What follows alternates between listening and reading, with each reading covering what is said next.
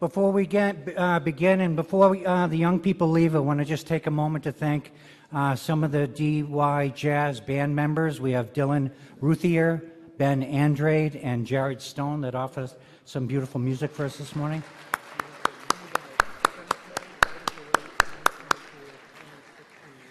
All right, good morning, everybody, and welcome to Yarmouth's Town Meeting for 2018. This is the annual town meeting. This is the fourth Saturday that we're getting together now. We moved the town meeting to Saturdays originally to try to help some of our older citizens who were having difficulty driving at night, and sometimes the town meeting when it was at night was 2 nights, so that was problematic. And we also thought that a Saturday town meeting might help some of our younger families who are working often 2 and sometimes even 3 jobs. So we thought the Saturday town meeting was a good idea. Unfortunately, the numbers aren't proving any much better than they were at the evening town meeting. So when you came in, you'll notice that you were given a questionnaire. And I'd ask that at some point during the meeting, take a look at that questionnaire and fill it out for us, because we really are looking for some guidance from you as to how to better manage your town meeting, whether you prefer it at night or if you prefer it on the weekends. If you have any other helpful suggestions, we'd love to hear them. If you don't want to fill out a form, please know that I am always available to talk with anybody who's interested and has suggestions as to how we can better get people to town meeting and to our polls and take part in the democratic process. So please, anything that you have, no suggestion is stupid. We'll take all the information we get, and we're going to meet and talk and see what recommendations are made. We're going to probably going to have a special town meeting in October, and that may be one of the things that is brought up. Let's see. My name's Dan Horgan. I'm the Yarmouth Town Moderator. I'll do everything I can in my power today to move the meeting along so that we can give everyone a chance to speak to the articles, but also try to keep the meeting expeditious and let us all get about our business on a nice spring Saturday day. We have any newcomers out here? Anybody at town meeting for the first time?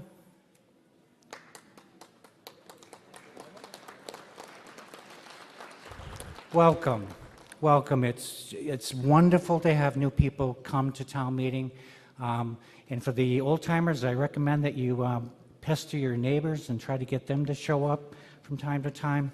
For the new people, if you have any questions, a lot of the town people are over in this section over here. And if we have a break later in the day and you have any questions, please feel free to come up and talk to me or anybody on the select board or the FinCom, and we'll try to answer questions for you. But welcome. It's nice to have you with us. The town provided some water and some chips that are available over by the bathroom at the far end of the hall, so please feel free to take part. If you want to just get up and stretch your legs and go get something quick to eat. Remember, only water is available here in the auditorium, and I want to say particular thanks to, obviously, the Matakis staff. They always do such a fantastic job of setting us up and cleaning up after our town meeting. So I'm appreciative of all that they do for us and hosting this town meeting every year. Now, voters, all of you who are registered in a town meeting, you should have one of these yellow cards. This is what I'll be looking for when I take votes. If you do not have one of these cards and are not registered in the town of Yarmouth to vote, I need you to take a seat on the gym floor in those seats that are provided back there. Only registered voters are allowed to be in the auditorium seats themselves.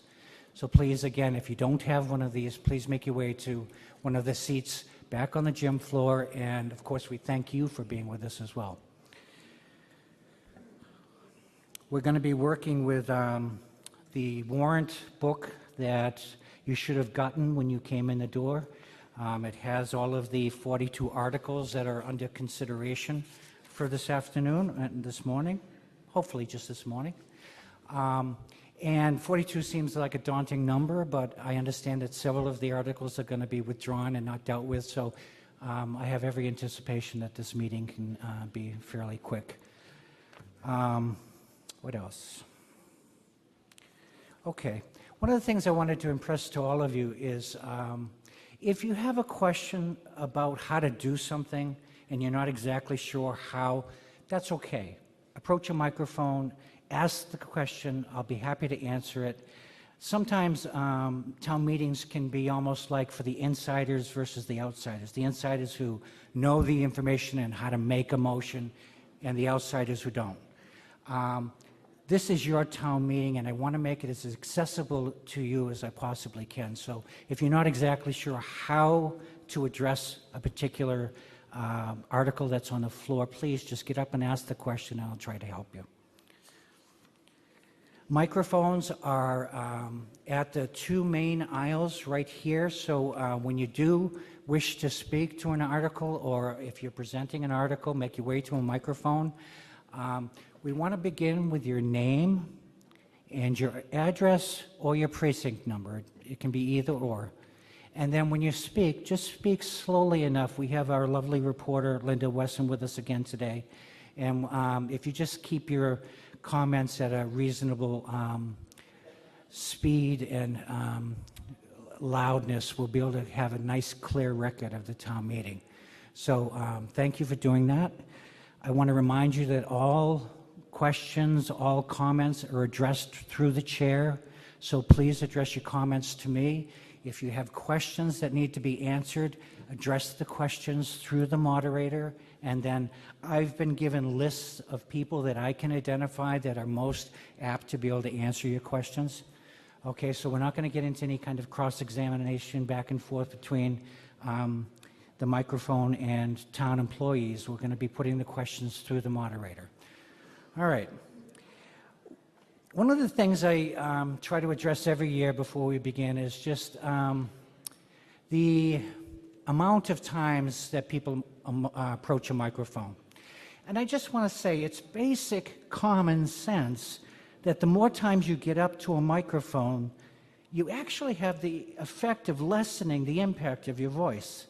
So I'm suggesting only that you save your gunpowder for the things that really matter to you, and that, sometimes less is more.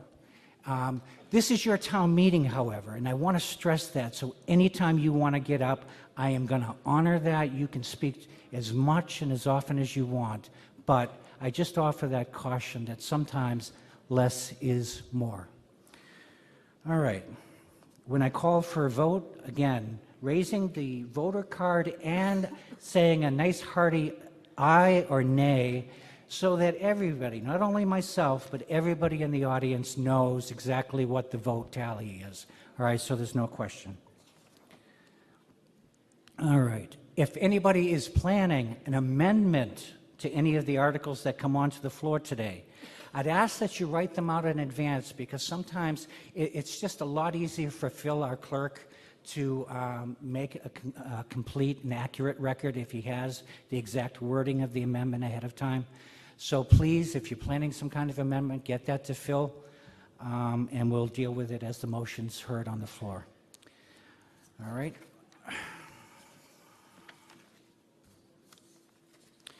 I want to now introduce the stage. As is customary, you'll see that we have on my left-hand side the Board of Selectmen with Tracy Post serving as chairperson this year. To my immediate left, this is Jay Tullerman, and he's serving as the town's attorney, and he'll be able to help me with any questions that come up during the meeting with legalities and so forth. To my immediate right, of course, we have Phil Godot. Godet. I always like that French sound. Phil Godet, and he's our town clerk. He does an amazing job, and he's going to be taking minutes of the town meeting, and always appreciative of the work that goes on behind the scenes with him. And then to our right, we have the unsung heroes of the FinCom, who whether you know it or not, they do all kinds of work leading up to this town meeting to get us ready, and they spend an amount of hours that is staggering. So we're grateful to all of them, and Joe is serving as their chairperson this year, and they also will be available to answer any questions that you have. All right. We're going to begin today with the Pledge of Allegiance, and then we have a nice young lady coming up who's going to sing the national anthem for us. So please stand and join me in pledging allegiance to the flag.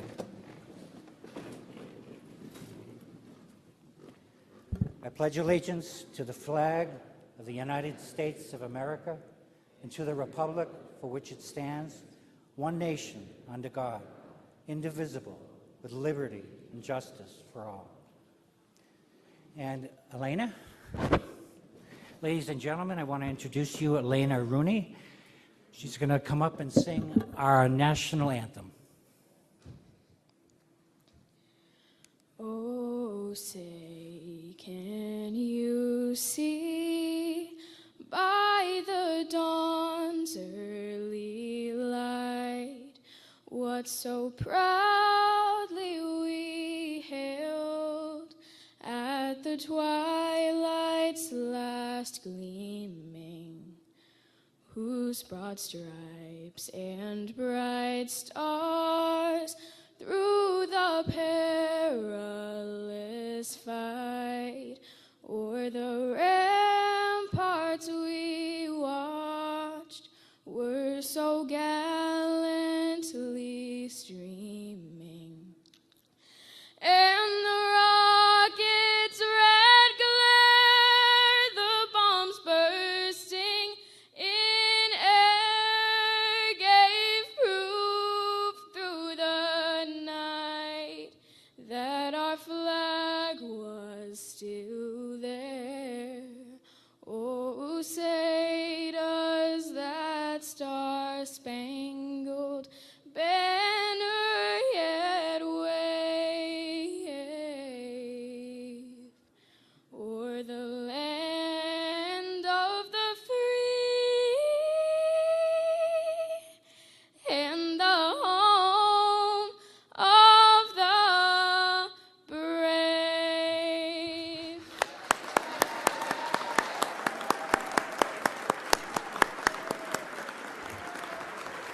Ladies and gentlemen, thank you so much, Elena. That was beautiful, absolutely beautiful. I'd ask you, if you could, to please remain standing.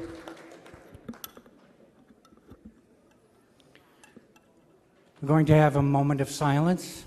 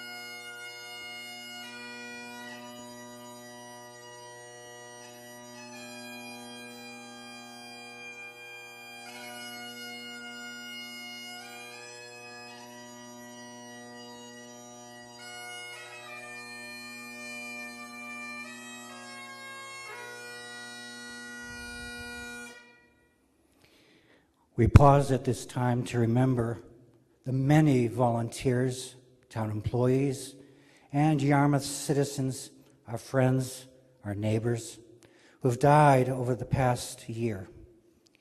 We take this moment in recognition and appreciation of their service, their example, their friendship. We particularly remember Officer Sean Gannon with our deep gratitude for his service. We pledge our support and our prayers for his family and for all of the members of our town's police department who have been devastated by this loss. Please join me in a moment of silence.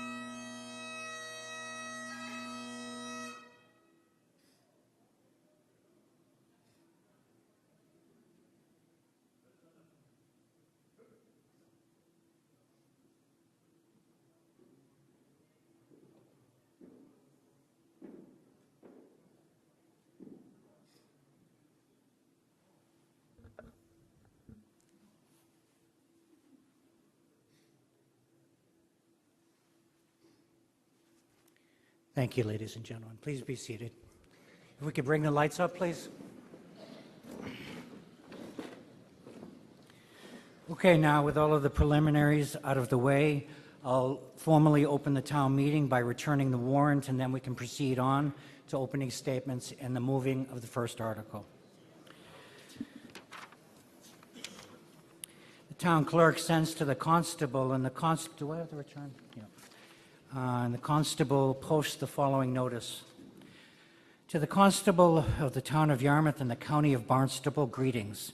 In the name of the Commonwealth of Massachusetts, you are hereby directed to notify and warn the inhabitants of said town qualified to vote in town affairs to meet at the Mattakese Middle School building in said town on Saturday, the 5th of May, 2018 at 9:00 a.m. in the morning, and then and there to act on the following articles, and it then lists the 42 articles that are within the warrant and closes with the customary paragraph.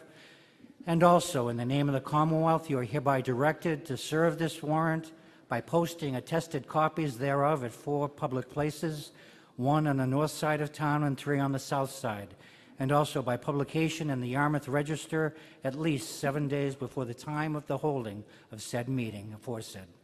Hereof fail not and make return of this warrant with your doings thereon at the time and place of said meeting, given under the hands and the seal of the town of Yarmouth, hereto affixed this 27th day of March 2018, and it has the signatures of the 5 selectmen.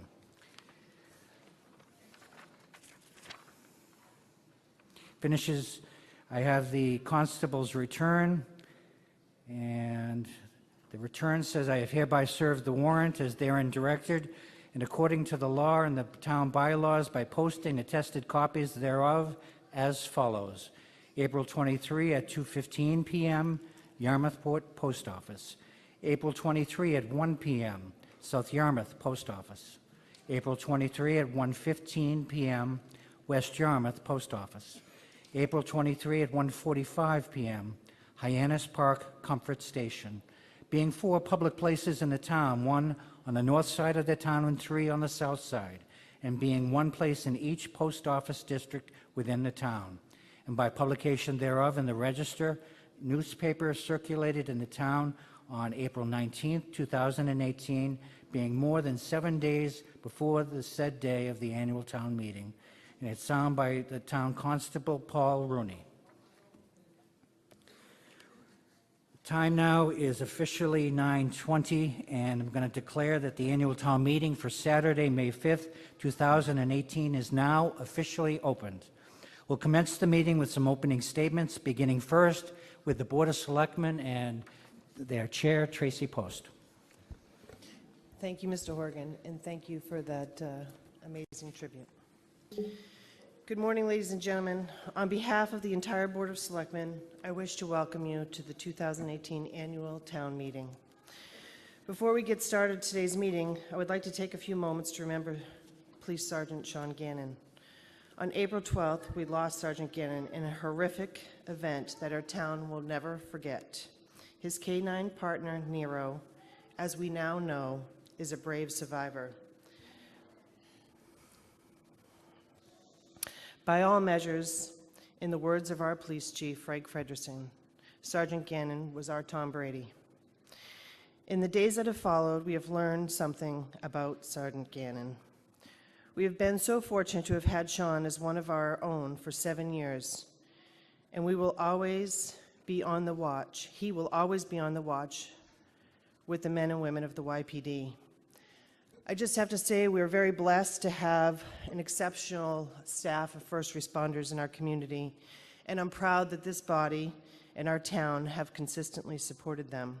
Please continue to keep them in your thoughts as we move forward. I also have to say how proud I am of this community in the support that they've shown and how we've come together in spite of such a horrific tragedy. So thank you. Today, we have an opportunity to move forward with a number of important initiatives and to do so without increasing property taxes by more than 2.5%. Thanks to a recovering economy and good financial management, the operating budgets of the town and the Cape Cod Tech School are funded without an override. The school has requested a Proposition 2.5 as part of their budget, and it's over the 2.5% increase. Among the 42 articles to be addressed today are proposals to invest in a future Department of Public Works facility, our recreational infrastructure, expansion of ocean-facing open space property on Route 28, explore regional wastewater options, replacement of equipment, ban on recreational marijuana. We are within the budget in a position to maintain service levels, maintain existing facilities and equipment, and increase revenues. As you will hear in the presentations for each article, our staff and volunteers have put a great deal of thoughtful consideration into the proposals that town meeting will act upon. We appreciate the considerable efforts required to prepare an agenda for today and the work that will be required to implement these actions taken by town meeting on these warrant articles. Finally, before we begin the business, I want to thank our volunteers. Earlier this week, we held a volunteer appreciation breakfast to honor the boards and committee members who work throughout the year to develop the proposals that will be discussed today. We are always in need of volunteers, so please consider applying for appointments by filling out a talent bank form. We thank you all for coming and participating in the decisions that affect all of us who call Yarmouth home. We look forward to your questions and your feedback on these proposals. Thank you, Mr. Moderator. Thank you, Tracy. Tracy, how many volunteers does the town have? It's like, anybody know that number? That's a great question. It's like 500 or something? It's an amazing amount. I'm not sure if it's 500. So but- please understand that so much work is done by volunteers in this town, and we're looking for more, so please, it's a wonderful way to get involved with your town and meet some really good quality people in the process. Thank you, Tracy, and I'll now look to the FinCom, and Joe, do you want to have an opening statement? Joe Goldstein. Thank you, Mr. Moderator, and thank you, Madam Chairman, for allowing me to address the town today.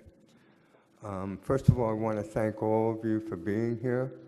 You are participating in what is probably the closest form of democracy that our country has to offer. You, the members of our town, will decide on the direction of where this town goes in the future. I also wanted the opportunity to introduce two new members of our committee, Jessica Norwood and Brian Gardner. Both are lifetime members of our community. Jessica has studied law and is in the accounting field, and Brian has 3 children in DY school system and is a financial consultant. I believe both of them are eminently qualified to be members of our committee. Secondly, in the past, when the Finance Committee has not recommended a particular article, we have waited for a question from the floor to address why we oppose a specific article. This year, we're going to take the opportunity to explain our position prior to the debate. That way you know where we stand and how we got to the position that we have gotten to. I just want to thank you all again, and again thank Mr. Moderator for the fine job he has done over the many, many years. Thank you. All right, and with a sense of equity, I always offer to the school the opportunity for an opening statement. I understand that they're going to hold off and make a full explanation of the budget when the article's on the floor. So that then, ladies and gentlemen, finishes the opening statements, and it brings us to the first article, Article number 1, and I believe it's being moved by Tracy Post of the Board of Selectmen. Thank you, Mr. Moderator. I move that the town vote to transfer from free cash and appropriate the following sums for fiscal year 2018. $160,000 for snow and ice, $61,000 for golf operating budget. Motion's moved, seconded on my left. Board of Selectmen recommendation. Board of Selectmen recommends. Finance Committee? We recommend. Very good. Ladies and gentlemen, Article 1 is now on the floor. Does anyone have any questions, wish to make any comment? I see a gentleman right here in the center aisle. Sir, pull that microphone out so that it's right in the middle there. All right. Can you state your name, please? My name is Raymond Petrocelli. I'm from District 5. I just have a question on the golf operating loan amount. I thought the golf group was paid by their fees only. Is this something that we don't know about? Or? Mr. Moderator, can I be allowed the opportunity for an explanation? Oh, absolutely. Let's hold on that because I stay right at the microphone, okay? All right. Usually after the article is moved and recommended by the boards, we give everybody an opportunity to explain the article. And I only do this once a year. If we're lucky. Come on, get on the ball there, will you? You forget a few things. I mean, we're paying you big dollars, bro. Big dollars. Big dollars. All right. I'm going to give Tracy an opportunity to explain the article. Thank you, Mr. Moderator. Thank you. This is a recurring article which provides supplemental funding for the current year, fiscal 2018. This year, there are 2 items. We had a significant snow and ice deficit again this winter, though not as large as last year. This deficit was due in part to the robust response to snow events authorized by the board following the winter of 2014-15. As a result, we have hired more private plow operators to clear the roadways more quickly. The second item is a request for additional funding needed to pay for an anticipated deficit in the golf operating budget. The golf reserves are anticipated to be exhausted as well. The enterprise fund could not end the deficit, or the deficit will need to be raised using next year's tax rate. The reasons for the deficit are as follows: a downturn in overall golf economy in the U.S., construction to improve the Bayberry course caused disruption to the normal ability to serve the public, weather, competitive environment Cape Cod for golfers, competitive environment for employees driving up wages, increased cost of supplies, and other factors. The Golf Division believes that with the improvements to Bayberry, the issues can be reversed and the golf enterprise can return to a break-even or better. The Golf Division is an economic driver beyond the revenues that it makes. Golf helps us attract tourism, which also helps our local businesses. The quality of life for the residents is in the form of recreation and also preserving open space. The town will be watching the Golf Division carefully and will take corrective action if the situation is not reversed. The Board of Selectmen recommends the approval of this motion as presented. So, sir, your comments were directly right on point, and I ask you now, does that explanation help to explain to your Yes. satisfaction? Thank you, because I've never seen it on there before. Thank you for your comments. Anyone else? Seeing no one, I'll move Article 1 as printed in the warrant. All in favor, raise your card and say aye. All opposed, raise your hand and say nay. Passes by the requisite majority. That brings us now, ladies and gentlemen, to Article 2, which is the operating budget for the town of Yarmouth. And that's extensive, and it's being moved by Tracy Post. Thank you, Mr. Moderator. I'm required to read a lengthy motion for Article 2 to identify for the record the funding sources of various line items in this article. The motion will be on the screen, and you may follow along. I move that the various sums under the column headed FinCom FY19 be appropriated for their respective purposes and to fund such an article. Thank you, Karen. Raise the sum of $549,000 from offset receipts for CS 9 and 10 Recreation Division offset receipts. Transfer the sum of $10,000 from Wetlands Protection Fund for CD1 conservation wages. Transfer the sum of $19,000 from Waterways Improvement Fund for CS3 natural resource wages. Transfer the sum of $30,000 from ferry tax for CS3 natural resource wages. Transfer the sum of $5,000 from the sale of cemetery lots for PW15 cemetery wages. Transfer the sum of $20,000 from cemetery perpetual care for PW16 cemetery expenses. Transfer the sum of $1,300,000 from fire department reserves for appropriation for PS6 fire department wages. Transfer the sum of $10,000 from the Walter Gifford Fund for PW13 cemetery wages. Transfer the sum of $8,000 from Recreation Facility Fund to DS1 regular debt. Transfer the sum of $15,000 from Septic Betterment account for DS1 regular debt.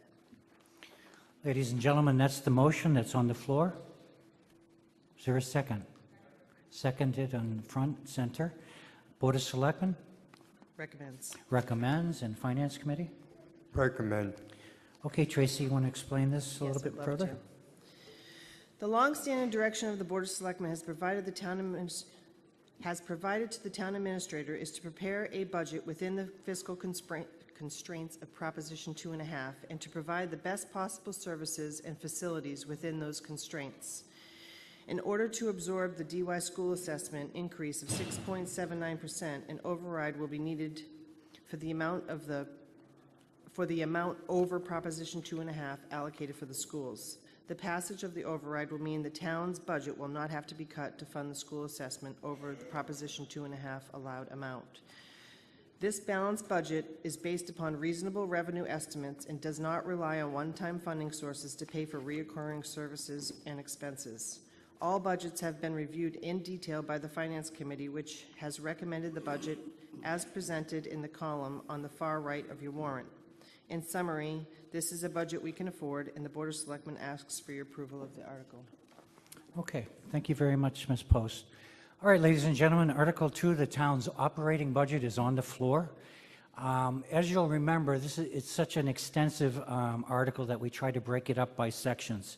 So if you'll look at your warrant booklet, we'll be starting on page 1, where it begins E1 moderator, that tremendous salary, and goes all the way over to the second page down to GG14. And we're going to take it in segments like that. What we do ask is that if you have any questions or any concerns about any one particular item, I just want you to shout out which particular item you want to question further, and we will hold that back, move the ones that haven't been questioned, and then I'd ask you, if you've asked for something to be held, to move to a microphone, and we'll deal with those individual items separately. All right, so right now I'm moving elected general government code E1 on the first page all the way down to GG14 on page 2. Anyone have any questions, wish to make any hold? Hearing, did I hear something? Okay, hearing none, I'll move that section. Vita, which section? GG1 and GG14, is that correct? Okay, thank you. Anyone else? All right, failing that, I'm going to ask all those in favor, minus those two sections. Yes, sir. Name again? Raymond Petrocelli. On the town administrator, was it CG6, energy? Okay, just hold that. Stay at the microphone, okay? Okay. Anyone else? All right. All of those that have not been held, I'm moving now for a vote. All those in favor, raise your hand and say aye. Aye. All opposed, raise your hand and say nay. It carries unanimously. Let's go with Vita. Would you make your way, please, to the microphone, and we'll deal with GG1 wages first. Name, please, and precinct. Vita Morris, Precinct 1. The total amount listed here, I want to know whether that includes the new position of Human Resources Director, whatever the title is.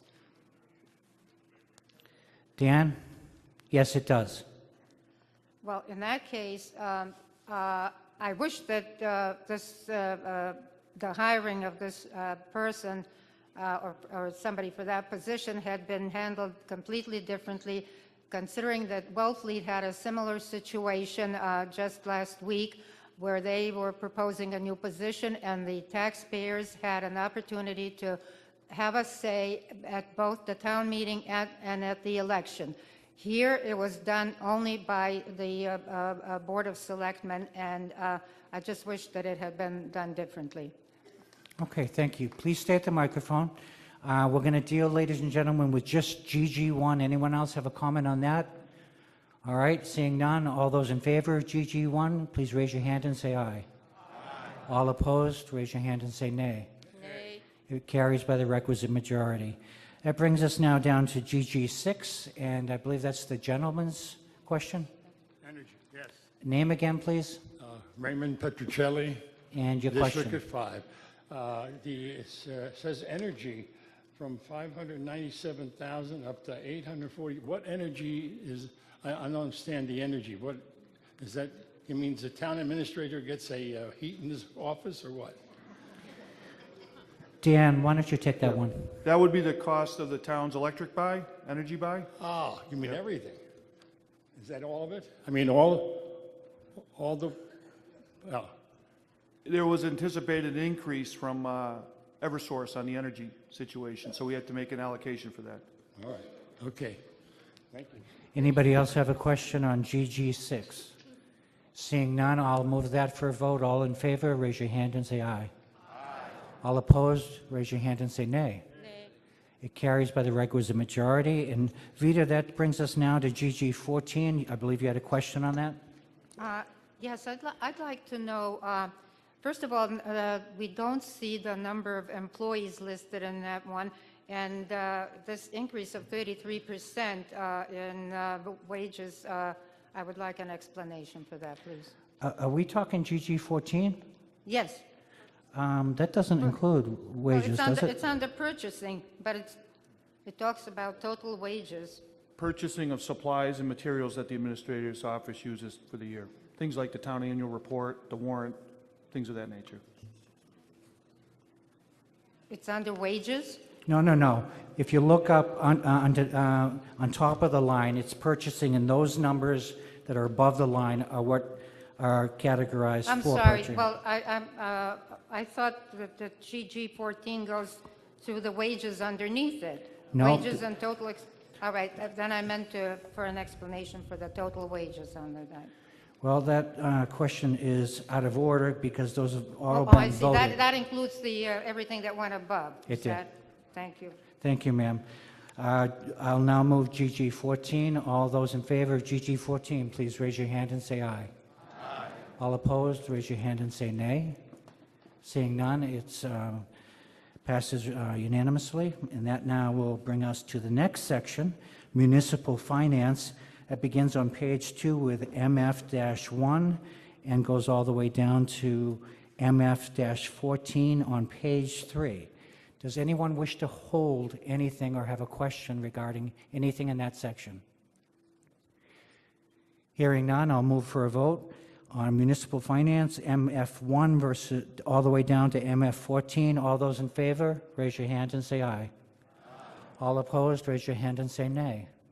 It passes unanimously. That brings us now, ladies and gentlemen, to community development. Just two items, CD1 and CD2. Anyone have any questions, any concern? Are there not enough booklets out there for people? Can you go to the microphone for a moment, ma'am?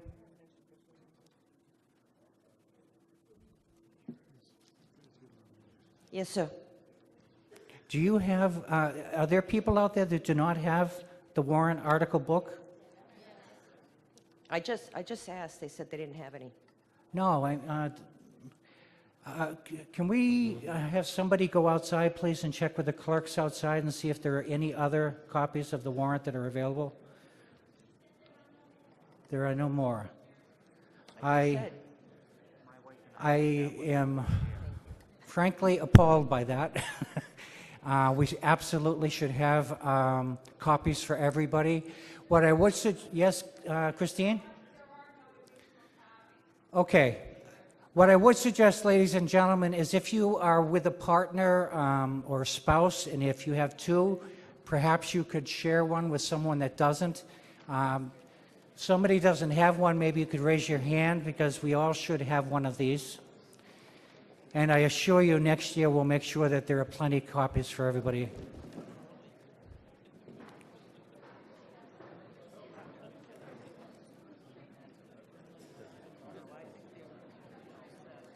Is that not working? And Sean, I'm wondering if there's, do we have anything to project up on the screen that will help people who? No, I guess we don't. Okay. I apologize for that profusely. If anybody still doesn't have something, I'd ask you to look on with somebody that's nearby. We're dealing now with community development on page 3, items CD1, CD2. Mr. Moderator, just Yes. quickly, it is available online, so if you've got a smartphone, you can look it up online. Okay, and Mr. is there a Wi-Fi password here? No, just go to the Town of Yarmouth website. Okay. Mr. All right. Moderator, can we perhaps put it on the screen? I asked if we could put it on the screen, and I understand that it's not available to be put up. There's a lady over there that, or a gentleman over there that doesn't have one?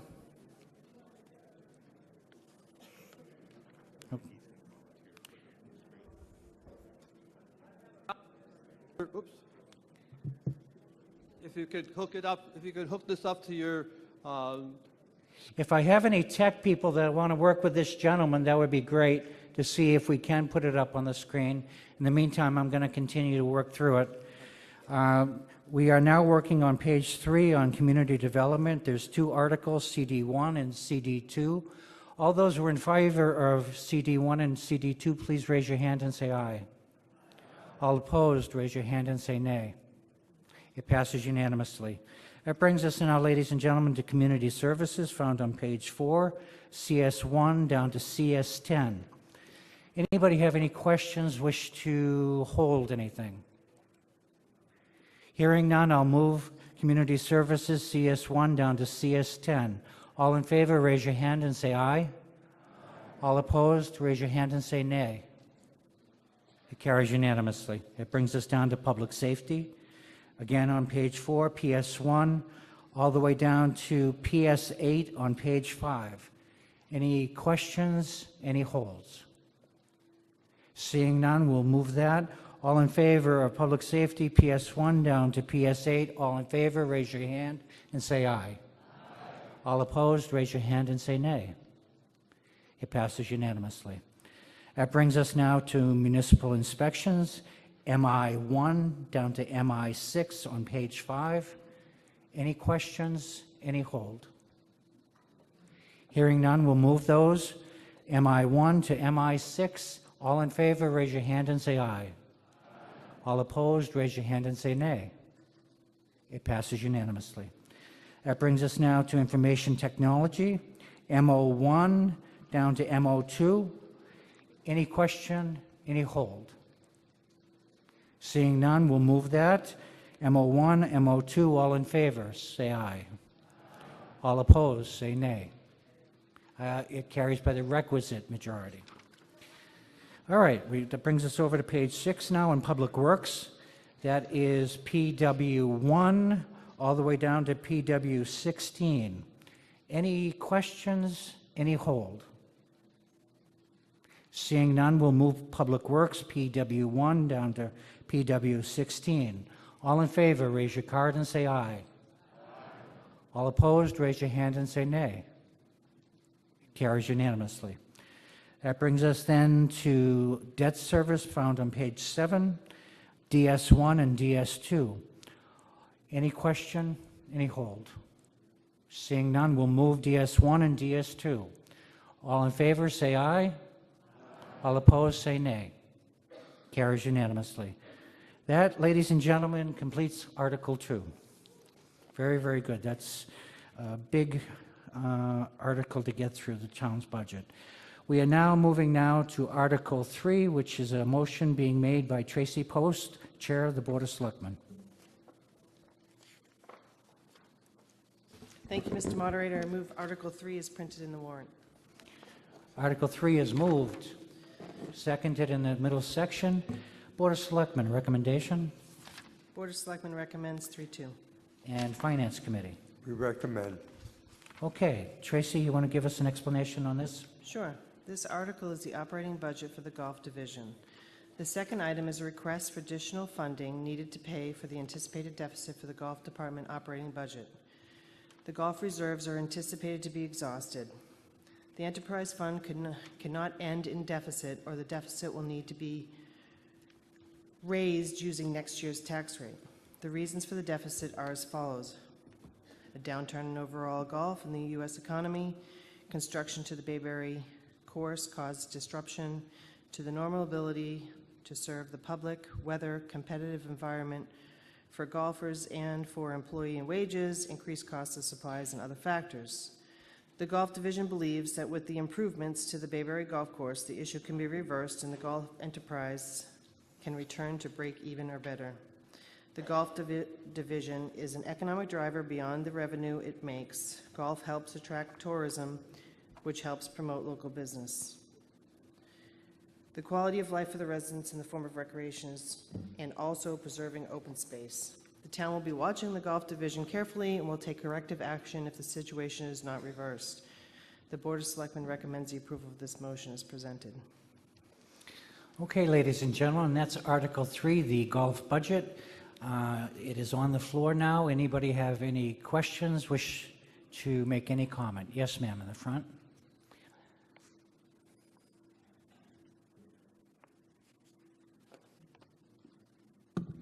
Good morning. Andrea St. Germain, Precinct 7. Tracy, you just said this twice. Downturn in the U.S. economy. Could you qualify that? Tell us how we have to give money to the Gulf because of a downturn in U.S. economy? Well, we have several people that can We'll let answer that. staff Do you want to try review it?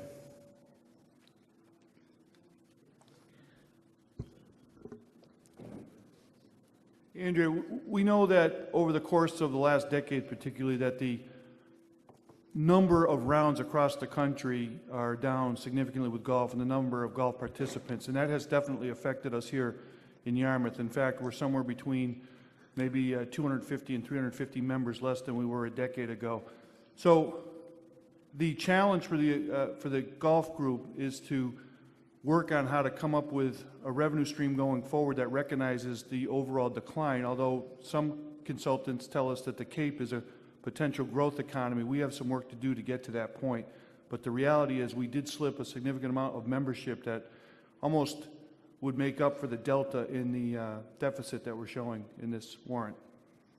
Thank you. If we have a deficit of between 250 to 300 less members, and we're asking for money, and we say we're going to make up for it next year, I just don't quite understand the logic. We are working on a turnaround strategy. Part of that, we had a general golf membership meeting the other day. Part of that includes every and all option available to look at, including potentially solar on the links course, private operator, and different related marketing activities to bring golfers back to the facilities. It's the turnaround in discussing at the board meetings is probably an 18 to 24 month project, but certainly going forward, if we cannot turn that around, there's going to be a significant situation that will have to come in front of town meeting at a future date. Good questions. You know, it's obvious that the town is on top of the issue. It's an important issue for many people in town. Yes, ma'am, have you got a question? Yes. Name? Kathy Newcomer, Precinct 4. If the decrease in the number is comparable to other municipal courses on the Cape or in Massachusetts, and if it's not, do we know why we've lost so many? Kind of a complicated question, good question. We do know that there is a large number of municipal closures occurring across the United States. There's some going on here in Massachusetts as well. Why people left Yarmouth Golf is probably has a variety of different possible answers, including we have a very old membership and just natural course took part of that, and some of them went and shopped at different locations. I think it's fair to say from what we've learned to date that we're a little bit behind the eight ball in attracting new members to come experience golf with us. The model that we've been operating is a bit dated now and is not sustainable for the future. With that, we definitely know. Thank you. I think it's fair to say they're playing on a better course. All right, well, all right, any other, yes, sir, middle of microphone. Jackie Medeiros. Forgive me. Janet, what's your Jackie. question? I was just wondering, have they addressed the employment problem about the golf courses? I read in the paper that people have been not happy with the workers being rude and stuff. Could this be a possible? I would be fair to say that we have an image issue to work on at the golf operation that we are addressing right now. As it relates to personnel issues, it's probably fair to say that we might have to take a look at some staffing in the future as well and benchmark us against some private enterprises. Our labor costs are a little bit higher than they would normally be in a private enterprise, but certainly we are acutely aware of the public perception of the experience at Yarmouth Golf. Thank you, ma'am. And just for those of you who came in late, again, a reminder that the gentleman at the left is the town's manager, Dan Napick, and he is answering many of the questions and seems to be fully on top of this issue. We have a gentleman over here, Joe. Joe Glenn, Precinct 6. First, I want to say that old golfers never die, they just fade away. Dan, you mentioned private contractors. Did we do any type of feasibility study? Because if we're going to increase employees there and we're not sure of the direction, are we going to do any research to see if it's going to benefit the town to go to a private contract out management? That's a good question, Joe. So we're in the process of creating a request for proposal document to solicit from the private marketplace an opportunity for them to bid on. It would have a variety of different options, whole operations, maybe just restaurants, golf only. So all of that is being worked on internally. It'll be presented to the board at a future date in the general golf membership. The board and the membership have been addressed on this particular topic, that all options have to be on the table and be looked at. And that's all part of the next 90 days. Do we know if other public golf courses on the Cape have done it? I think Falmouth did the Casper Golf, but I don't know if anybody else did. Beyond Falmouth, I'm not sure what the public-private situation is, but Falmouth certainly is. Casper Golf has been operating there for about 15 years. They're on a 10-year license agreement with Casper, and they simply negotiate the annual membership fee, and then the town gets annualized license revenue from that. That's a pretty attractive model, say, for instance, if you wanted to get completely out of the labor issues associated with that. That is one of the options that we're going to be looking at, but a decision as to what the final option would be, whether that includes solar at the links or whatnot, that will all be presented at a future board opportunity and golf commission and golf membership meeting. Fantastic, thank you. Thanks, Joe. Seeing nobody else at a microphone, I'm going to now move Article 3. All those in favor of Article 3, raise your hand and say aye. Aye. All opposed, raise your hand and say nay. It carries by the requisite majority. And that brings us now, ladies and gentlemen, to Article 4, found on page 8. And Article 4 is being moved by Tracy Post. Thank you, Mr. Moderator. I move Article 4 as printed in the warrant. Article 4 is moved and seconded on my right. Board of Selectmen, recommendation? Board of Selectmen recommends. Recommends. Finance Committee? We recommend. And Tracy, you want to further explain the Water Division budget? Thank you.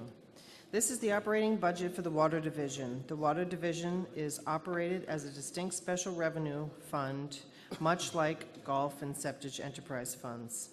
As in past years, all Water Division expenses will be covered by water fees. The Water Department budget is fully funded by water fees, which have not raised in over 20 years. We recommend this approval.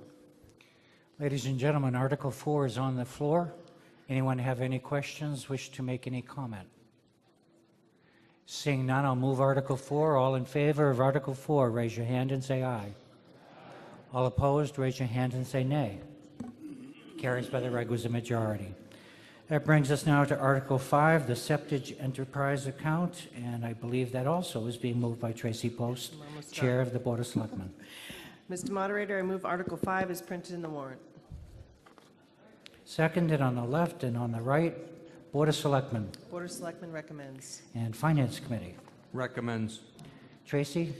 This is the operating budget for the septic treatment plant, which is treated as an enterprise fund. The costs are fully covered by fees charged to contractors that dispose of septic waste at the plant. This enterprise fund, like the others, is fully supported by fee revenue. We recommend the approval. Okay, anyone have any questions on Article 5? Hearing none, we'll move Article 5. All in favor, raise your hand and say aye. All opposed, raise your hand and say nay. Carries unanimously.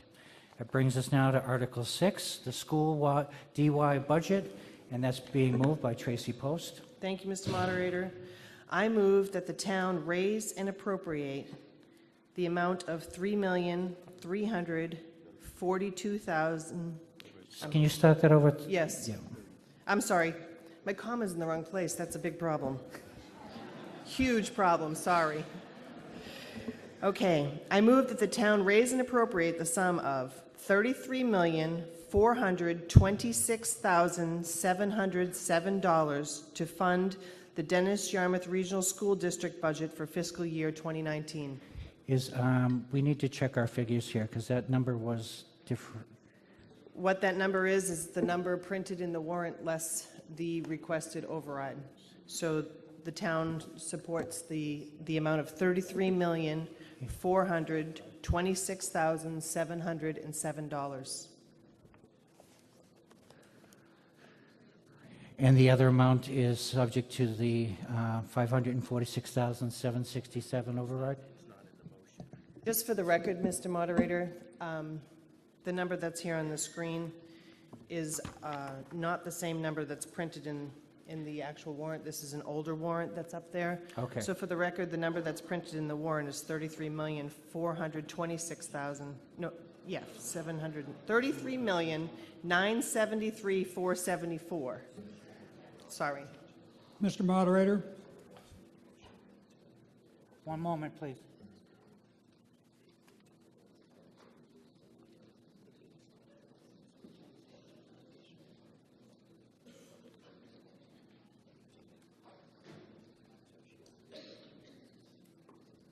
Okay, that's interesting. All right, hold on, Phil. Is it a point of order? it is a point of order. Phil Morris, go ahead, sir. I rise to a point of order, Mr. Moderator, to referring to Tracy Post's numbers that she just presented under the school budget discussion. I cite Mass General Law, Chapter 71, Section 16B, as indicating that a change by anything other than the school committee vote is not permissible. This is an identical situation that took place in a town meeting about 20 years ago, and John Crenny citing that motion and citing the fact that the school system is a autonomous government and their budget is to be discussed first with its presentation. Obviously, the selectmen can vote to disapprove after the presentation, after the discussion of the budget is on the floor. They can move to amend downward, but the actual discussion and presentation starts with the school committee's presented budget figure. Okay, so you're questioning the legality of what just took place? I'm sorry, say that again? You're questioning the legality That of is the motion correct. on the floor? So, Jay Tallerman, Town Council, disagree. The town has to move a base amount that is certified by DESE, but there is no requirement that they move through the main motion the amount recommended by the school district or regional school district or otherwise. They can move a lower number or any number that is at or above the required state minimum. That is my understanding of what has happened here today. Should the school district want to pose a different number, they can do so through the parliamentary process that the moderator is running here. But there's nothing under Chapter 71 that requires the town to move the recommended amount by the school district. Mr. Moderator. Point of order, please. Okay, hold on one second. We're going to get the article on the floor first, and then we'll have a discussion. All right, so the motion has been made, and Tracy, just for clarity, I'm going to have you make it one more time. I'll try to do it right this time. I move that the town raise and appropriate the sum of $33,426,707 to fund the Dennis Yarmouth Regional School District budget for fiscal year 2019. Ladies and gentlemen, that's the motion that's been made. Do I have a second? Seconded on my right. Board of Selectmen. The Board of Selectmen recommends that amount. Finance Committee? We voted to not recommend the full budget that the school committee has authorized, but to recommend the amount that Tracy has given you, which includes a shift of 39 additional students from Yarmouth to the schools. So it is above 2.5 as it stands to accommodate those additional students, but will still require an override in order to meet the entire school budget. Okay, so you've got Finance Committee's support of the article on the floor. So now, ladies and gentlemen, the motion that Ms. Post made is on the floor, open for discussion. I'm going to recognize Joe Tierney. I believe you're the chair of the school committee this year? Yes, Joe Tierney, Precinct 7, Chairman of the school committee. A couple things on this amendment and change. Members of the school committee, superintendent, and assistant superintendent found out about this 15 minutes before town meeting began. Under Chapter 71, Section 16B, which states, as I read, Regional School District Treasurer shall provide a copy of the adopted budget to the Chairman of Boards of Selectmen, Chairman of the Finance Committee, Mayors, Presidents, and of the City Councils and Treasurers of the several municipalities. Notwithstanding any provision of the law to the contrary, the Superintendent of Schools of a regional school district may, on matters relating to regional school budget, address the membership at a City Council meeting, a town meeting, or a meeting of the Town Council in a municipality having a Town Council form of government in cities and towns within the regional school district when the regional school budget is being considered. That's what we're going on the legality of it. We believe the school budget should be presented as printed in the warrant, and then if it needs to be amended after that. Secondly, as I understand, the ballot has been printed. The ballot's been printed with the original number that is in the warrant. So I don't know how we go forward with that. Thirdly, if this is adopted, if this motion is adopted, that number goes down, which means those 39 students that they say were going to be quote unquote funded will not be funded. That $546,000 is gone. Mr. Moderator, can I respond to that? I'm sorry, who did That was that? me. Ms. Post from this Board of Selectmen. That is not true, Joe. The number that we took, to go to Mr. Goldstein's point, the number that's printed in the warrant, the number that I moved is the amount less the $546,767, which would be required in override. If this body does not approve the number printed in the warrant and approves the number that I put forth, then an override would not happen. So what it is it's last year's number plus the 2.5% plus 800,000. That's what that number is that we put forward. As far as scope, my understanding of what's appropriate is that you can always go to a lower number. You cannot go to a higher number without it being in the warrant. So my understanding is it does fall within the legality of scope. I understand your comments. Is there anything you wish to do at this time? Yes, just to reiterate on Tracy's, yes, I kind of agree with Tracy.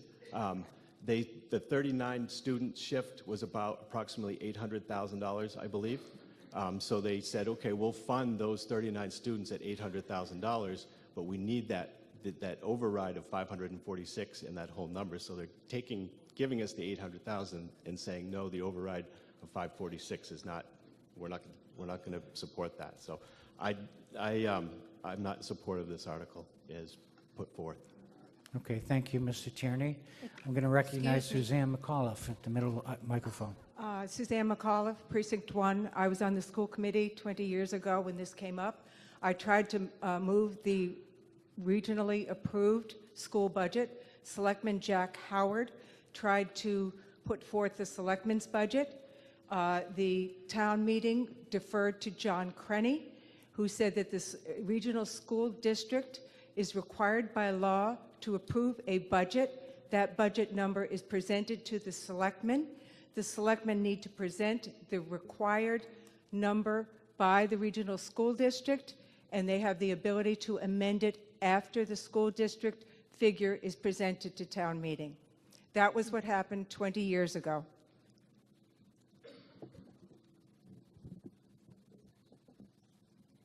Thank you, Ms. McAuliffe. Excuse me, I have a Vita. point of order. Yes, ma'am. In view of what's on the screen there, does it mean that the town warrant had to be reprinted? No. I can't No, see what's that's- printed on the no, screen. that's but 34, it doesn't comport with what is in the warrant right now. The Board of Selectmen is free to make an amendment to a motion to town That has meeting. nothing, what's up there is $34,240,000 plus. And in the warrant, so it looks like it was printed already with that number and then reprinted with 33.9. Right. As you can imagine, these numbers are always in flux right up to the time of the town meeting. And it's difficult. We have a certain time slot to get the stuff out to a printer to get it taken care of, but it doesn't take into account last-minute changes. But I want to address your question, and again, I'm going to recognize Dan Napick, the town manager. Thank you, Mr. Moderator. To the point of the question, the original assessment by DY sent to the town prior to the later vote that reduced that assessment is what's reflected on the number up on the screen. That had to go to print at that time because that's the number that we had and we didn't have enough time. What you have in your book, the $33,973,474, was a revised number that DY had voted on and sent over to us. So in other words, it had to be reprinted. At what cost? It does not have to be reprinted, ma'am. It's being presented to the meeting as a motion and will be approved or denied. That's not what Mr. Knappich said. The number in your book, the booklet number, I understand is what the it correct is. number. Where are you getting a printed version that has $34 million? That was an original assessment that came to us. I understand that. and I'm it's out- just talking about the printing, the actual printing of the warrant. What's in your booklet is the correct number. The cost of printing the warrant is what I'm after. Oh. It had to be reprinted, is that correct? No.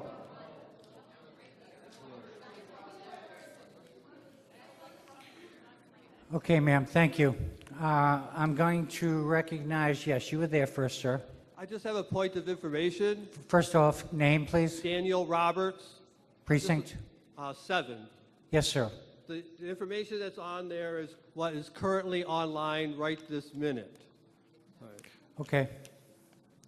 Well, the motion that has been made is what is under consideration at this point. Mr. Morris at the front microphone, School Committee. Thank you, Mr. Moderator. Phil Morris, Precinct 4. Inasmuch as this is a de facto cut of the budget without it ever passing through the school committee, I do not recommend an amendment upward.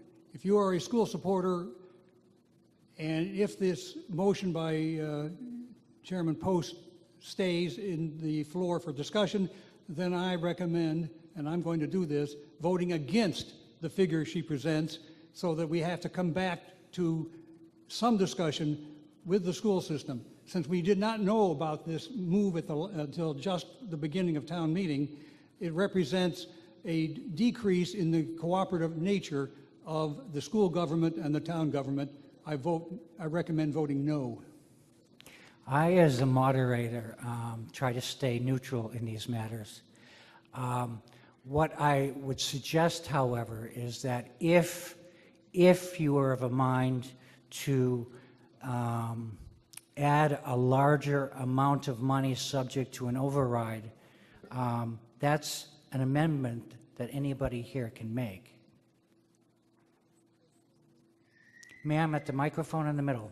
Kristen Phillips, Precinct 4. I would just like to clarify, so the motion with the 33.9 from the selectmen, that does not, and this might be my confusion or ignorance, but that would be inclusive of keeping 2 school social workers, the original proposition?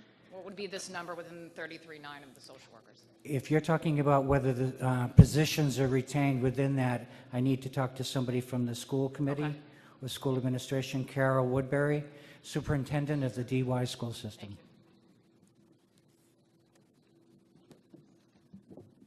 Thank you, Mr. Moderator.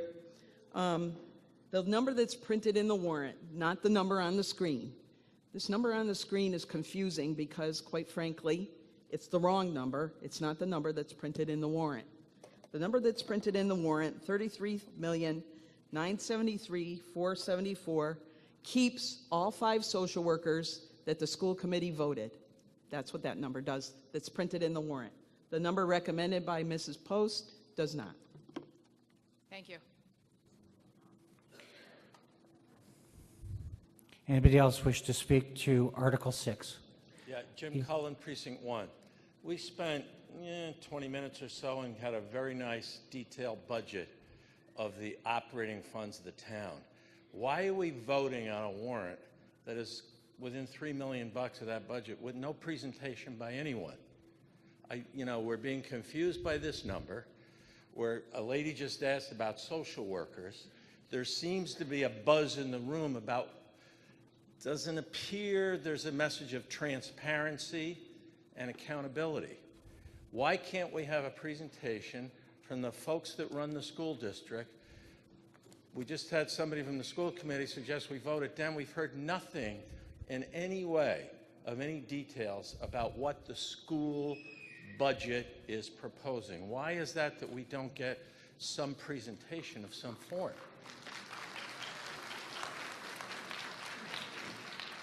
I'll first address Carol Woodbury. I'll say thank you, sir. We have a presentation prepared. As soon as the moderator directs us, we will be happy to present. Okay, I'm happy to have that happen. Do we have the technical support to help you with that?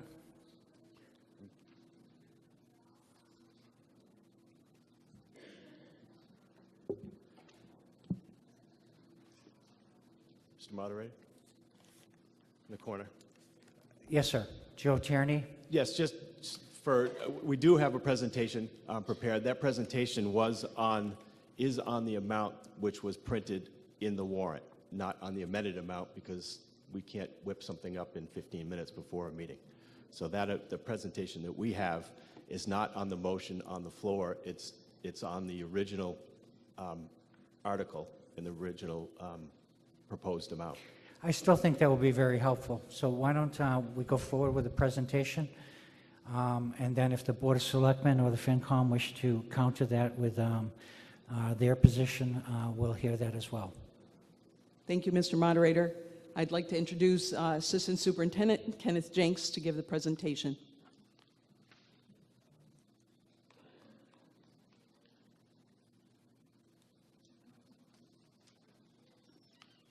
Good morning, everyone. Thank you for the opportunity to present the FY19 DY District Budget.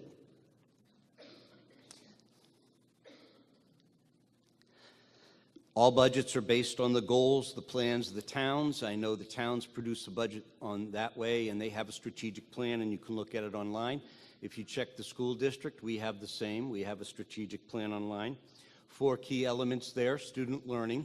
At the end of the day, do they learn what they need to know by the time they graduate to do well in their follow-up lives?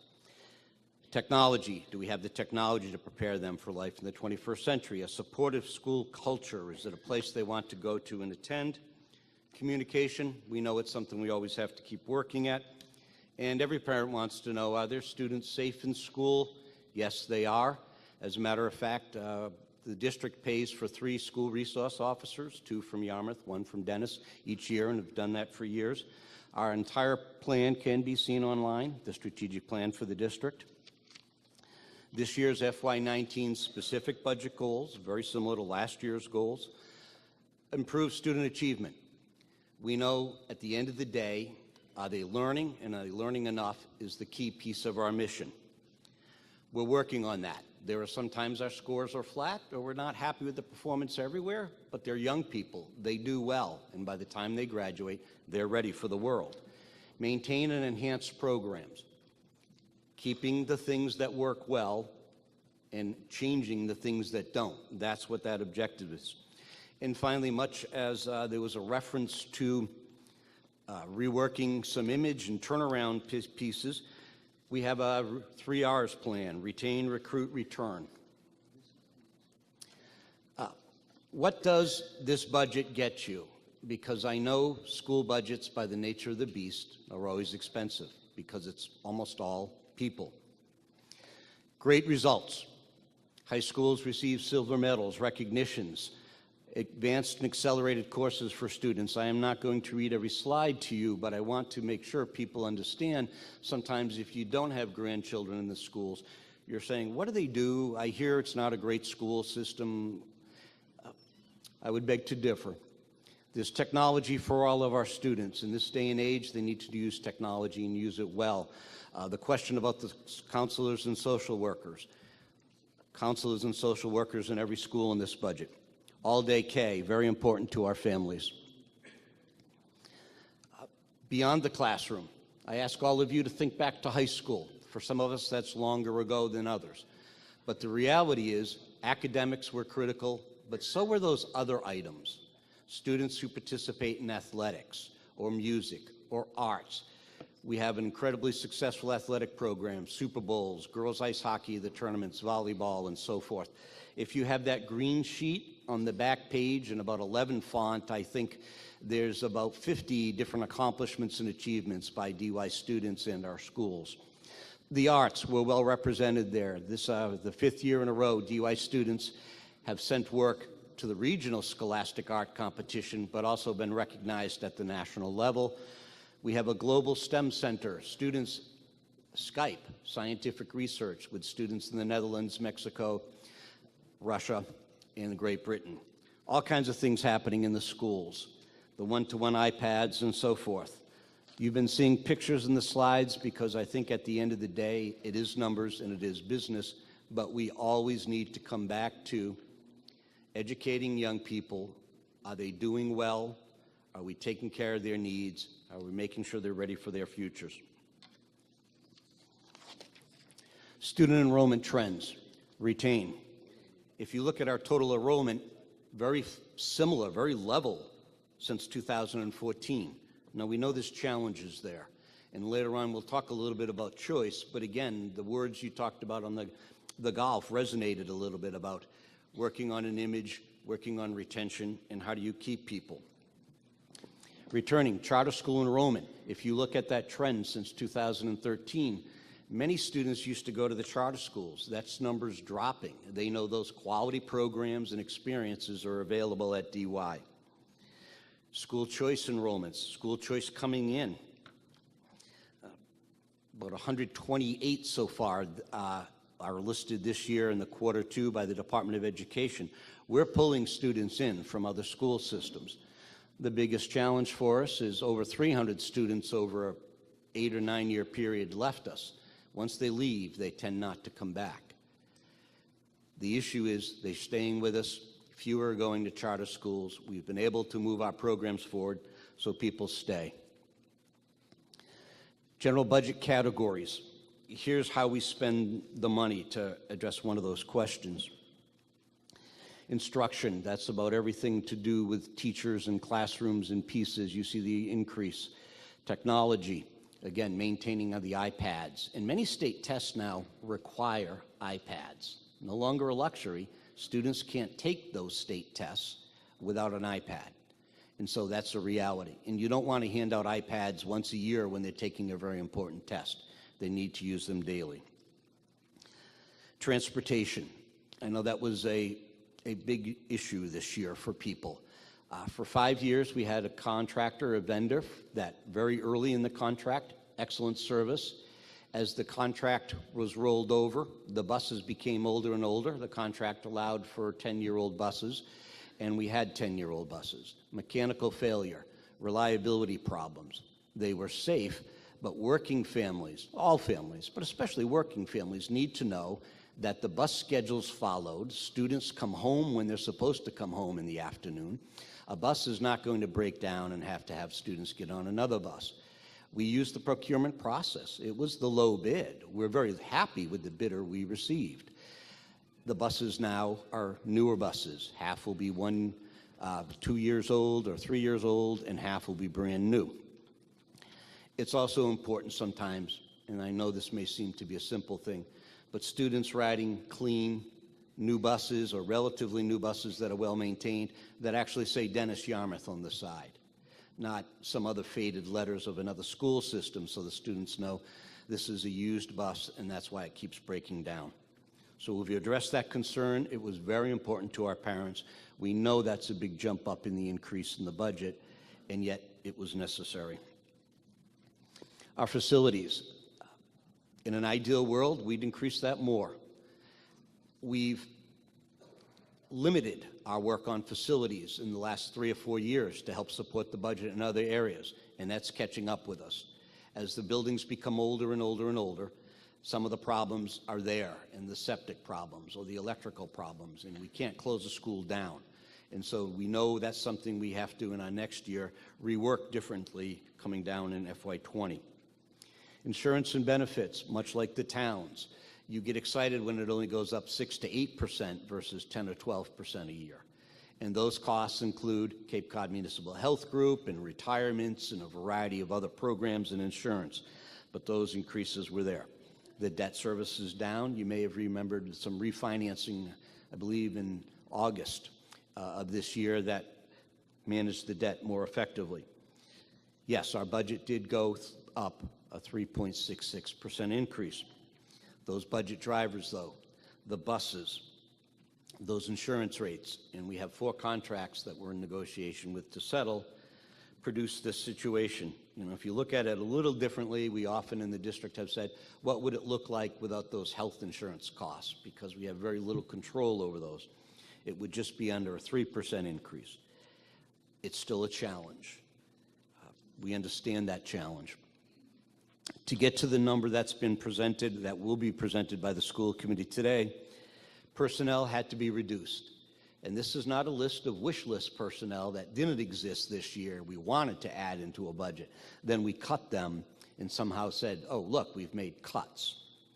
These are positions that exist right now, that are filled now. And 33 of those positions will not be in our budget next year. Those people will not have these positions. That saved $1.374 million, $100,000. You can see the figures there. The exchange, we know that as our students have more complicated lives and more stresses in their lives, our counselors, social workers, teachers need social emotional learning teachers to help support them. They're coaches that help students learn to self-regulate and manage themselves better. And I know many of us can say, wow, we never had that when we were in school. That's true. I graduated from a high school in 1976. We did not have those things. But I came from a relatively happy, adjusted family. And sometimes we live in very stressful environments. And so we need those folks.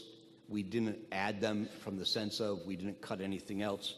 That was part of that exchange. And at the end of the day, there are 33.4 fewer staff members next year. The stresses on Yarmouth. I'll freely admit up front, I live in Dennis. And it's sometimes easier to live in the town where you're about 32% of the budget and say, oh, this is easy, if you will. It's not easy for Yarmouth. We understand that. The state required local contribution. I included this picture mostly just to point out that trend point. Yarmouth is well aware of the minimum required contribution. It went up $900,000. But if you look at that Dennis trend, it goes up about $17,000. And that's part of the structural dilemma I know people are working to address. However, at the end of the day, solving it overnight in one fell swoop would truly jeopardize many of the programs we have in the school system. That 39 student shift, the $800,000, our assessment formulas and the regional agreements, and again, not to get into those because I know people are working on them, but right now, when you look at that 68% of the budget, 32% figure, it really does put a challenge to Yarmouth, and we're sensitive to that, and we understand. And yet, I'll say again, being relatively new to this position, trying to develop a 3-year plan to get us to a place where we are not coming every year saying, this is the stressor, this is the challenge.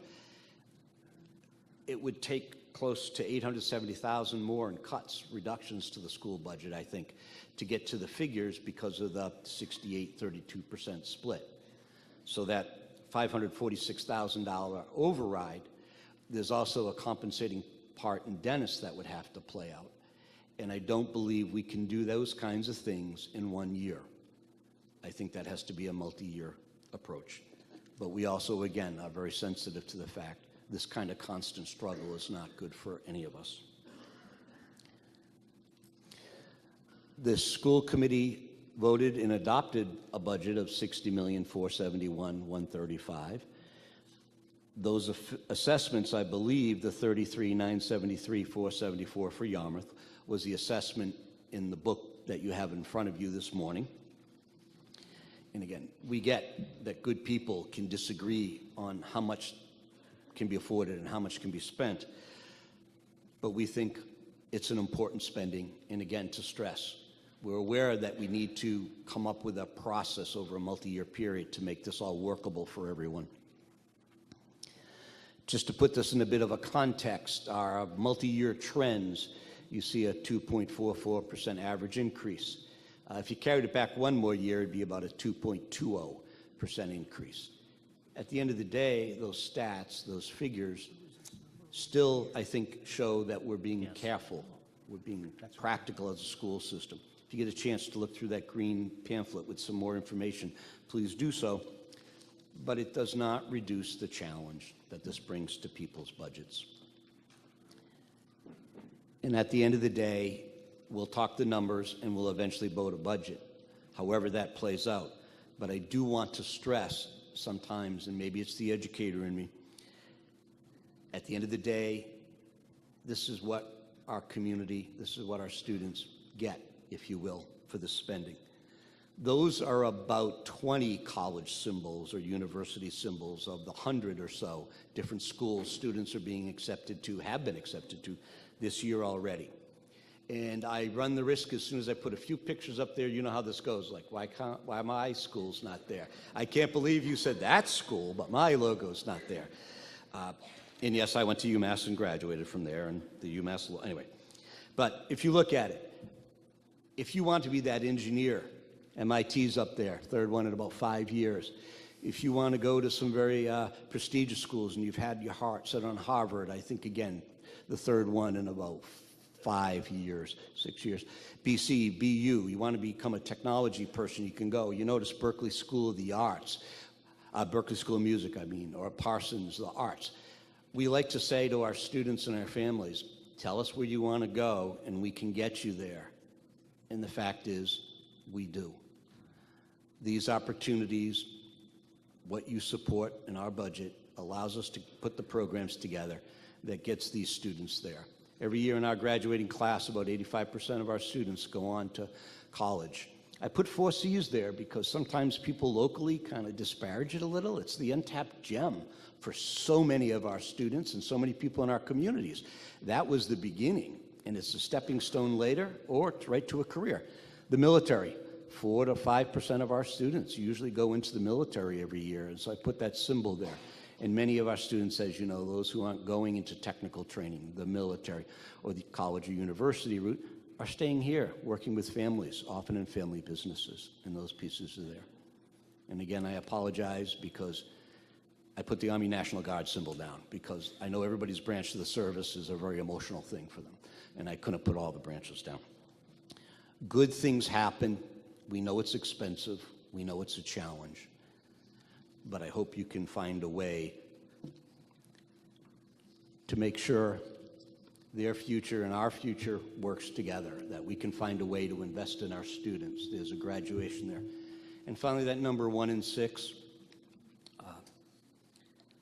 the financials are there. I think August or September, when we're looking at the regional agreement, we sent town folks the 48-page single-line budgets and so on and so forth, as we try to work together to come up with manageable solutions. But a number that's also important, 1 out of 6. There's 187 students at Dennis Yarmouth High School right now who are champions at something. League champions, divisional champions, state champions, regional champions for art or music or jazz competitions, some nationals. That's 1 out of every 6 students in your high school has been recognized for an achievement, and most often it's in multiple areas. The athletes do well academically. The students who do well academically are in band and athletics. And so we are expensive. I wish we were not so expensive, but we're worth the investment, I believe, and that's why the school committee adopted the budget they adopted of $60,471,135. Thank you. Thank you, Mr. Jenks. Mr. Moderator. Now, just in a spirit of fairness, I want to try to give the Select Board an opportunity to present their side and reasoning for the motion that they made. So I'm going to recognize Selectman Norm Holcomb. Thank you. Could I ask that that microphone be turned off? I think that's contributing to some background noise. Is that microphone on? We can hear a little feedback. Is there some way to turn that off?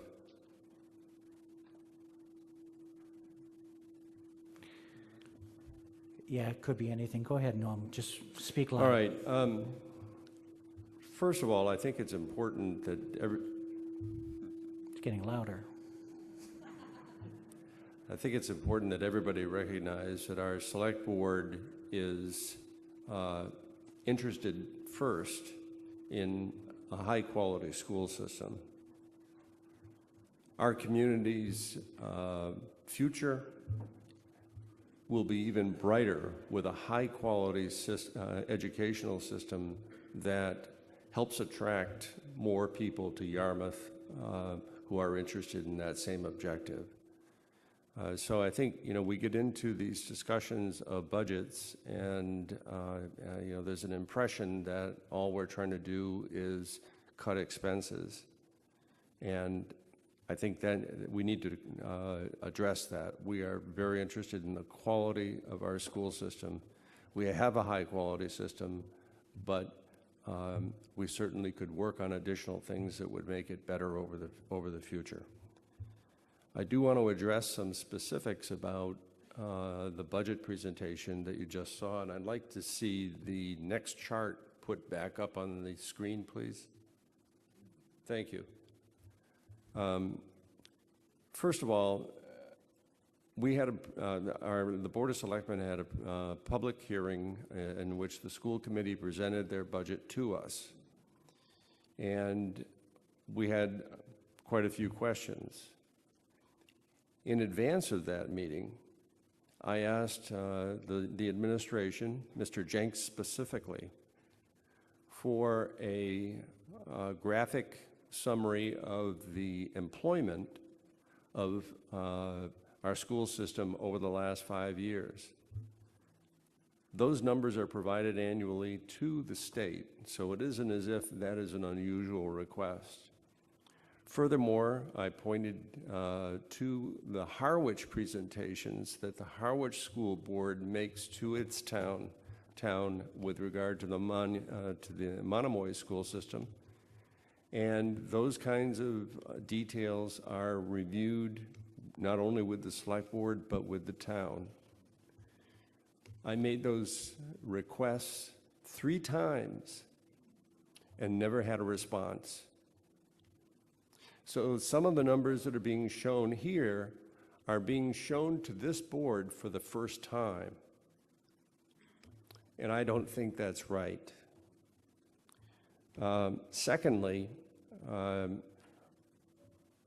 our board has pulled together funds, not only a 2.5% increase in our assessment over the previous year, we've reallocated $300,000 that was previously allocated to the Cape Tech School, and because of a decline in enrollment, our assessment for Cape Tech went down $300,000. We reallocated that money to the DY system. So that's $300,000 in addition to the 2.5% increase built into the budget. In addition, our town finances included $500,000 of debt service that was disappearing. In other words, we had paid off bonds and the interest and principal was no longer required. Normally that would have come back to the town in the form of a tax decrease. We reallocated that money also to the DY school system, in order to reduce the potential impact of an override.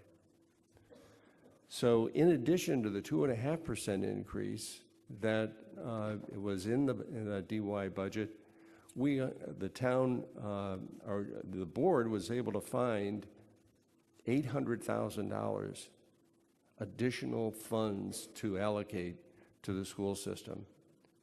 We knew that we should take responsibility for the 39 additional students that Yarmouth was responsible for compared to Dennis. There's been a swing in enrollment figures that has continued for several years. And we have stated our intent to take responsibility for those expenses. So I think we have done that. And that's part of the number that we have proposed, is to include full responsibility for those additional students. The big picture is that over the last several years, the town of Yarmouth has been asked to shoulder override proposals. This is not new. Each year, the administration in the last 2 years has come forth and said, we need more money to run the schools.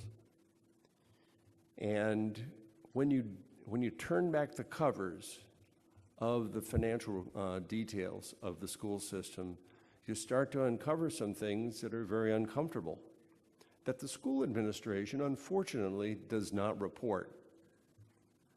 A lot was made about a reduction in social workers. Well, they chose to do that. The school committee and the administration chose to do that in order to reduce their budget. What they didn't tell people about is that there was a 7% increase in the wage rates for teachers included in the budget, $900,000 worth. They focused on other things. They tell you about transportation, they tell you about healthcare costs. Those are things that, yes, they are increasing. But on the municipal side of the budget, we have increases of that nature as well, and we find ways to accommodate those increases because they seem to occur every year. Something happens every year in the municipal budget. It could be healthcare increases, it could be retirement, it could be some other catastrophe. We have to find ways to deal with that. Unfortunately, what seems to be happening in the school system is not only are they dealing with those increases, but they're also tacking on very substantial wage increases. 3 years ago, when the wage contract was agreed to, our board questioned the viability of that contract going into the future. We said, what's going to happen in the next 3 years? Because it looks like what the school committee and the administration has done is agreed to a contract with wage increases that will exceed the 2.5% increase that we're expecting. We were told last year, when we discussed the override that this town passed last year, we were told, don't worry, that's not going to happen again. Guess what? Here we are. Our board has talked at great length about this. We want to support the school system, but we also want the administration and the school committee to take seriously our need to have the school budget balanced within the constraints of 2.5% within the state, that state level of funding. Our board does not believe that we should agree and recommend to our town that we consistently increase the school budget by more than 2.5%. We don't believe that every year we should be coming to town meeting and asking for an override for our school costs. That isn't the way fiscally prudent governments operate. Again, we're committed, that is, our select board is committed to high-quality education in our town. I'm going to say one other thing on this budget. You were told, shown on this screen, a reduction of $1.5 million in, as a result of staff reductions. Just think about that, $1.5 million. So last year's budget, last year's actual expenses were $31 million, let's say $32 million, just for round numbers so we don't get confused. $32 million. A $1.5 million decrease would bring that number down to about $30,500,000. We're now looking at a budget that is $33,973,000. That's a 10% increase in expenses after the staff reductions. Where is that 10%? $3 million. Where is that 10%? I'd like to hear that explanation from our administration. Because if they took $1.5 million out of the budget, and we're hearing that for the first time, then where is the increase for $3 million? Explain that increase. Unfortunately, the administration hasn't been totally upfront in dealing with the honest questions that our board has asked. And that's why we're here discussing this in more detail. Mr. Holcomb, hold on. You're concluded at this point, correct?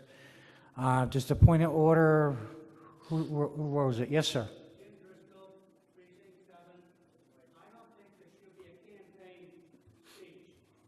I think it was well within the scope of trying to explain the Board of Selectmen's. I appreciate your sentiment, but I think it was within the scope of what he was trying to explain as to how the Board of Selectmen came to their position.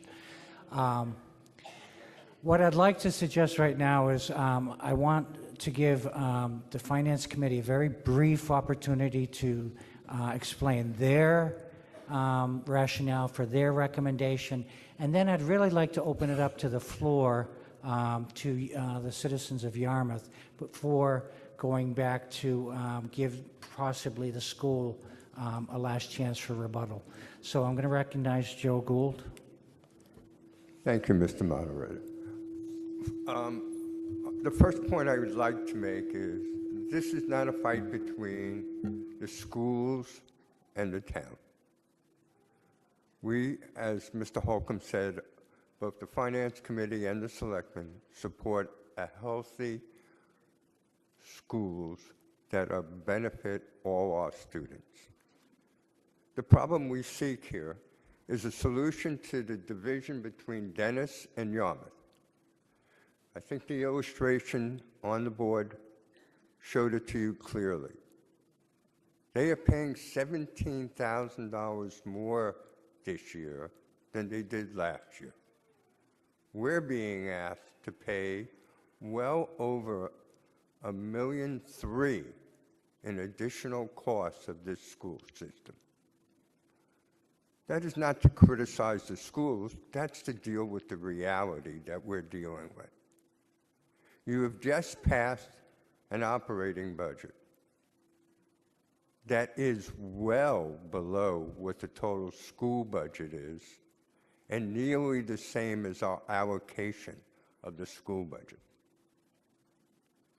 In order for this number, the $34 million, to pass, plus, we will have to go back and cut $547 worth of operating expenses.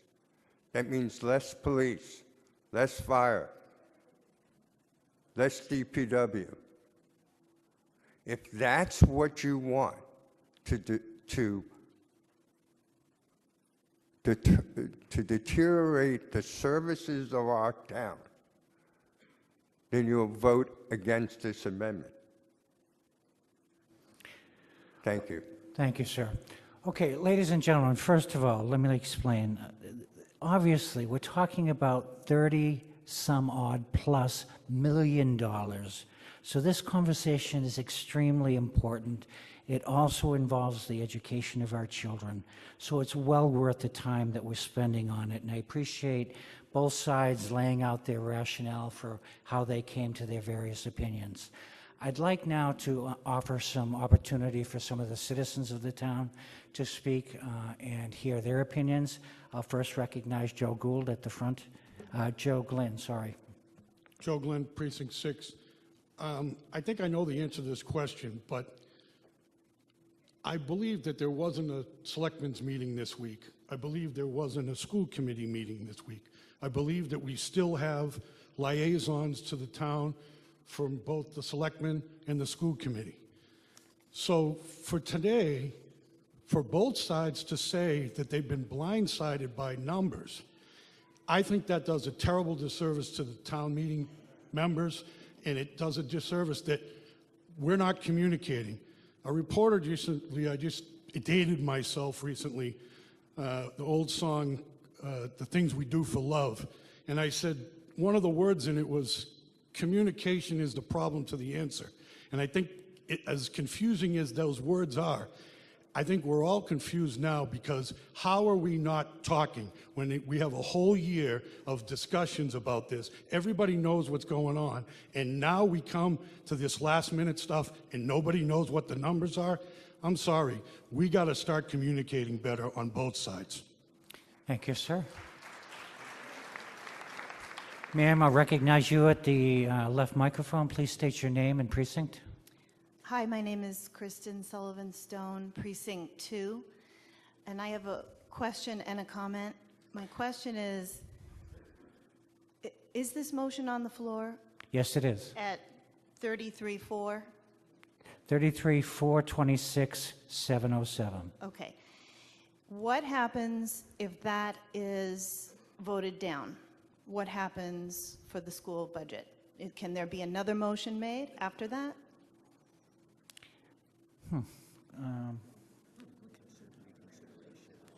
We can, if you vote it down, we could vote possibly a motion reconsider.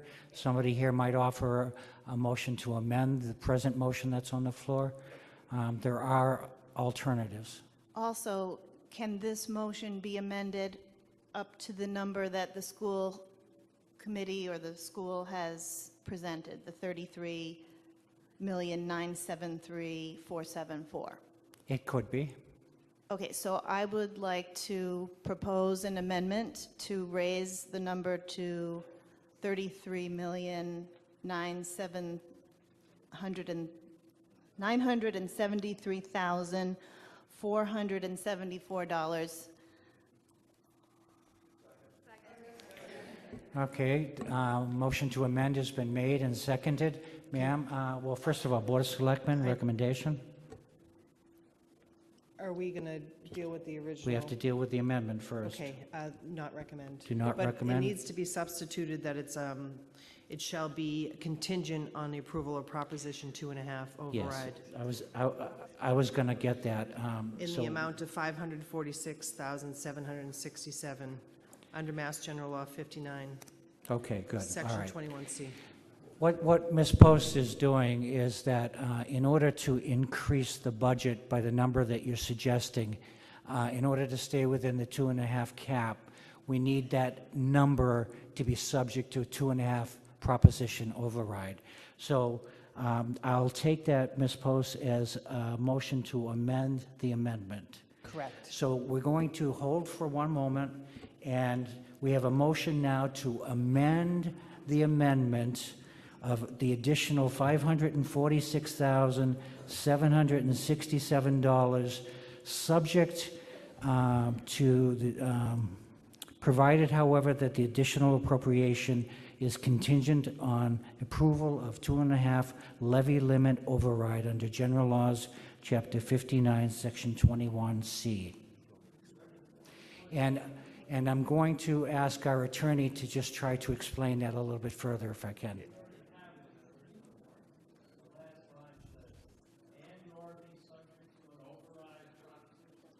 That was not the original motion, however. Let me just, Right. Let me just explain the reason that the selectmen want to add that contingency. And if we're going to increase the motion by $546,000 without a contingency, then the entire town's budget increases by $546,000, which is beyond the amount by law that the town is able to tax you, because it's above 2.5% taxation. So to get the approval to go above that limit, Ms. Post added the contingency that would then put us in the ballot position, which is, I think there's already a ballot measure that has that contingency on it, just in case this happened. If it wasn't contingent and it passed, because the town cannot change or reduce the school, because it's a regional school budget line item, that $546,000 would have to come out of general government, such as public safety or any other budget. So that's the purpose for the amendment to your amendment. I just wanted to explain why we were making that amendment up here to your proposed increase. So, ma'am, before we get to your amendment, I want to put out there now that there is an amendment to your amendment to make this subject to a Proposition 2.5 override. Does anyone have any questions or comments on the second amendment? Yes, Mrs. McAuliffe. Can you put that on? I don't know where the button is. It's on, all right. I'm speaking on behalf of the amendment to the amendment. Having been on the school committee for 16 years, on the Board of Selectmen for 9, and I know the struggles with money. You never have enough money, you never have enough for towns or schools. I believe that the school district needs to have its approved budget number before the voters. If we don't do that, whatever it takes to do that, if it takes an amendment or it takes an amendment to the amendment, we need to get that number before the voters. If we don't, and we don't have a chance to vote on it, I believe that we will be coming back to vote on the school district's budget number. So let's just get this number before us. If you don't want to vote for it or you want to amend the number, let's just get the school district's approved budget number here so we don't have to have a special town meeting. So let's just get the amendment to the amendment and the amendment, get the number before us, and then do what we want. Okay. Thank you. Thank you. Anyone else want to speak to the amendment, making the additional $546,000 plus subject to a 2.5 override? That's the question right now. I would just like to second what Mrs. McAuliffe said. Thank you, Ms. Morris. Okay. All right, seeing no one else, we're going to vote on the amendment to the amendment. It's just a simple majority vote. All those in favor of making the $546,767 subject to a 2.5 override, raise your card and say aye. Aye. All opposed, raise your hand and say nay. Carries by this requisite majority. That brings us back now to an amended motion for that full amount. And ma'am, do you have anything else you'd like to say in support of that? I just wanted to make a comment regarding the challenge where Yarmouth's increase is so much every year and Dennis's is so little. That is what it is. If that's the law, then we have to live with that. And I would like to say, let's not punish the schools and the education of the kids because of that law. If we don't like that law, let's change it. Let's get our state to give us more funding. Let's get the regional agreement to be more fair, whatever it takes. But we're here now. We should do the right thing for the students. Thank you. Thank you, ma'am. Yes, ma'am, at the left microphone. Hi, my name is Hillary Medeiros. I am in District 5. I have a few issues with this budget, and I never thought I would say it, but I almost totally agree with you, Mr. Holcomb, on the transparency here. everything is online nowadays. Everyone's budget and everyone's pay increases online. And with the 20 teaching assistants that are being cut this year, but pay raises being given out to our administrations, it's really having an issue with me, because that's going to affect my child who exceeds in school and needs to be pushed further, or your child that has some sort of disability and needs more one-on-one. So I guess it's an issue that we're constantly giving more money, but people are constantly getting raises and budget cuts are being made. The other thing is there was a 12% increase for our buses. I do hear, my child rides a bus every single day. I fortunately don't have any issues with that, although I do talk to some of the bus drivers. So we've gone under a new contract with a total new company. So because of that, most bus drivers, from what I'm hearing, don't even know if they have a job next year. And on top of that, the contract that First Student has, they are, the district made up this contract that we were allotted to have buses up to 10 years old. So why aren't we trying to figure out our current,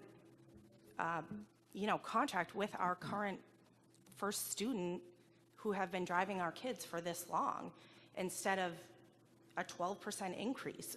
I didn't see anything on that.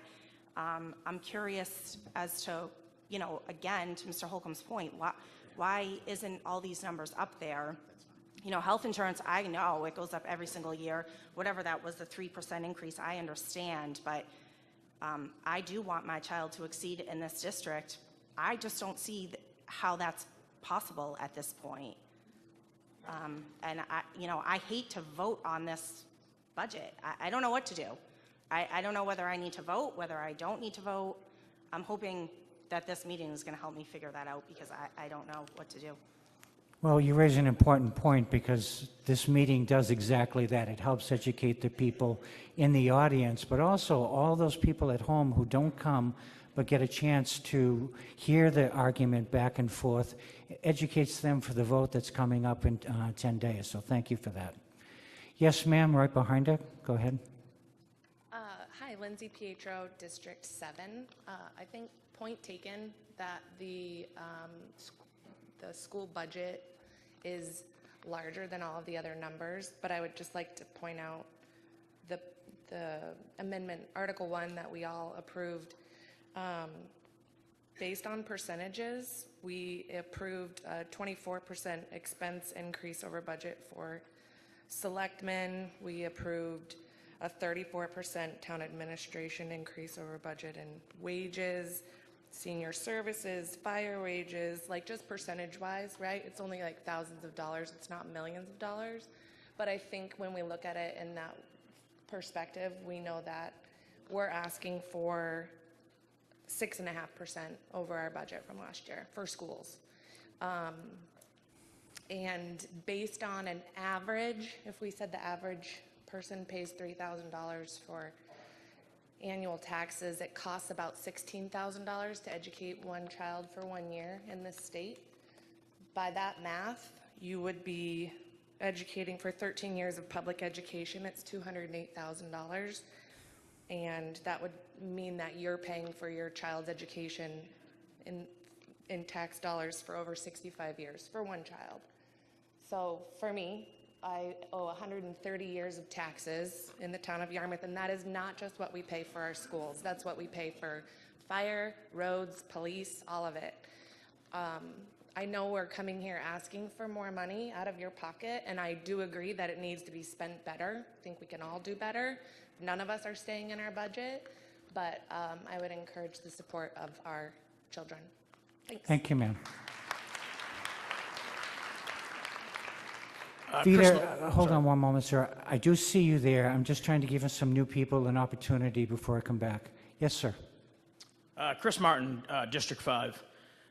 I have to ask, what kind of revenue generators have the town or the town selectmen looked at to offset a debate we have every year?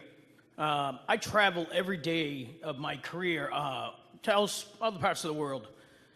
And it seems to me that every place I stay in, there's a resort fee. I know it's a big concern, but there's a revenue generator here that falls not on my back, not the citizens of this town that have to raise monies for the school system. And again, I think our school system needs to do a better job budgeting, but it shouldn't have to fall on my back. We're in an area that has a phenomenal resource called tourism. Why aren't we, or have we looked at, and I know at least one point in our town that we've looked at resort fees, but it was frowned upon. Go to New York City, $15 a night. Is that going to stop somebody from not renting a room here on Cape Cod if it's a couple of bucks a night? So I asked the town to look at what revenue generators can we use to help offset this issue this year, next year, and the year after. And I'd be glad to volunteer to help you figure that out. Because I don't know if we have a new business development team here in the town, but I'd love to join you. Because we have to look at other ways to generate revenue.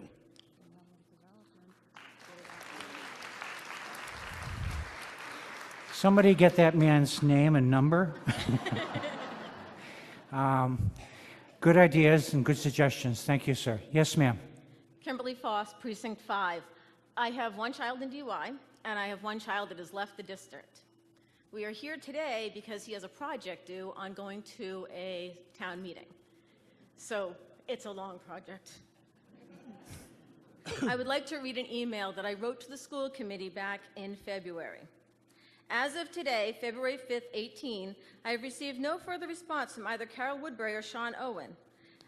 There was a theater program, it was eliminated, and I had responded. It was one final straw in a whole lot. I had a crying fourth grader. I would like a response to the other issues that have been raised. The communities of Dennis and Yarmouth often hear how concerned you are about the children leaving the district. But as a parent of one child who has left the district and another that has serious issues within her school, I don't feel that the concerns are I don't feel that concern is being real. I have attended several open houses for high schools, and DUI is seriously lacking in any motivation to earn more students. The representatives that attended a meeting and meet and greet at the Lighthouse Charter School were uninterested and were neither the superintendent nor assistant superintendent. These representatives were the first to leave the school. I have also never received an exit survey when we left the district. I've heard many teachers in the school and the school community referring to these surveys, but have yet to see one. And I've not met anyone who has ever received one. Most of the parents I know that have left the district would have willingly filled out and returned this survey. My personal belief that it does not exist. The previous email that I'd sent was, my daughter came home from school very upset from school today. Apparently theater is to be discontinued due to the fact that some parents complained about the teacher and that her mother helped her out and that they were not being what parents expected. I'm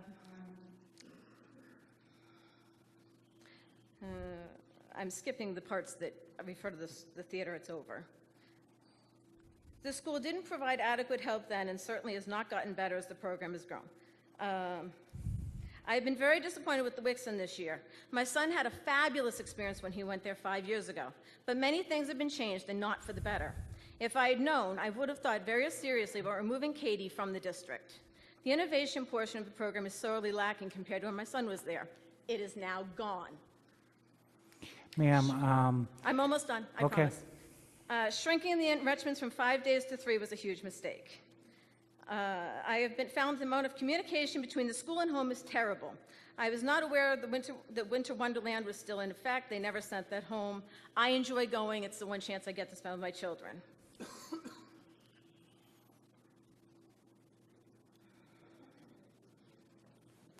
Still looking? I have also been hearing that there are no set reading guidelines in place. I question the logic of reading alone for 75 minutes without any teacher guidance. I have a degree in elementary education and subbed often in and out of the district before having children. Fortunately, my daughter was in a reading program. She's since graduated.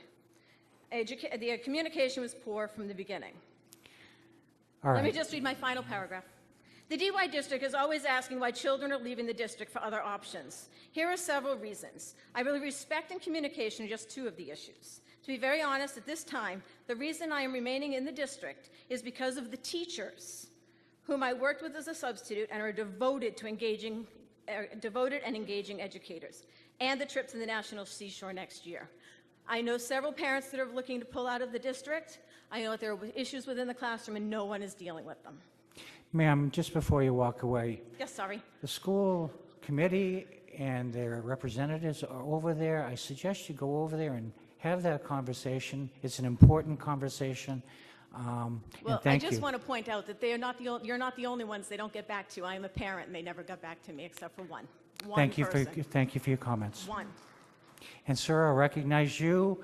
Ms. I'll go to Moderator. Vita, and then we're going to try to wrap it up with the front microphone and see if we can move toward a vote on the amendment. Yes, sir. Yeah, I'm Dan Rosenthal from District 6, from Precinct 6. And in the aspect of communication, I'm looking at the numbers, and they're very hard to understand because when you mentioned that we added 39 students at $800,000, it seemed like there was a very clear metric there of around $20,000 per student. However, looking at the numbers over the years, we're just seeing a year-on-year cost increase. We're not seeing a per-student metric over the years, so we can't tell if it's getting more efficient or less efficient.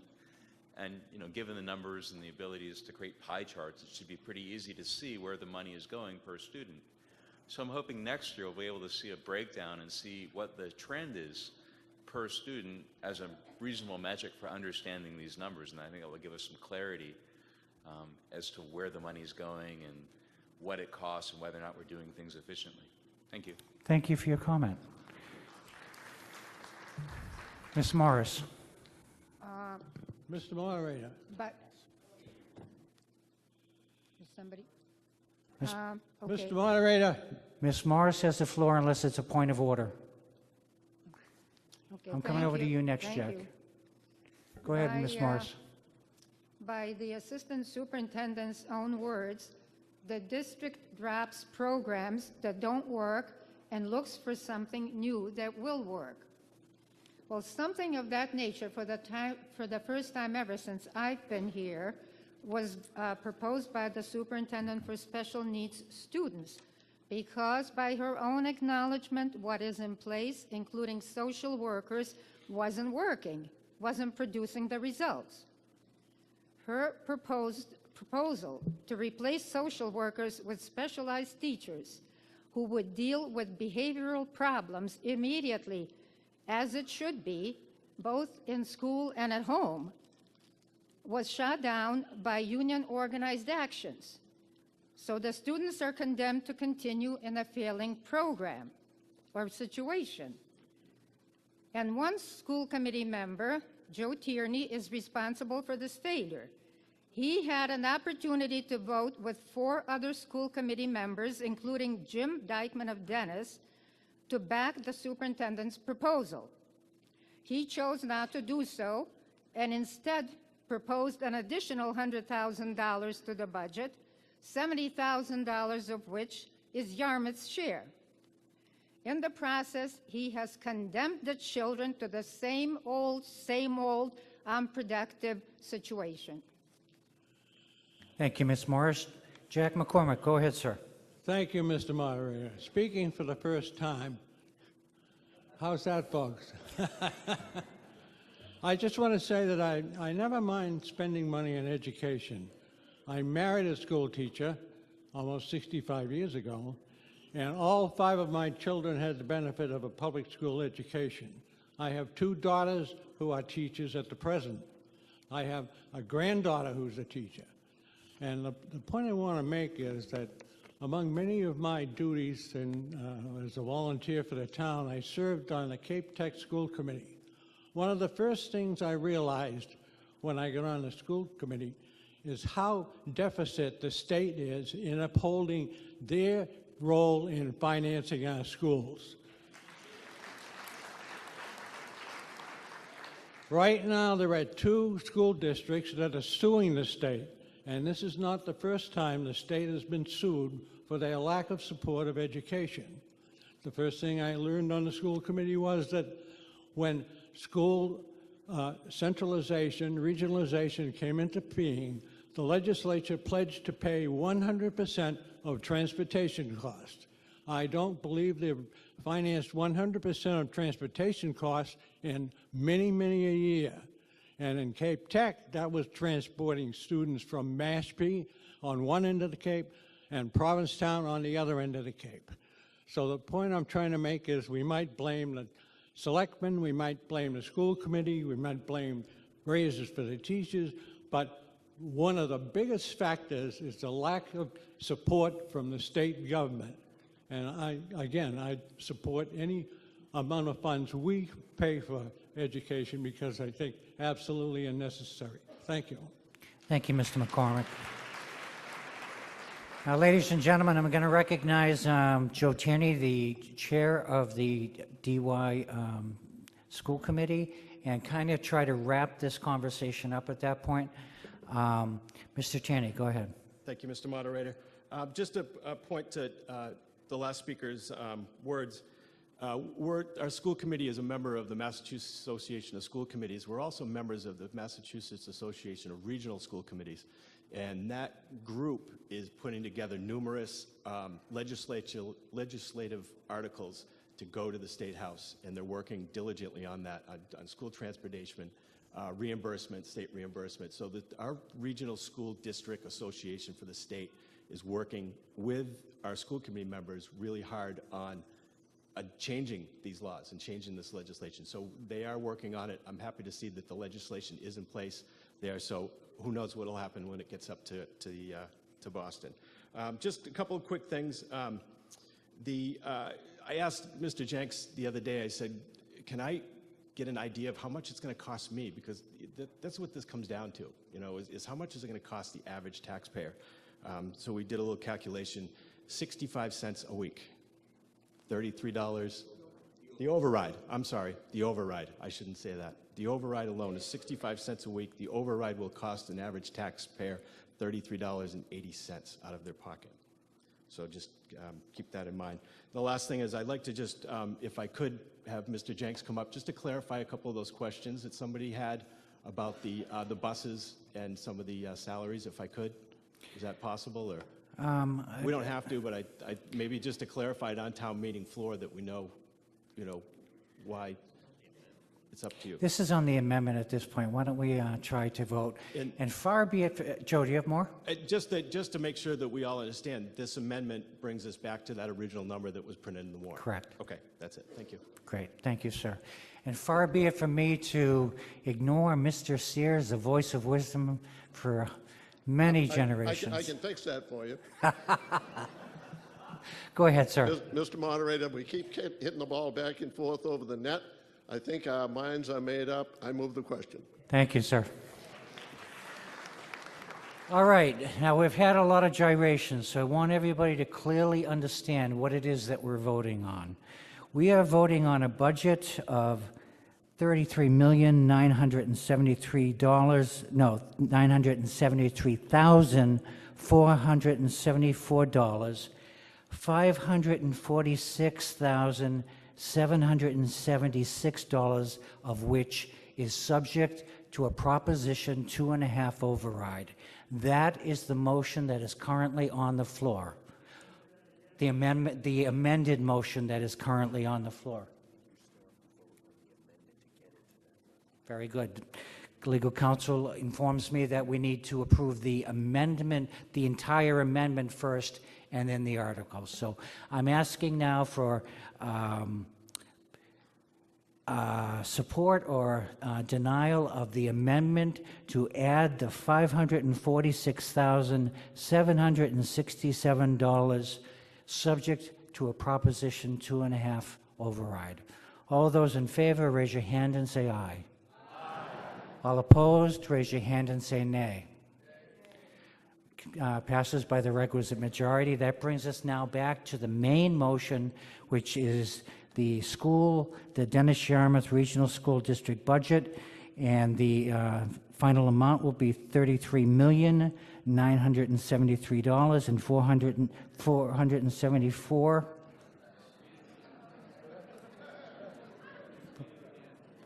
Read it again. $33,973,000, ignore that, $474 that is subject to a $546,767 2.5 budget levy override.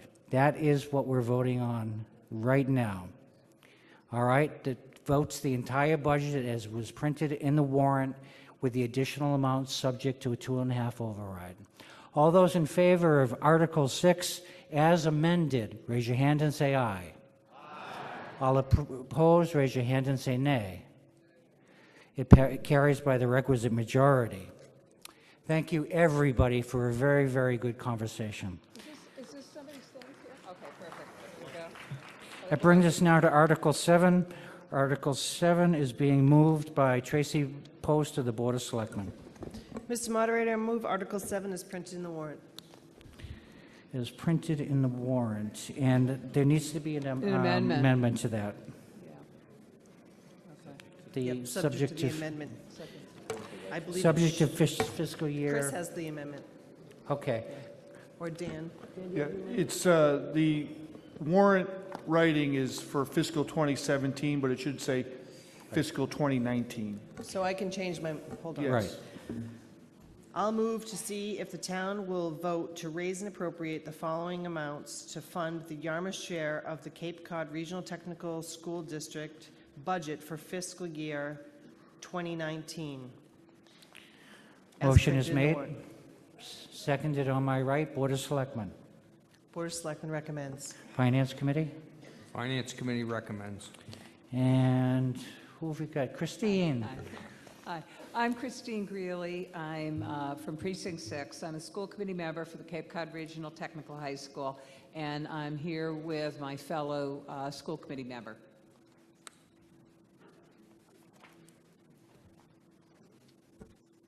Good morning. I am Norm Michaud, and along with Chris are the Yarmouth representatives to your vocational high school, Cape Cod Tech. Also with us this morning is Superintendent of Schools, Bob Sanborn. We are here to discuss this year's assessment, which is a decrease of $304,523, representing a 15.5% decrease over last year's assessment to this town. We invite you to meet our chefs of tomorrow while luncheon in our Hidden Cove restaurant on Tuesday to Friday. Visit our future cosmetologist in our salon, or use our auto technicians in training in our full-service automotive shop. We are educating and training dental and health technicians, carpenters, plumbers, electricians, marine service, HVAC technicians for gainful, living wage employment here on Cape Cod. Our mission is technical education, with a priority of academic achievement to support our students in their goals, whether for employment, college, or post-secondary training. We are proud of our continuous improvement in student performance, with 92% of our students not just passing, but scoring advanced or proficient in English, and 71% in mathematics. Additionally, a recent survey showed that virtually all of our graduates were employed or in post-secondary education. For example, 50% were employed in their area of their technical training, and 36% were enrolled in higher education. In closing, thank you for your continued support, and now I would like to turn over to my partner, Chris Greeley.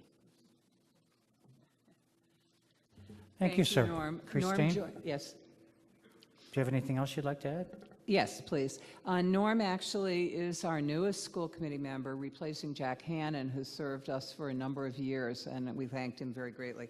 The one thing I would like to do very quickly is we do like to do a recognition of the achievement of several of our Yarmouth students. We have Skill USA's district medals for Samuel Legret, Kathleen Roble, and Victoria Atkinson, Abigail Wallace, Kylie Palomba, and I'm going to ruin her name, Shadisha Rose, with a perfect score. The Skills USA state medals, Scott Hansen won a gold, Seth Hildenfinger won a gold.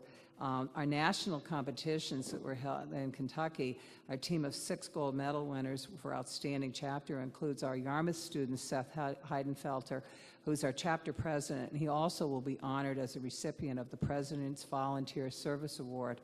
The Future Farmers of America Awards went to Samantha Virgin and to Christian Napolitano. Our National Technical Honor Society included Liam Foley, Elizabeth Ladner, Leslie Mayo, Abigail Wallace, Harley Christensen, Lucas De Silva, Donald Schmidt, Madison Wallace. And the Abigail and John Adams scholarships went to Leslie Mayo, Danielle Shanigan, Tristan Shaw, Madison Wallace, Kathleen Roble. And in addition, our student newspaper, which I proudly display, called Tech Talk, included 2 student journalists from Yarmouth, Abigail and Madison Wallace. We won first prize in the American Scholastic Press. We won a silver medal from Columbia Scholastic Press and a local story in the New England Scholastic Press for a story by a 2017 graduate, Samantha Lehman. So in addition, as I close, I would like to thank the voters of Yarmouth for their support in voting to support the construction of our new building. The groundbreaking is expected to take place in the spring of 2019 and the school opening in September of 2020.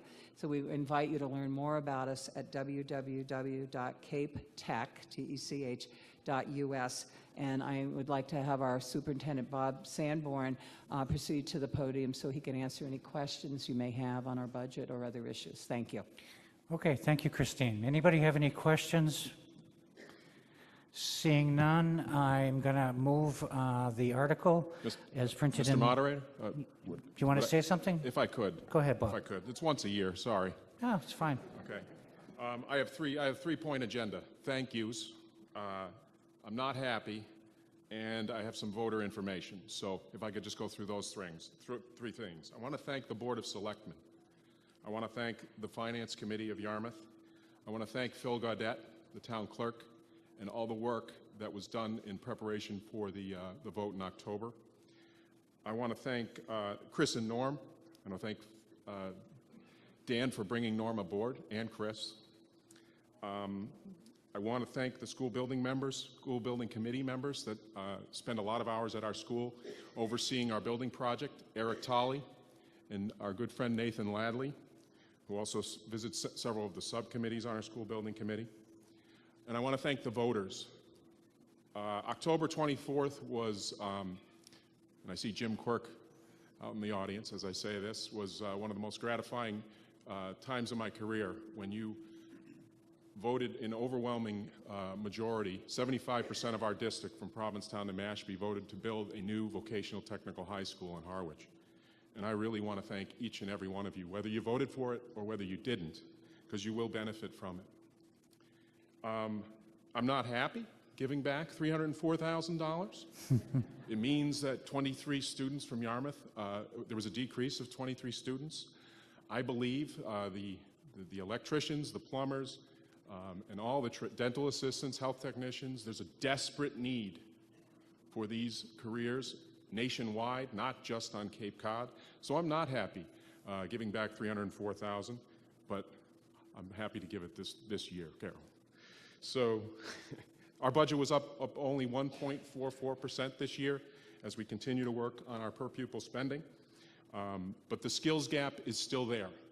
And I ask all parents in the district, 5th through 8th grade, we're going to have summer camps this year where your kids can have some fun over a 3-week period. It's a modest tuition, and they can do some career exploration and see our facility in full glory.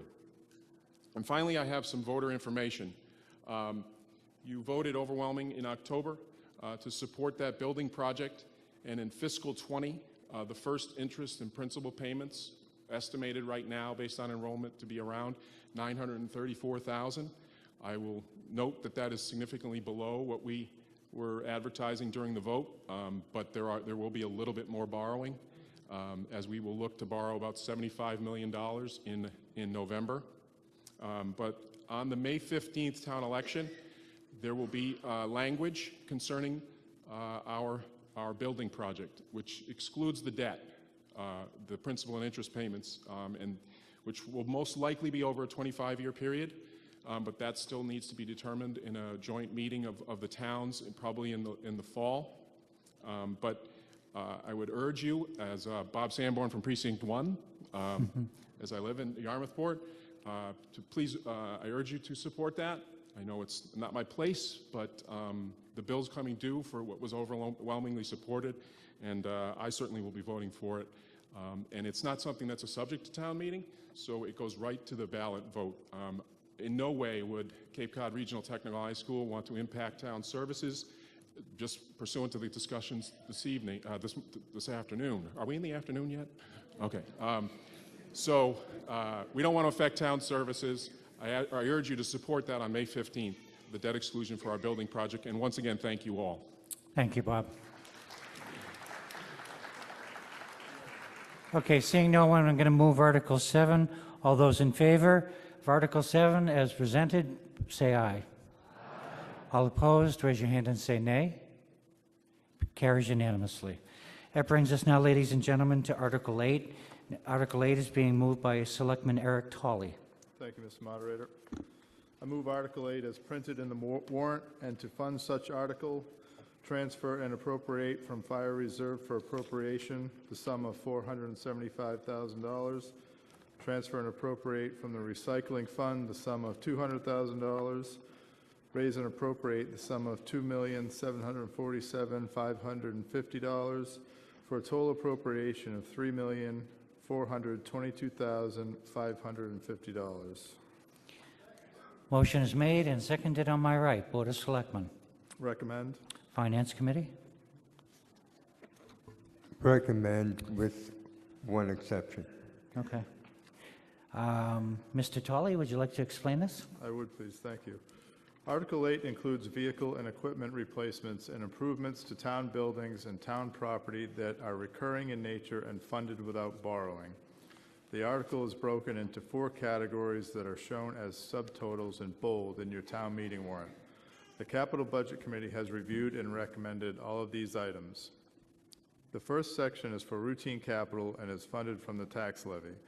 The goal set by the Capital Budget Committee dating back to 2006 has been to invest $1.5 million per year in these items to avoid equipment breakdown and damage to facilities. The town has not consistently met this goal in the past, but this year we have identified, reviewed, and recommended purchases as printed in the warrant totaling $1,303,000. The second subtotal includes $1,244,550 for roadway improvements. The base amount is funded by an override voted 5 years ago. In addition, $200,000 has been requested to address new stormwater permit regulations. This recurring investment in our roads reduces the number of potholes, and it reduces the cost to maintain pavement in the long run because sealing and resurfacing costs much less than the full reconstruction of roadways. The third subtotal includes $200,000 from the recycling fund to purchase a new roll-off truck. The fourth and final category is to maintain fire department equipment and facilities with funds from ambulance fees. Okay, ladies and gentlemen, that's Article 8. Article 8 is now on the floor. Anyone have any questions, any comments? I know it. Ms. Morris. Yeah, the fire department, $375,000 for a refurbishment, and it has the M in parentheses, which implies that it's maintenance. This is for 1 year, maintenance of a ladder? What is it? Anybody from Capital Budget wish to speak to this? Or the chief? Good morning, Chief. Welcome.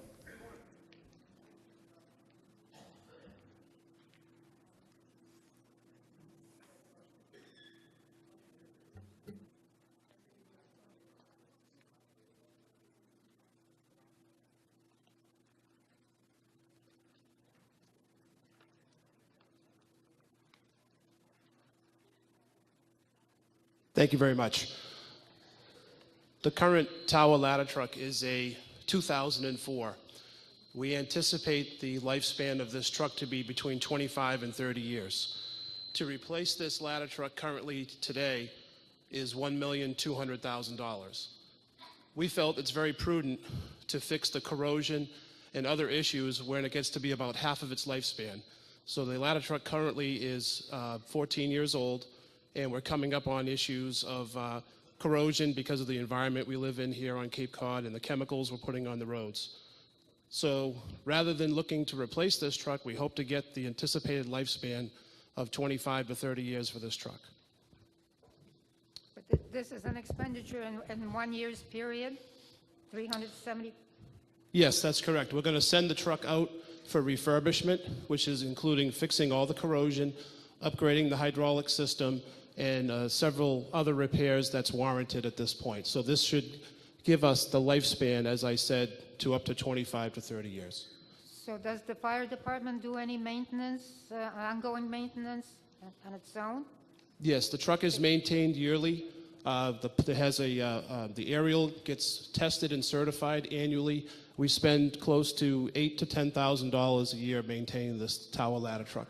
It's the combination of an aerial device and a pumper as well. So it's really two trucks in one. Okay, I have another question. The replacement of defibrillators, we're at 65, 37 of them. Where are they located? They are spread out all over the town. Several of them are in the fire department vehicles, other than the ambulances. They're also in the police cruisers. They're at the beaches. They're at the schools. We maintain over 60. These 37 are no longer going to be supported by the manufacturer, so that means we can't get parts or batteries for these units. So we need to replace them. Okay, thank you. Thank you, Ms. Morris. Yes, sir, the gentleman at the right, microphone. Turn that up. Hi, Brian. Yeah, hi. Brian Braggington Smith, Precinct 6. A question on the waste management, the automated license plate reader for $30,000.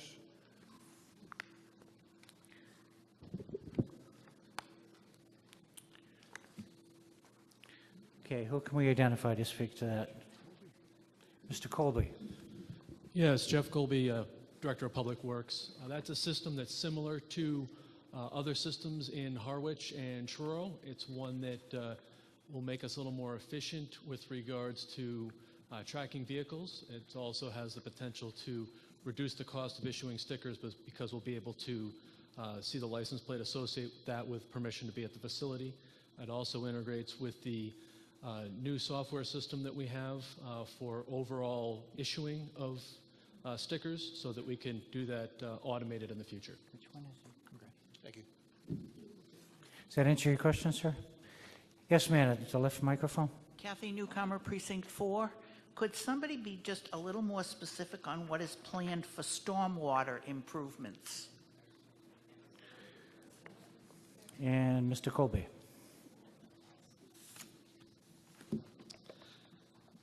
Yes, again, Jeff Colby, Public Works Director.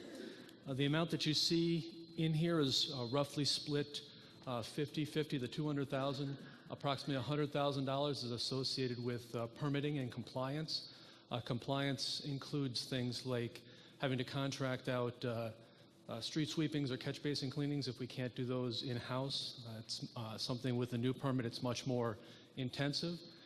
The other $100,000, approximately 50% of what you're seeing here, is for improvements.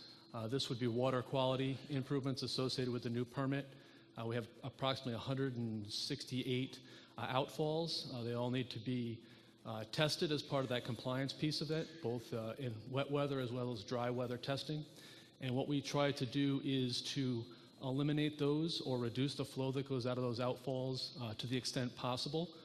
And that does improve the water quality throughout the community.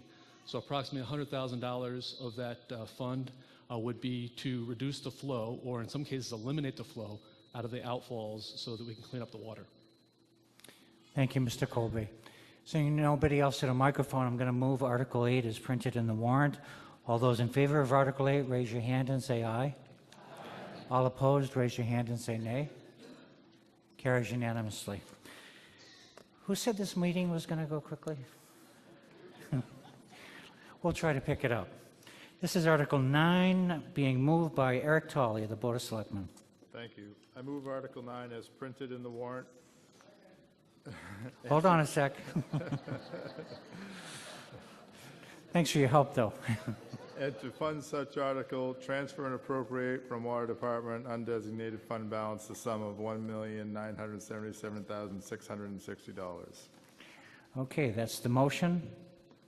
Seconded on my right. Board of Selectmen. Recommends. Finance Committee. Recommend. And a brief explanation, Mr. Tolley. Article 9 includes capital funding for the Water Department to maintain Water Department plants, well fields, and equipment required to deliver safe, clean drinking water. Anyone have any questions, any comments on Article 9 now on the floor?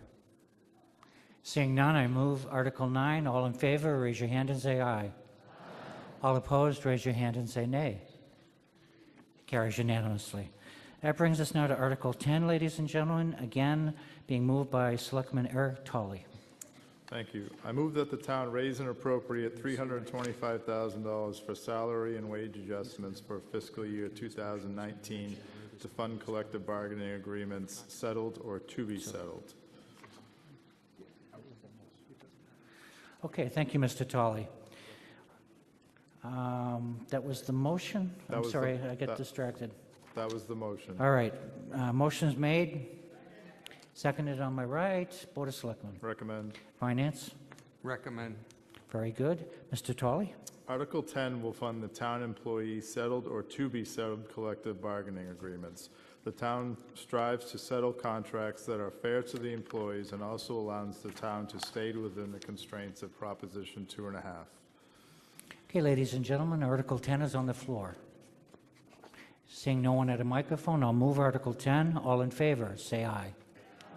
All opposed, say nay. Carries unanimously. That brings us now to Article 11, being moved by Selectman Tolley. Thank you. I move Article 11 as printed in the warrant and to fund such article from free cash in the sum of $2,077,577 from unspent articles, Cemetery, Article 8, line 24, 2016 Annual Town Meeting. Ambulance Stretcher, Article 11, line 6, 2017 Annual Town Meeting, for a total of appropriation, those two totals equaled $185,943 for a total appropriation of $2,263,000.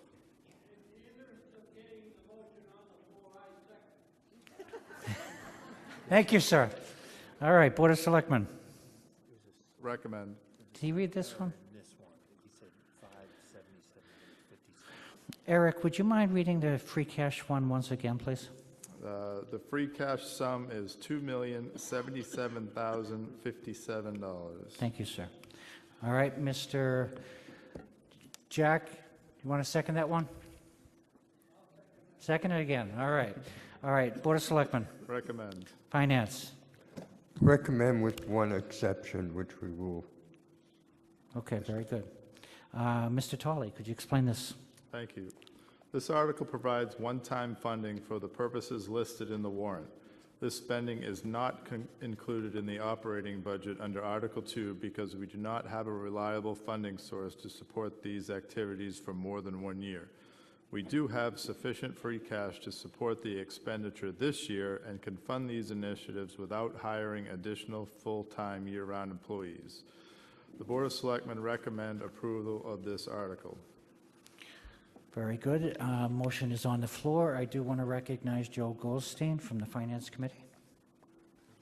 Yes, the one exception that the Finance Committee had, and although it's a relatively small amount, $20,000, it's for electronic voting at this town meeting.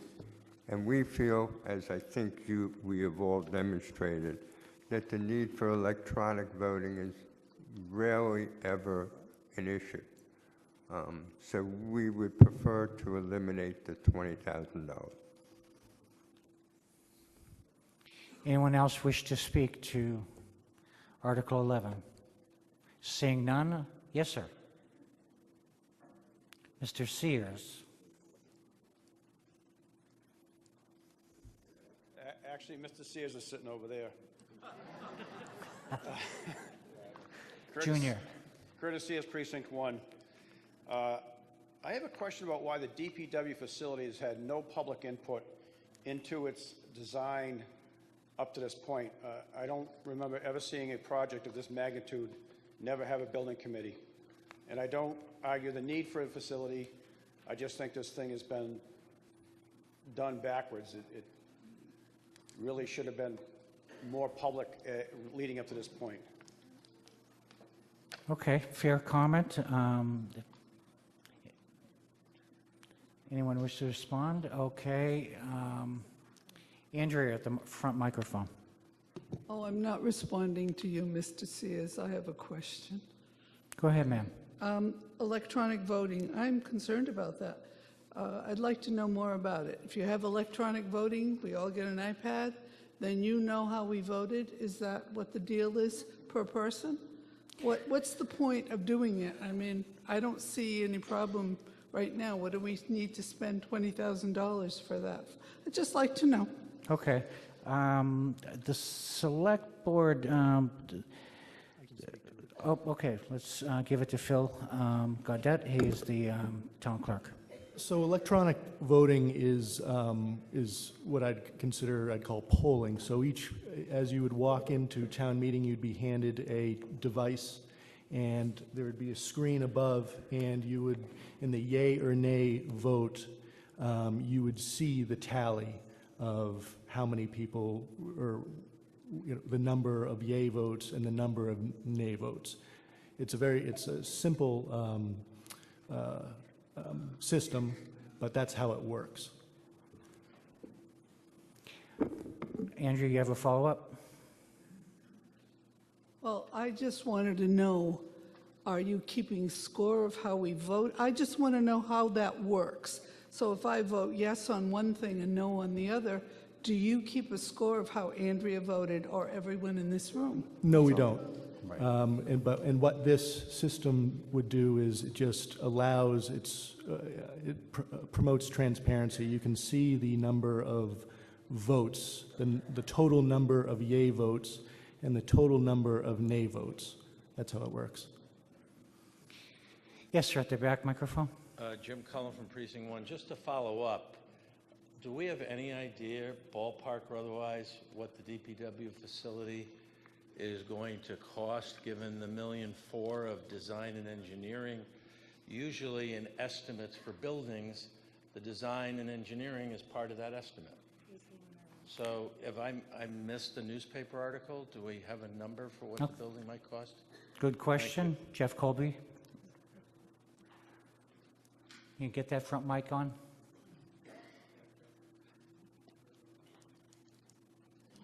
Hello? There you go. It's done. Yes, we've had a conceptual design for the facility. It really just was a needs assessment as far as what the square foot needs are relative to vehicle storage, to workshop space, to office space, that type of thing. The 1.4 is for detailed design as well as owner's project management services. And the estimated cost from the conceptual study for both this piece as well as the construction of the facility would be $14.9 million.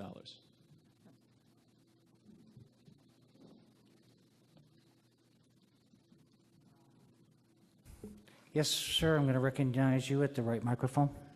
Yes, Ron Daniels, Precinct 5. I'd like to know if there's a way we can eliminate that $20,000 electronic voting for a town meeting. I think we have a perfectly good system now, and I'm of the opinion that if it ain't broke, don't fix it. Sir, you can make an amendment. You can offer an amendment that would strike the $20,000 if you'd like to do that. I would like to do that. Can we do that now? I'd like to make an amendment to strike Okay, that $20,000. so, ladies, all right, we have a motion to strike the $20,000 for the electronic town meeting voting implements. I have a second on my left. Sir, would you like to follow up with any kind of comment? No, I think I've pretty well said my piece. Great. Board of Selectmen? Any recommendation for or against? It was my recollection that the 20,000 had already been removed from our number. It was something that we had discussed early on and we were going to further look into. So I think that in terms of this board even having a discussion of it, we haven't, so we're comfortable with removing it. Okay. Okay. Anyone have a comment on removing the 20,000? That's the amendment that's on the floor right now. Seeing none, we're going to move the question to amend Article 11 by removing the $20,000 for the electronic town meeting voting implements. All those in favor, raise your hand and say aye. All opposed, raise your hand and say nay. Carries by the requisite majority. Now Article 11 is modified minus the $20,000 to $2,243,000. And I will recognize, be back to you in a minute, Vita. Phil Morris at the front microphone. Thank you, Mr. Moderator. Phil Morris, Precinct 4. I see here the listing under OPEB, which this year has it all spelled out, and I had a very nice answer to last year's question of what was OPEB. But you have the others now listed as FC, and I'm assuming that means free cash, which is right up above the explanation. Is there a list or a printout of all the free cash that accrued to the town this year and the source of that free cash? Who can answer that question? I would defer to the finance director. Okay, very good. Mr. Centennial? Is it Santio? Santio. Forgive me, sir. Forgive me. Ed Santio. Don't call me late for dinner. So I got to go through the... No, it's on, okay. All right. Sources of free cash are from under estimates of the revenue that we might get from local receipts, as well as the turnbacks from the town departments. The town departments have had a strong tradition of ensuring that if they don't need to spend the money, they actually will not spend it, and that money will go to free cash so that we can handle one-time types of expenditures. That's similar to the E&D that the school has generated, and they've also generated substantial money from some givebacks from last year that has increased their E&D.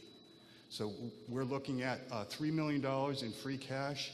As you may recall, in 2009, we had some serious economic issues, and what we used that money for is for stabilization, for other projects that are one-time only, that we do not know if we can fund on a recurring basis, as Mr. Tully indicated, or Selectman Tully indicated. Thank you, sir. Did that answer your question? Evidently it did. All right, I'll recognize you at the right microphone, sir. Dan Rosenthal, Precinct 6. I had a question on the wastewater planning, I guess for the 208 initiative and the joint Could you speak up a little bit? Sure. For the joint water district, the wastewater planning money there, $200,000, is that all that's been allocated for the 208 initiative for this year? Mr. Colby. Yes, again, Jeff Colby, DPW Director. This wastewater planning funds is to complete or meet the requirements of the 208 plan for us, yes. It is separate from the district funding source, and that we have a grant to support that activity. Okay, thank you. Peter, you've been up a couple times. I'm going to recognize Ms. McGarren first. Dorcas McGarren. Question. Dorcas McGarren, Precinct 5. I move the question. There you go. And Okay. That's okay, because I just wanted to know whether the $1.4 million is part of that $14 million, or is that an addition? Hold that question. Let's have a vote on the call the question first. I didn't talk about this, ladies and gentlemen, at the beginning of the meeting, but I want to just kind of go over the basics of calling the question right now. What happens is that sometimes people feel like they've heard enough on a subject and they want to take a vote. what we need to do is take a vote, and it has to pass by 2/3 of the members present, because it's actually in effect limiting the chance of anyone else getting up and speaking to the article. Sometimes it's a great thing, we've heard enough. Sometimes it can be called too early because maybe the issue needs to be teased out a little bit further. And as I've mentioned several times, this also helps people at home understand better the things that are being presented at the ballot. However, once a motion has been made, the debate ceases. It's just a vote straight up and down by the members here. I want to keep saying congregation. I work in a church now and then. But the members here in the audience, so we're going to vote on a motion to call the question. All those who are in favor of calling the question, raise your hand and say aye. All opposed, raise your hand and say nay. It clearly passes by the requisite 2/3 majority. As moderator, I get to make that determination, but if there are 7 or more people in the audience who feel that that's an inaccurate assessment of the count, they can come forward now and challenge it. Seeing no one, I declare that the motion to call the question is affirmed, and that brings us then to Article 11 as amended. We are going to deal now with Article 11 as amended, minus the $20,000. All those who are in favor of Article 11 as amended, raise your hand and say aye. All opposed, raise your hand and say nay. Carries unanimously. All right, thank you. That brings us to Article 12 now, capital stabilization, and that's being moved by Selectman Tully. Thank you. I move Article 12 and to fund such article, transfer and appropriate from free cash the sum of $362,712, raise and appropriate the sum of $180,346 for a total appropriation of $543,058. Motion's on the floor. Seconded on my right. Board of Selectmen. Recommend. Finance Committee. Recommend with an addition of $20,000 that we just struck from the free cash article. Okay, so you want to, is that a motion to amend to add the 20,000? Correct. All right, seconded on my left. Board of Selectmen on the amendment. Recommend. Recommend. Finance Committee on the amendment. Recommend.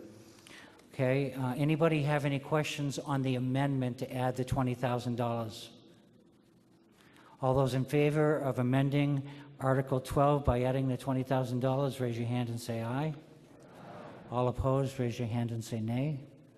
It carries by the requisite majority. Now, Article 12, as amended now, is on the floor. Anyone wish to speak to Article 12? Mr. St. Germain, front microphone. Forgive my inability to understand. You're asking us to vote $543,000, is that correct? Plus the 20 that was just amended. And you're going to do it, you're asking us to raise appropriate or transfer from available funds a sum to the Capital Stabilization Fund, or to act on anything relative thereto. So can you just tell us what you expect to do with this money? I mean, we just battled for the school a little while ago, and now we don't even know where you're going to spend 500 plus 500,000. So maybe we have to give you more time to say something. Sorry, Eric, I didn't know. No, I'm glad you asked, because 2 of the things that are on the slate for this money to potentially be spent on are Mattakees Middle School and ME Small School. Others are seawalls and revetments and possible wastewater. So can you tell us what do you expect to spend on Mattakees and ME Small?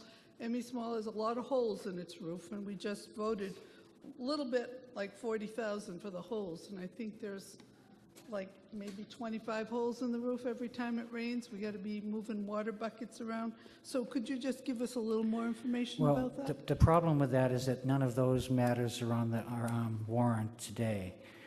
please feel free to have that conversation with Selectman Tully and the whole board, but we're dealing with the motion as it's amended today.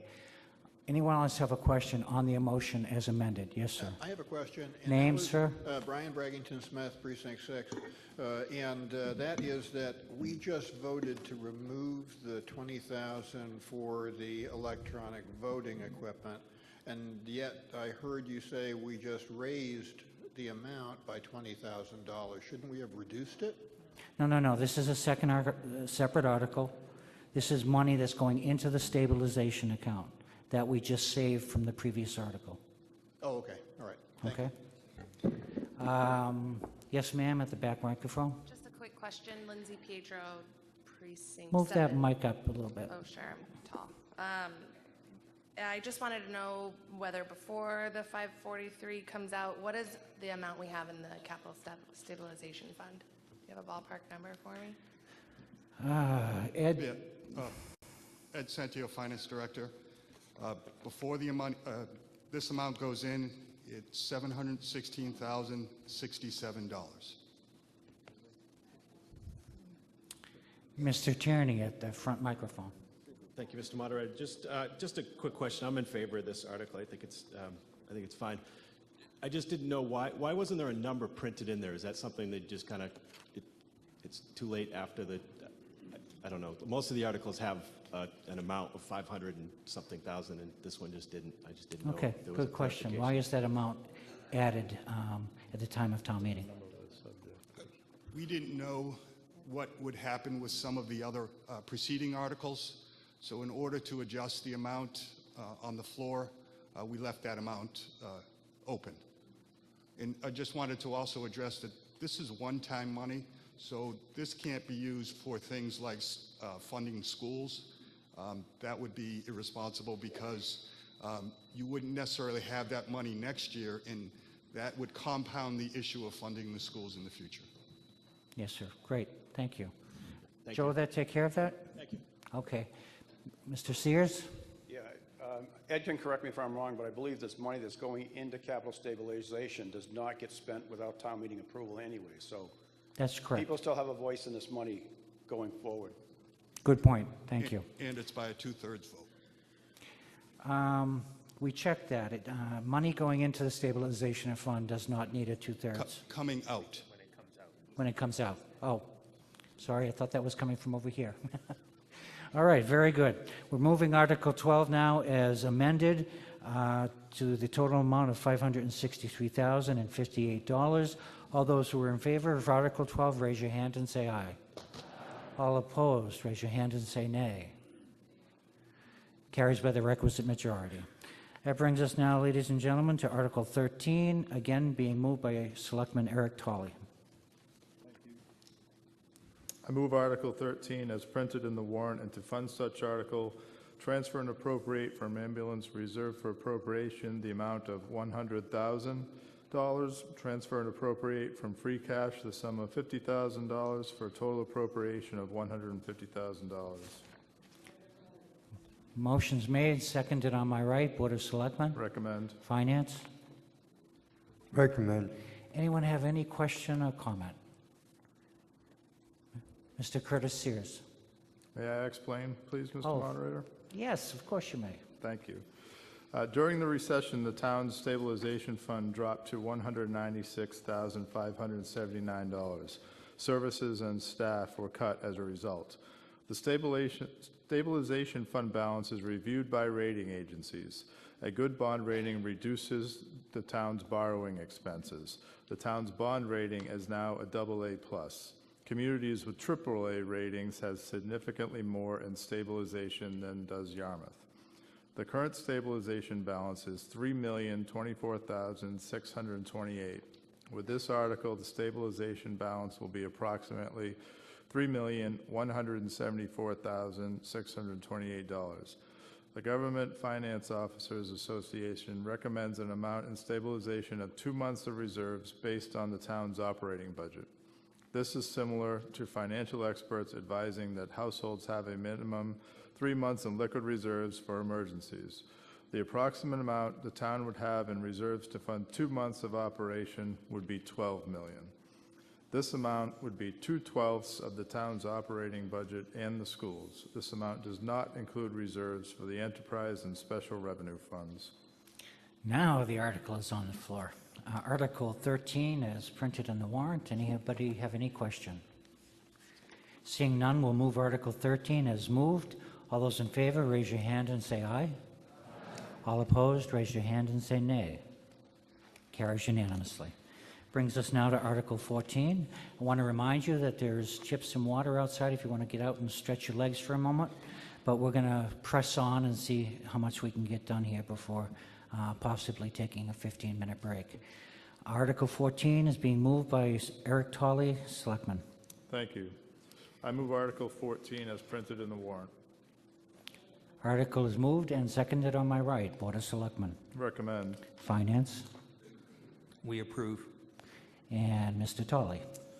The purpose of this fund is to enable the town to invest in programs and projects that strengthen the town as an attractive center for tourism.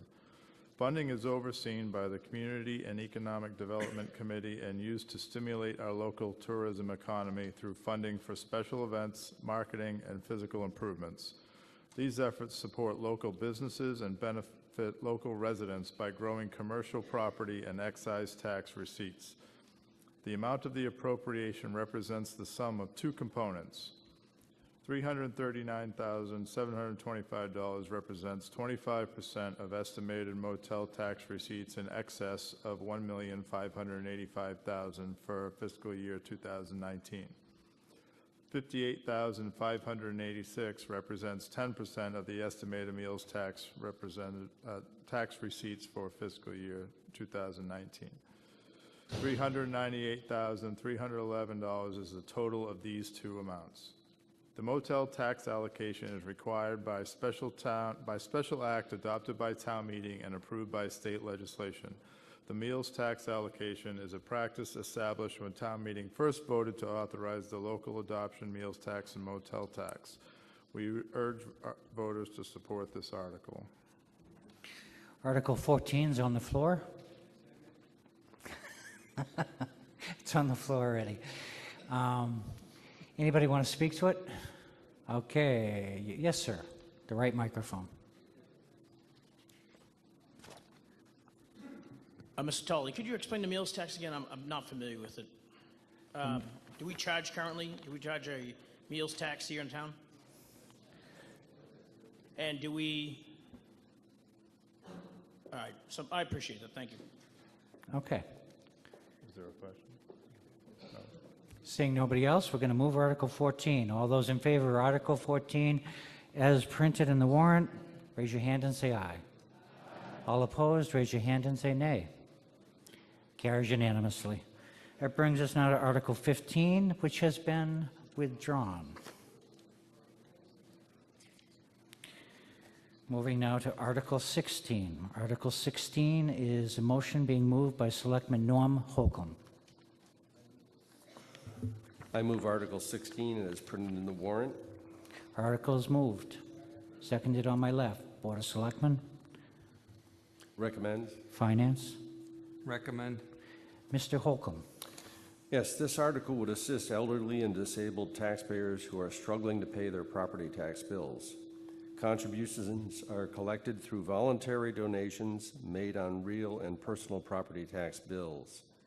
Awards are made yearly and applied directly to the residents' property tax bills based upon the applicant's need as evaluated by the 5-member committee. All applications are confidential and reviewed within executive sessions. Okay, ladies and gentlemen, that's Article 16. Any question? Any comment? Seeing none, we'll move to a vote. All in favor of Article 16, raise your hand and say aye. All opposed, raise your hand and say nay. It carries unanimously. You'll notice also that Article 16 has, the motion has been withdrawn. 17, sorry. 17. And Dan, maybe you could just explain, there's quite a few of these that are going to happen throughout the course of the afternoon.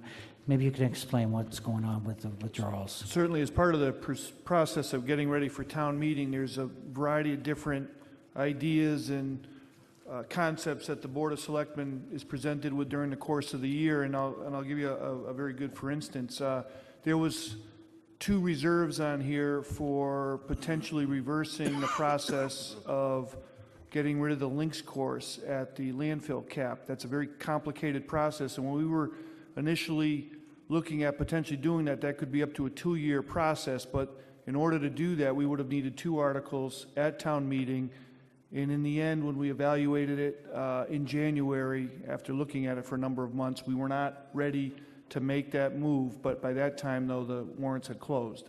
So we call them placeholders, and we'd like to think that we, as things move forward, we could get all that we would like to do in front of the town meeting, but things being what they are, sometimes that doesn't happen. Okay, I just wanted everyone to understand what was going on here. All right, that brings us now, ladies and gentlemen, to Article 18, being moved by Selectman Norm Holcomb. I believe, in fact, Mr. Ellis is going to move the CPA articles, very good. number 18 through 24. Okay, very good. Mr. Ellis? Thank you. Article 18. Okay, thank you, Mr. Moderator. Would you move it? Excuse me? Can you move it, please? You say that every time I get up here. According to my script, it says good morning, but it's officially good afternoon. I'm Gary Ellis, Chairman of the Community Preservation Committee, and we are here today to present our recommendations to you. As you know, community preservation funds by law are spent only in the 4 areas of community betterment, namely community housing, historic preservation, open space protection, and recreation. These funds in total are available and on hand before the application process begins and before the town meeting determines the expenditures. Since adopting CPA, we have completed some 75 projects. The CPA helps to strengthen our economy by expanding housing opportunities and jobs for the local workforce, supporting the tourism industry through preservation of Yarmouth's historic and natural resources. These funds are essential to preserving and improving our community and quality of life. To date, Yarmouth's revenues have totaled more than $10 million, and we have received 8.4 in matching funds from the state. One benefit of the CPA is that you, the voter, ultimately decide which projects to fund. Today, we are presenting 5 articles with 7 projects for your consideration.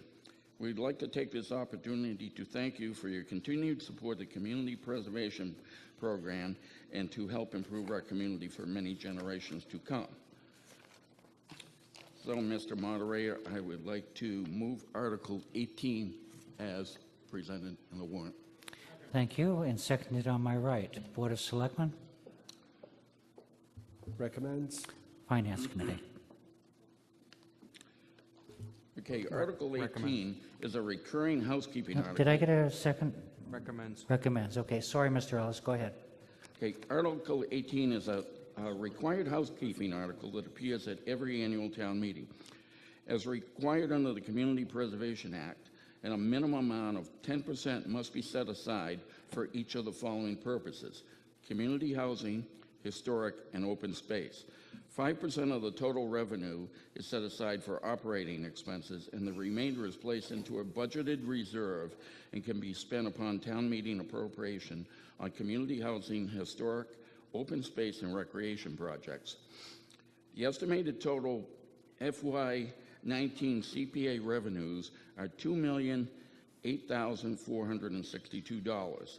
This figure is based upon FY19 estimated CPA tax receipts of $1,801,311 and estimated state match this year for $207,151. And the amounts that go into housing reserve, that 10% would be $210,000, open space would be $210,000, and historic preservation at $210,000. Included, or had addition to that, the operating expense for the CPA program is $98,000. Okay, thank you, sir. Article 18 is now on the floor. Anyone have any question, any comment? Seeing none, we'll move Article 18. All in favor, raise your hand and say aye. All opposed, raise your hand and say nay. Carries unanimously. That brings us now to Article 19, and again, we had Mr. Ellis, but Tom, you going to go ahead and do this? Yes. All right, go ahead, sir. Thank you, Mr. Moderator. I move Article 19 is printed in the warrant. Moved and seconded on my left. Board of Selectmen? Recommends.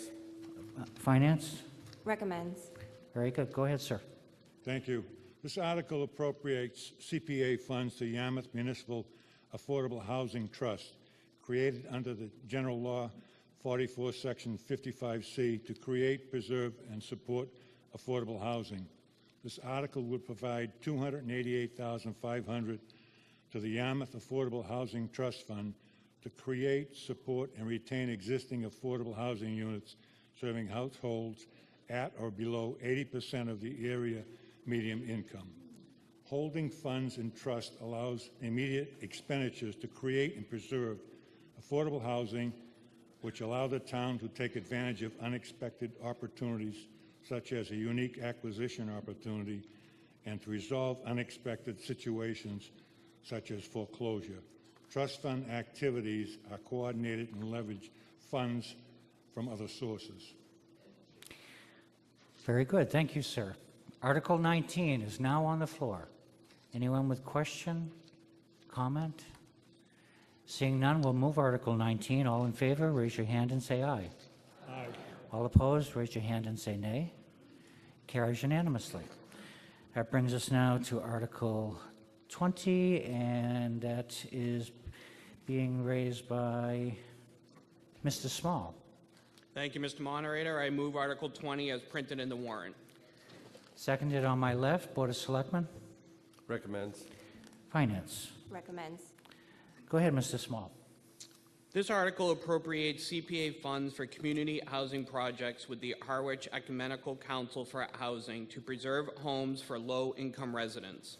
This organization has a proven track record, and they have the capacity to assist 5 or more eligible Yarmouth residents to ensure that they can remain in their homes. This program, like the Housing Trust, is for Yarmouth residents only. Funds will be provided to eligible homeowners in the form of a 0% interest, 15-year forgivable mortgage. The homeowner pays back the Town of Yarmouth Home Preservation Program if the home is sold, transferred, or refinanced. Some examples of improvements are making a home structurally sound and weather-tight, upgrading dangerous electrical or plumbing, and replacement of building and fire systems. Thank you, Mr. Small. Any questions? Any comment? Seeing none, we'll move Article 20. All in favor of Article 20, raise your hand and say aye. Aye. All opposed, raise your hand and say nay. Carries unanimously. That brings us now to Article 21, and that is also being moved by Tom. Go Thank ahead, you, sir. Mr. Moderator. I move Article 21 is printed in the warrant. Moved and seconded on my right. Board of Selectmen. Recommends. Finance. Recommend. Go ahead, Tom. Thank you. This article appropriates CPA funds for historic projects, and each line item appropriated as a separate project. Project A would provide funds necessary to replace old degraded windows at the Yarmouthport Library and uniform historically correct windows that will improve the historic look, safety, and cost effectiveness of the building, ensuring that the building and its holdings are protected and preserved. Why don't you go on to B, and if we have an issue, we'll deal with it then. Project B would provide funds to create historical digital online archive and register Barnstable Patriot newspapers.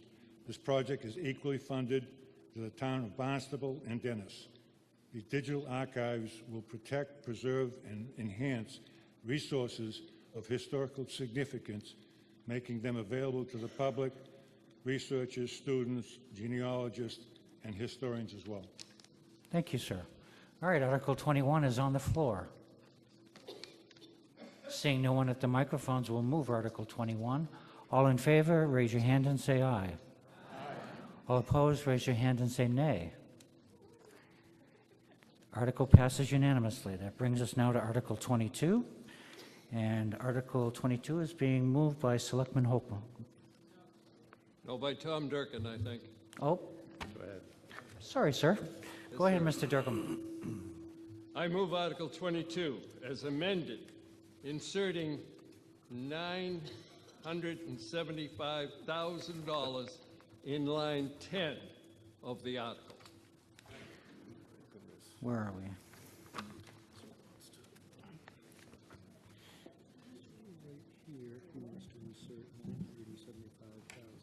Can you give me that figure again, sir? Yes, sir.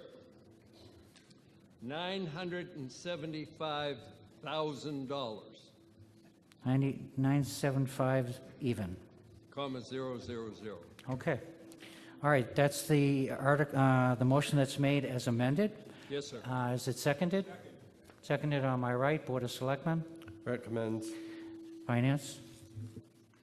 Recommend this being a maximum number, which you include. Okay, go ahead, sir. Help us understand Thank you, this one. sir. This article appropriates Community Preservation Act funds for land acquisition for open space purposes. The Community Preservation Committee presents a unique opportunity of outstanding value to the town. This is the third and final stage in a plan begun 20 years ago to create a Vista Park on the western section of Route 28.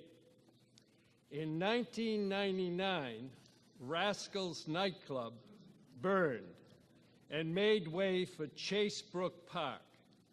In 2007, the 1750 house was raised and Mill Creek Park was created.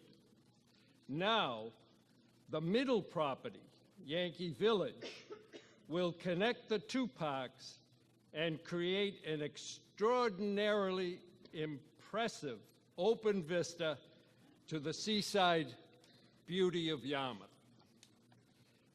This acquisition is endorsed by, and forgive me for reading this list, but I'm very much impressed by it.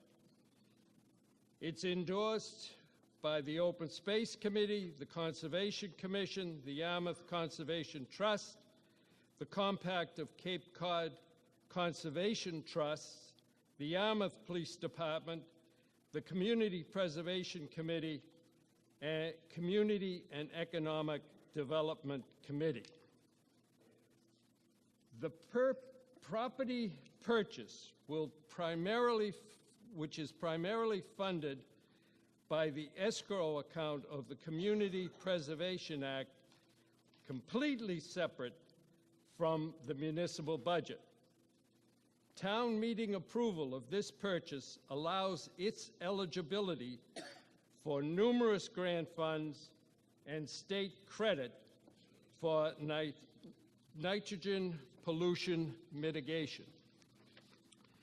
The location of this parcel within an environmentally sensitive area creates an ideal opportunity to improve water quality in Mill Creek, Chase Brook, and Lewis Bay.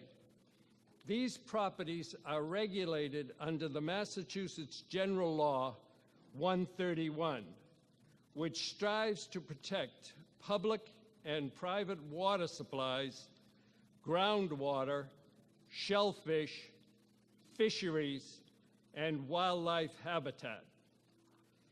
The entire property lies within the 13-foot flood elevation, with its highest ground level at between 6 and 7 feet. Developed property, as opposed to the natural environment, is more vulnerable to moving water, overwash, breaking waves, and storm surge, all of which cause erosion and scour. The vegetated wetland area is covered with Phragmites, and this invasive plant will be removed. further enhancing the view and improving wildlife habitat. This acquisition will build upon the town's effort to maximize the use of its natural assets. This property conforms to the town's hazard mitigation plan, item 28 of which states, and I quote, "To investigate acquisition of the flood-prone properties for underdevelopment, stormwater enhancement, conservation, recreation, and protection of scenic views. The acquisition of this property and its restoration as open space, connecting parks on either side, will significantly soften the perception of Route 28 as an overly commercial corridor. It will eliminate a blighted and underperforming commercial property while adding value to other businesses. The restoration of the property with plantings, paths, benches, and a footbridge across Mill Creek will be a very positive step for the environment and the town's tourist economy. We ask for your support of this acquisition. Thank you, Mr. Durkin. Okay, Article 22 as amended is on the floor. Anyone have any questions, wish to make any comments? Yes, I recognize you at the right microphone, ma'am. Yes, yes, I am. Okay. I'm Sharon Donegan, and I'm chairman of the Yarmouth Conservation Trust.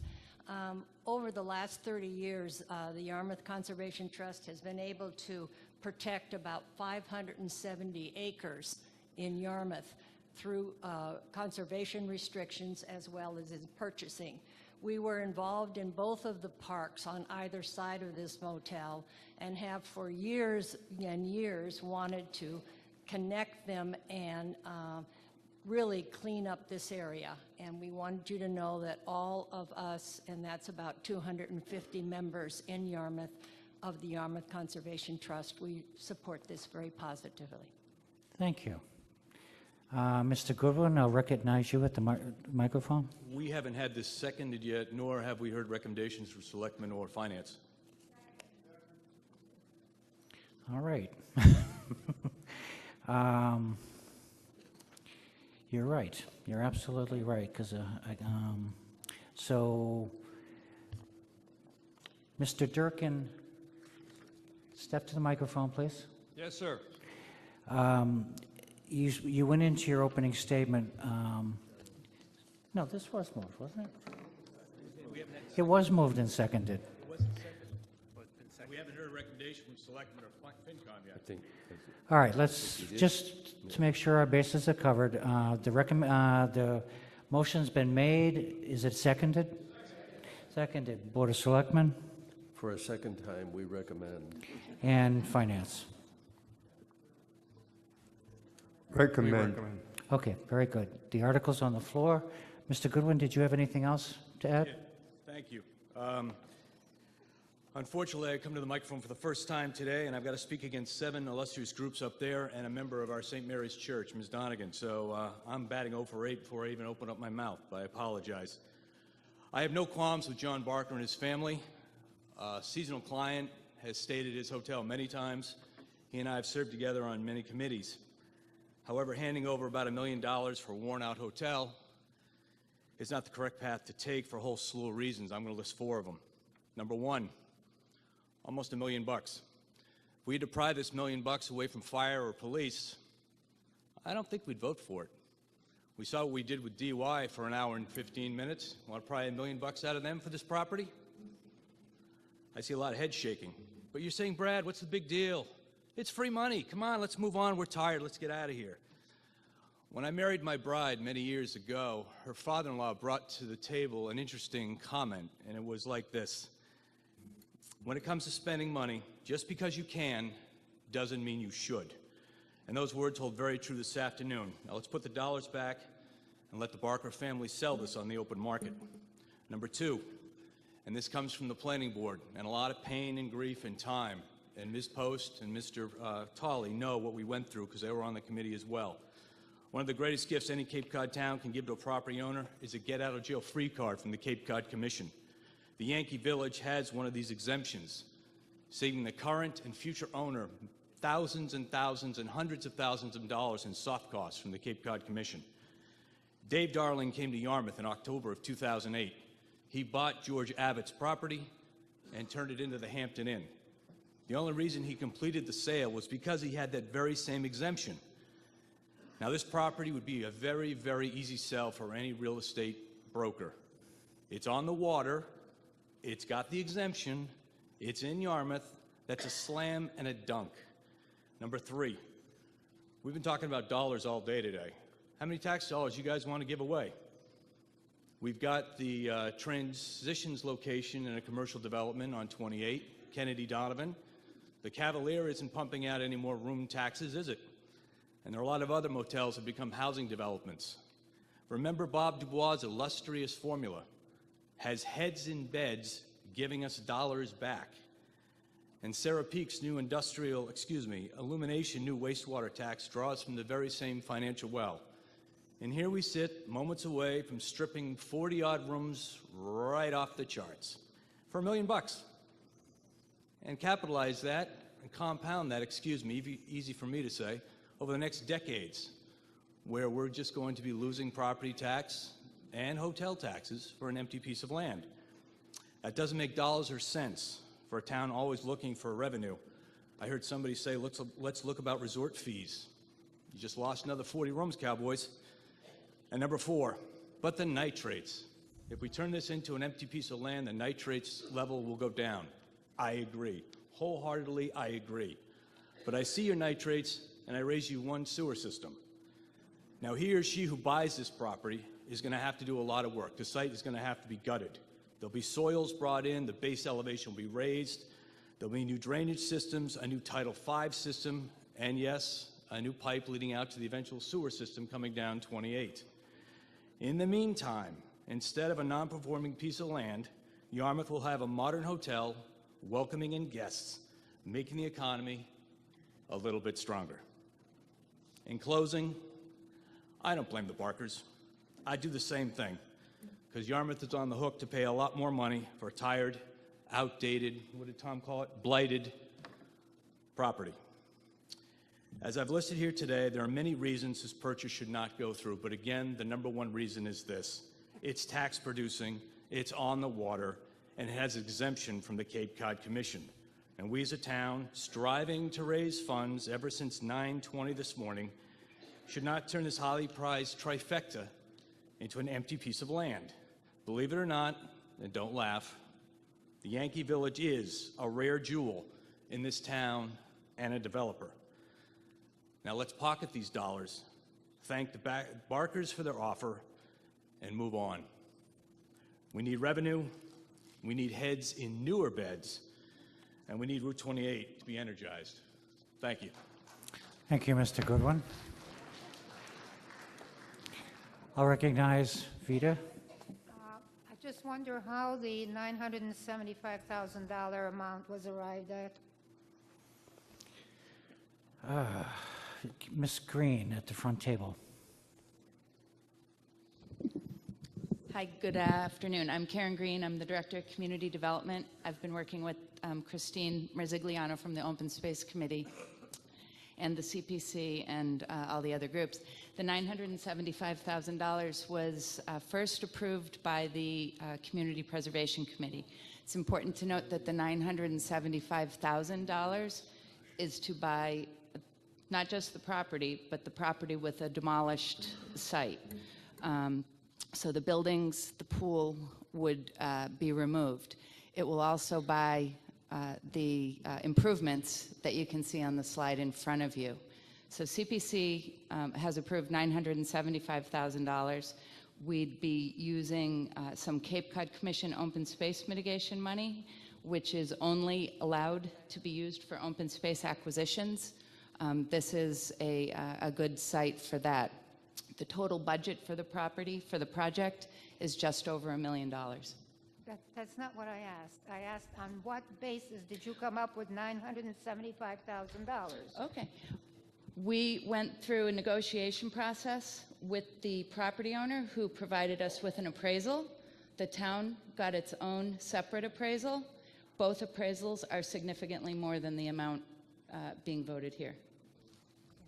Thank you, ma'am. Chris Greeley, go ahead. Excuse me, did the chief want to speak? I can wait. No, why don't you go first, sir? Sure. Hey, He may have a poem or two. I see, I see a police cruiser in sight. I slow. Good afternoon. Oh, yeah, okay. I've been watching this property for the past 40 years. I've listened to the public on what is a town going to do to improve Route 28. As we stand today, there are at least 20 vacant properties on Route 28. I don't know what you're going to bring in that postage stamp piece of property, but I can tell you IBM isn't going to come down and open up a business. This piece of property is a no-brainer. It's perfect to improve Route 28. Any tax revenue you might get from whatever might go in there is not going to be worth it. You are going to beautify Route 28. You're going to make the value of properties across from it, aside from it, and everywhere around it be better. Route 28 is going to be more appealing. And aside from all the environmental factors, you know, we're here on Cape Cod because we want to see water, nature, whatever. Let's bring it back a little bit. Let's condense our business areas in town.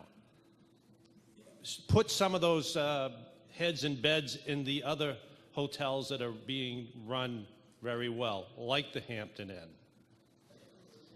This property, and it's no fault of the Barkers, has been a patrol hazard for a long time. And I am afraid that if we don't seize this terrific opportunity, that it's going to revert to something that it has been run as, a patrol hazard. We've arrested drug dealers, prostitutes, human trafficking, domestic violence, you name it. We've had it there. And that's common with any of the lower-end hotels that are run down. So I implore you to please take this opportunity, use the funding that is already there that is not going to raise your taxes, and beautify Route 28 and say, yeah, you know what? Town of Yarmouth did something to step up and improve our town. Come on, business people.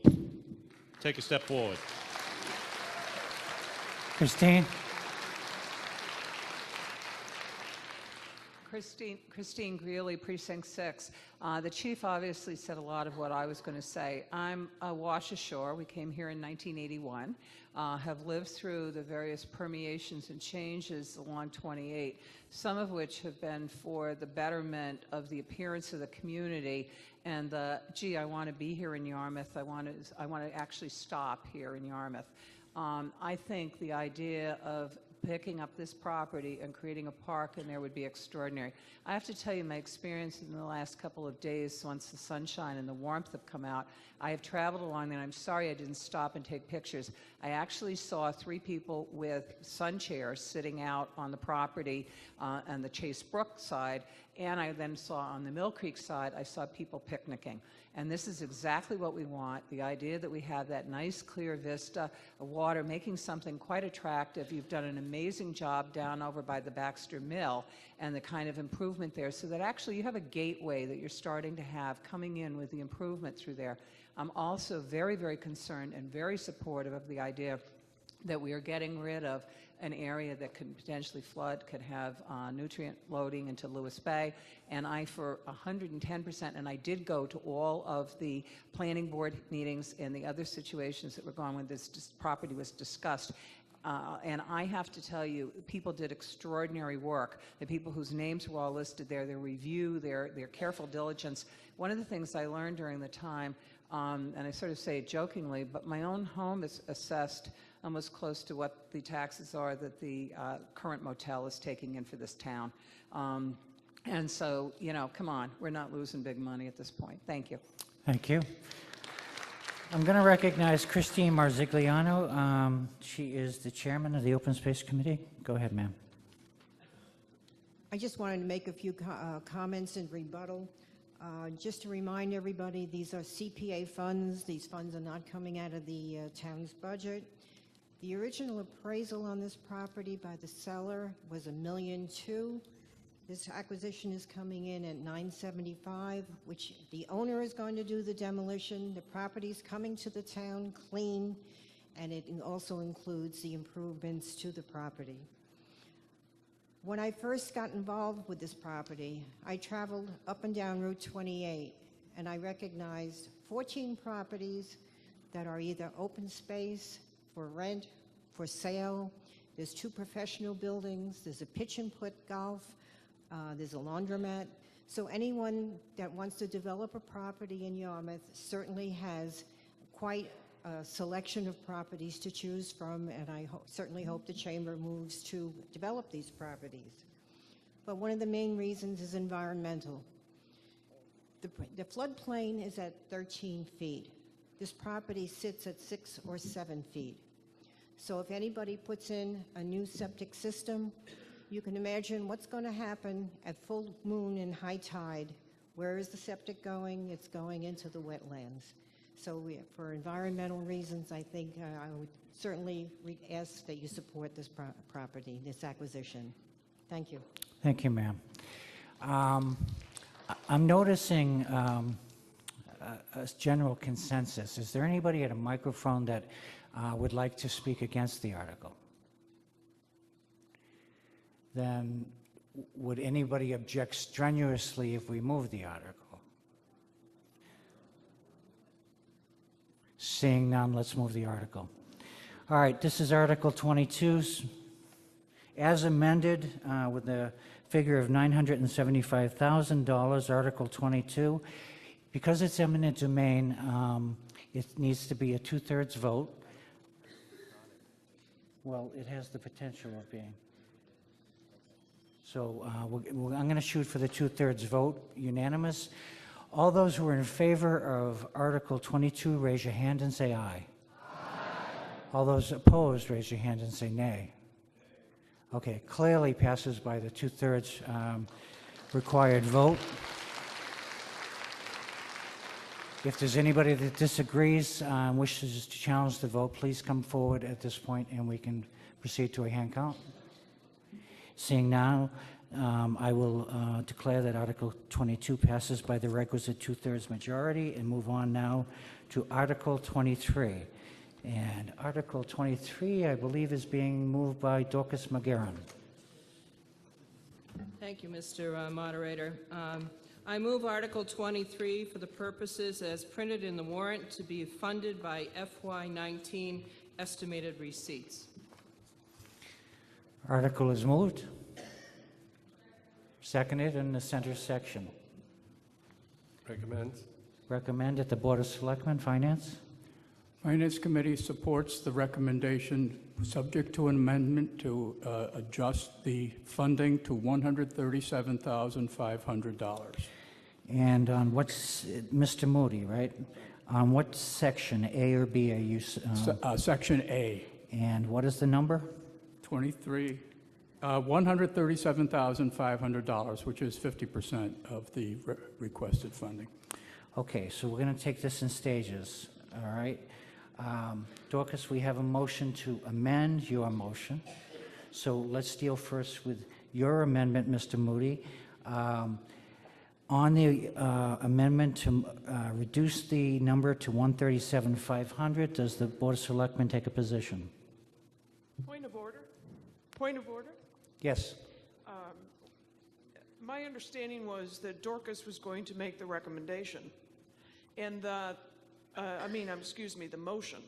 So hers was going to be the main motion. But inadvertently, now we've allowed someone else. Hold on one sec, okay? Yeah. Made the main motion. Right.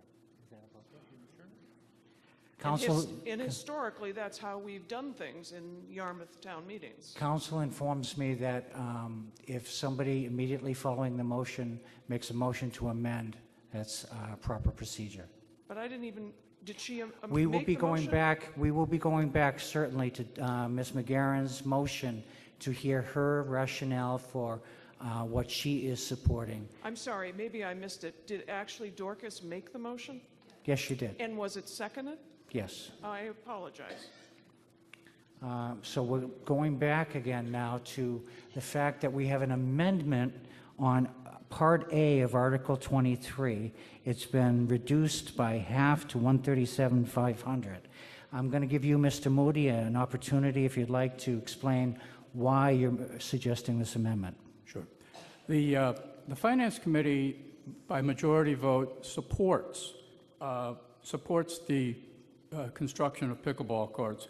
We believe that it's a beneficial activity that the town should invest CPA funds in. We think it has a lot of merit. After a lot of discussion, however, there were any number of questions and variables that remain open. Examples is what is the actual current existence of pickleball courts in the town? What is the availability going forward? What is the percent of use in the future by Yarmouth residents? How much of the activity would actually be utilized by our town using our funding? The program is basically a private program, not sponsored by the town. We also thought that at this point, the funding, which is a significant amount of money, there should also be consideration for longer-term other sources of funding.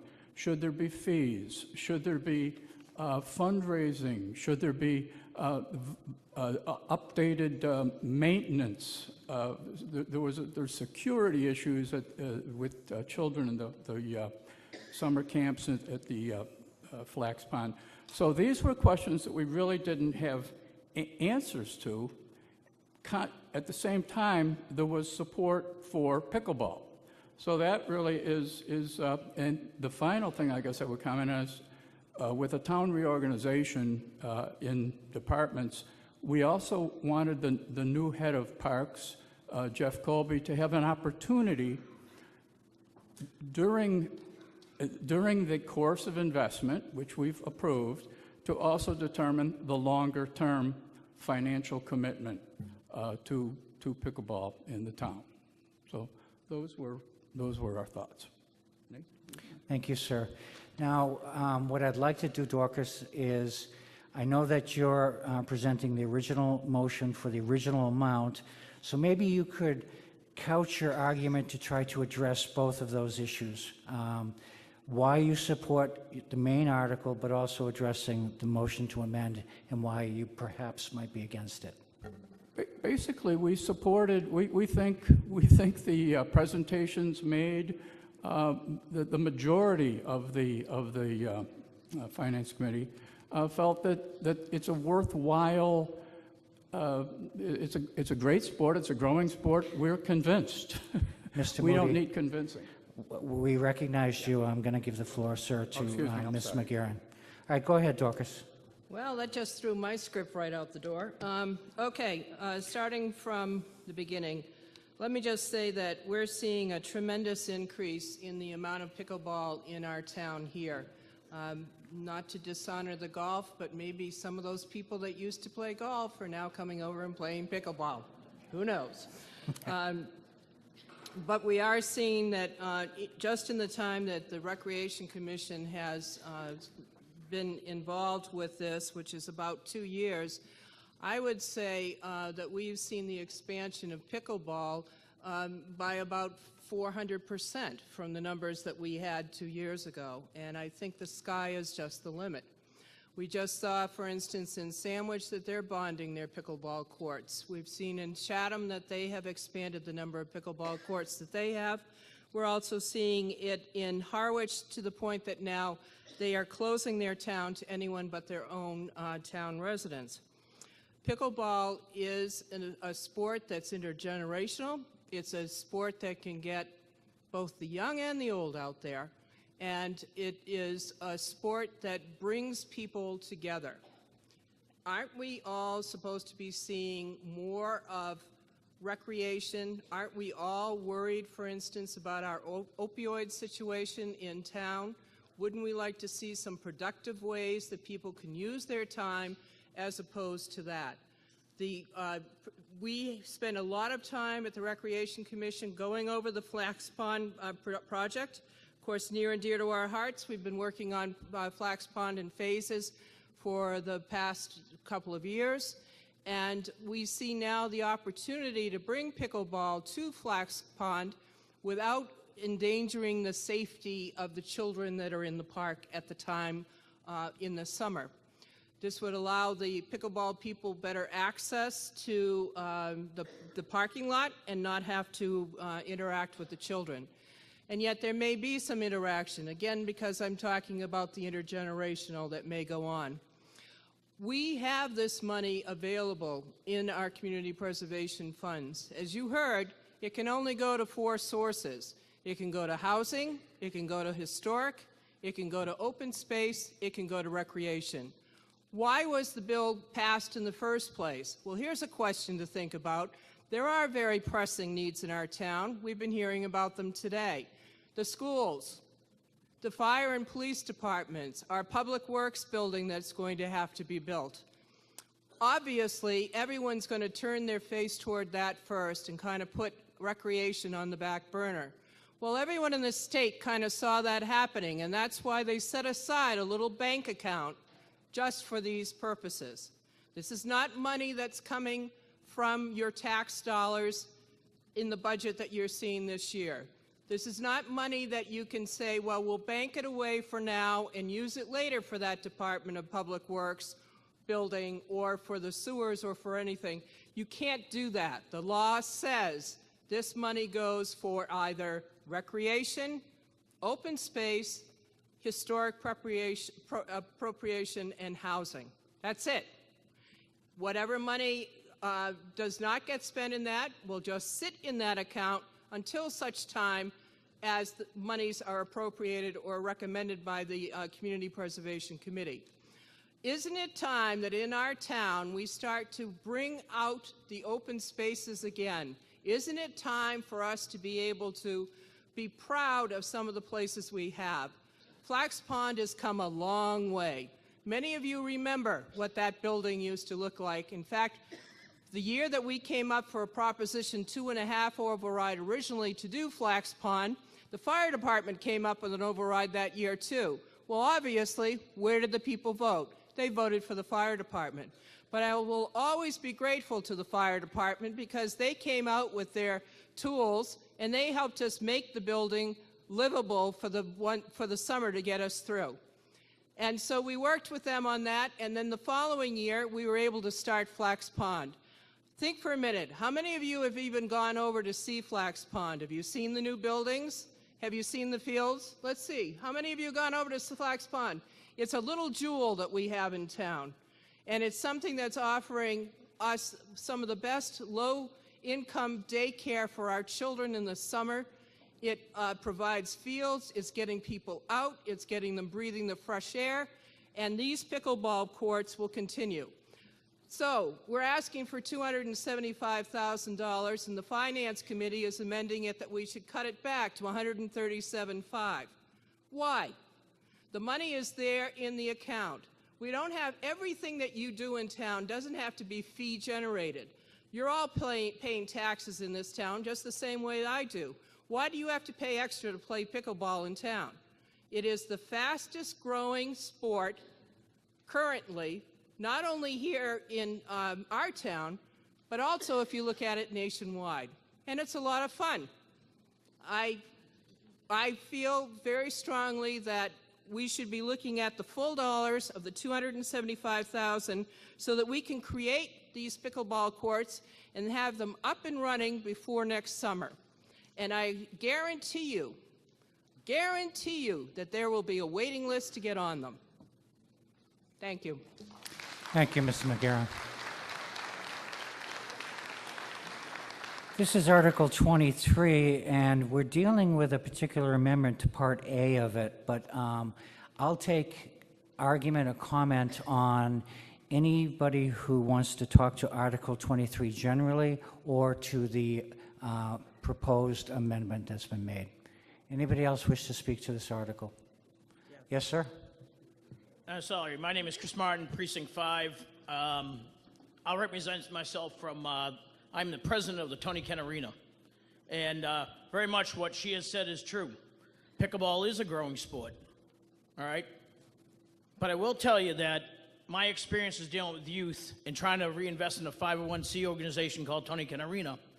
It's challenging to keep things alive. I'm a proponent of fees. I've had conversations with Pat several times now about how to generate activities for not only youth, but our real demographic, which is our older society. So I am very much a proponent of this. However, I am not a proponent of a single-use system. I think, and again, I apologize if there's plans to do a multi-use court, but this should be a multi-court or multi-use court. This should not be just pickleball. So I am very much a proponent of going forward and supporting the money, but this should be a multi-use. Tony Kent Arena is putting in curling. We are putting in outdoor street hockey, all on the shoulders of our youth hockey organizations. We're shouldering the money. We have not come to you for anything. I'm telling you, and we are trying to put a multi-source, a multi-use facility. This, again, don't limit yourself. I do believe it is a private, there's enough of an organization, enough strength in pickleball that you should charge for the use of that court. Make it a revenue generator. We have to think about that. So if there's a private organization that wants to run the pickleball court, look at curling. If you go to Falmouth, it's a private organization running its own curling program down there. It's a revenue generator for them. This should be a revenue generator. There's enough interest in this sport to make it a revenue generator. So make it a revenue generator to support other programs. Thank you, sir, for your comments. I'm going to recognize the gentleman at the left microphone. Pete Marinelli, Precinct 7. Point that up at you, just so we can hear you better. I'm a relatively new resident. I came in June of last year. Pickleball is a great game. I'm also a longtime golfer, and I heard you talking about golf earlier. I can tell you I have my reasons why golf is declining and pickleball is booming. The game is great for you, for your health. I've lost over 20 pounds playing it. It's very active, it's engaging, it's social. It's the game of the future. This game will be played in the Olympics someday, mark my words. You have money for this project. Designated courts are the only way to go with pickleball. I actually traveled to Chatham to go and play in designated courts up there. I tried to get it into Harwich, and they block it out. They're making courts everywhere. This sport is not going away. I believe they're teaching it. They started teaching it in schools now. I got my grandkids starting to play it. They love it. What better thing to have them put down their phones and tablets and get them out there playing pickleball? It's just, it's the game of the future here. Don't be short-sighted by people who just don't understand the game. It's easy to play. I play with a 93-year-old gentleman in Chatham, 93 years old. And to see him smile when he makes a point on you, you know, for someone 30 years younger, he makes a point, and it makes his day. You know, I always thought that golf would be the game that, I could play forever. My dad played until 86. I was hoping for that. But to see this gentleman play this game for that long, and I hope I can do the same. It's a great game. That's all I can say. Thank you. Thank you, sir. Joe, I'm going to come right to you. I just want to recognize the woman at the back right microphone. Yes, Ruth Sherman. I have lived in Yarmouth for 43 years, and I am currently enjoying pickleball, and I heard questions behind me. What is pickleball? Pickleball is a sport with a paddle. They use a wiffle ball-like ball. It's a smaller court, slightly smaller than tennis. The reason, I also heard a question about why do we need designated courts. The reason for that is we've been playing in Yarmouth, thanks to some excellent leadership, on tennis courts, which can be repainted. But the problem is, if you don't have the nets there, they're slightly different, and if you don't have the nets there that are already there, people are limited because they're not going to have their own nets and go set them up. So you need the nets to be already there. So can courts be used for other things? Yes, they are, even with the nets there. I have seen 3 generations on the courts at the same time. It is a multi-generation. It is not only the fastest growing sport in the United States, it is the fastest growing sport in the world. There was 16, I believe, I'm not totally sure, but 1,600 people playing in the nationals. And that was just, because you have to be at a certain level to get there. I encourage people to vote for the full funding that Dorcas has recommended. Ignore the amendment or vote it down. The money has already been approved through the escrow funds. It does not cost you extended tax dollars. And basically, I just encourage you to think about future usage. And as far as the fees, we do collect fees, and they are going back to the town, because the town will be getting the fees. Every year, we pay fees. So I have paid fees to Chatham, I've paid fees to Harwich, I've paid fees to Yarmouth, I've paid fees to Dennis. So it is not that we're getting a free ride. And let me tell you, people work hard to get the jobs done. Thank you. Thank you, ma'am. Mr. Goldstein, at the front microphone, go ahead. Thank you, Mr. Chairman. Joe Goldstein, Precinct 5. I'm speaking as just a resident of Yarmouth. I just want to correct a couple of things that have previously been said.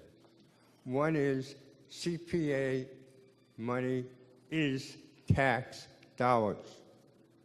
3% of your taxes go into their fund. If it didn't exist, you would have a 3% reduction in your taxes. I'm not suggesting that. I think CPA has a positive impact in housing, historical preservation, and I forget the third one, quite honestly, affordable housing. It has no positive effect necessarily on recreation. We have put in over $1 million, $1 million of CPA dollars already into Flex Pond. Just Flex Pond. Doesn't count the $500,000 they put into the sailing club. Both are well worthwhile endeavors. They're spread over a number of families within this community. Pickleball, for those who aren't aware of it, already exists in the town of Yarmouth. The schools, God bless them, put together 9, I believe 7 or 8, excuse me for not knowing the exact amount, of pickleball courts on their tennis courts. They didn't have to, but they saw a need and they did it. I appreciate that, and so should the town.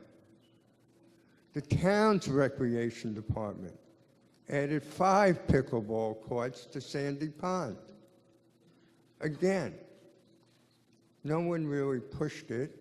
They did it on their own, and I think that's an admirable endeavor.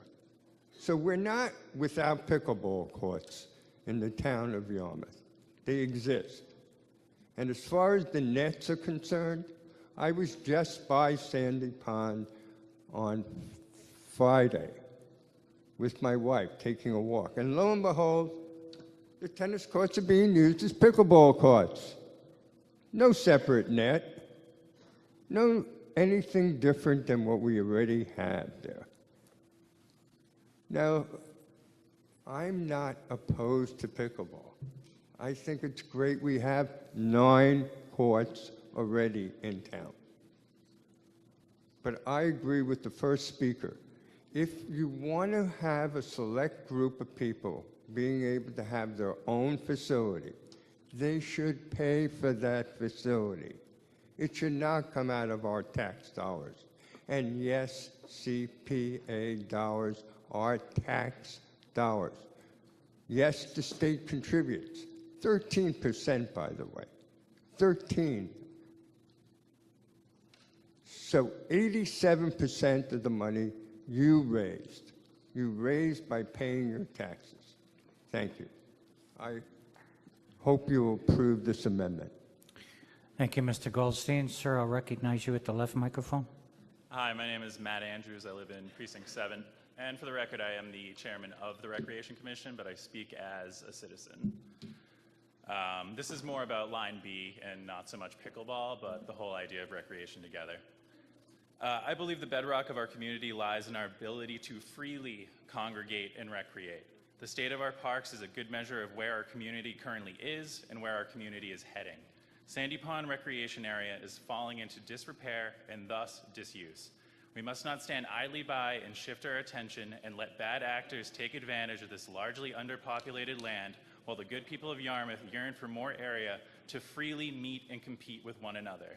Sandy Pond Recreation Area is the largest parcel of land our town has that is dedicated to recreation. Its location is ideal. It is easily reachable from either Route 28 or Route 6 and is practically located next to both the Yarmouth Fire Station No. 3 and the Yarmouth Police Headquarters. It sits in an area that is starved for public recreation and is otherwise underserved. In keeping with the spirit of a cooperating, intermingling community, the roadmap that has been sketched out, as you can see on the wall, has been sketched out, includes the revitalization of softball and soccer fields to be used by toddlers and seniors alike, a larger all-inclusive playground to be accessible by all abilities of both children and their guardians, basketball courts to facilitate healthy exercise habits and team building in our youth, and tennis and yes, pickleball courts to help both youth and retirees stay as active as they desire and deserve to be. Parking spaces will be more than double to accommodate the natural increased use of our public land. This will be a park that we can be proud of, with every square foot to be optimized so that there is no wasted space. Please, I urge you all, do not continue to allow the town's largest recreation area to descend further into an uncared for state. Its path to disuse and misuse is reversible now. Every day we linger makes it harder and more expensive to rehabilitate our space. Thank you. Thank you, sir. Mr. Tierney. Thank you. I just had a couple quick questions and a comment about the pickleball courts, being a pickleball newbie, I guess.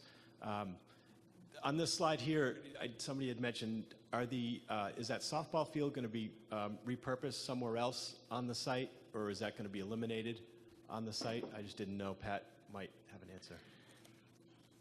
And my second question, as she's coming up, is the pickleball courts themselves, are they concrete?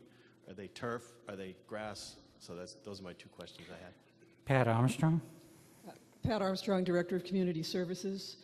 Joe, to answer your first question, 2/3 of the softball field that was grandfathered in when we purchased the property, and only 17.4 acres of the 100 acres of Flax Pond is certified as active recreation.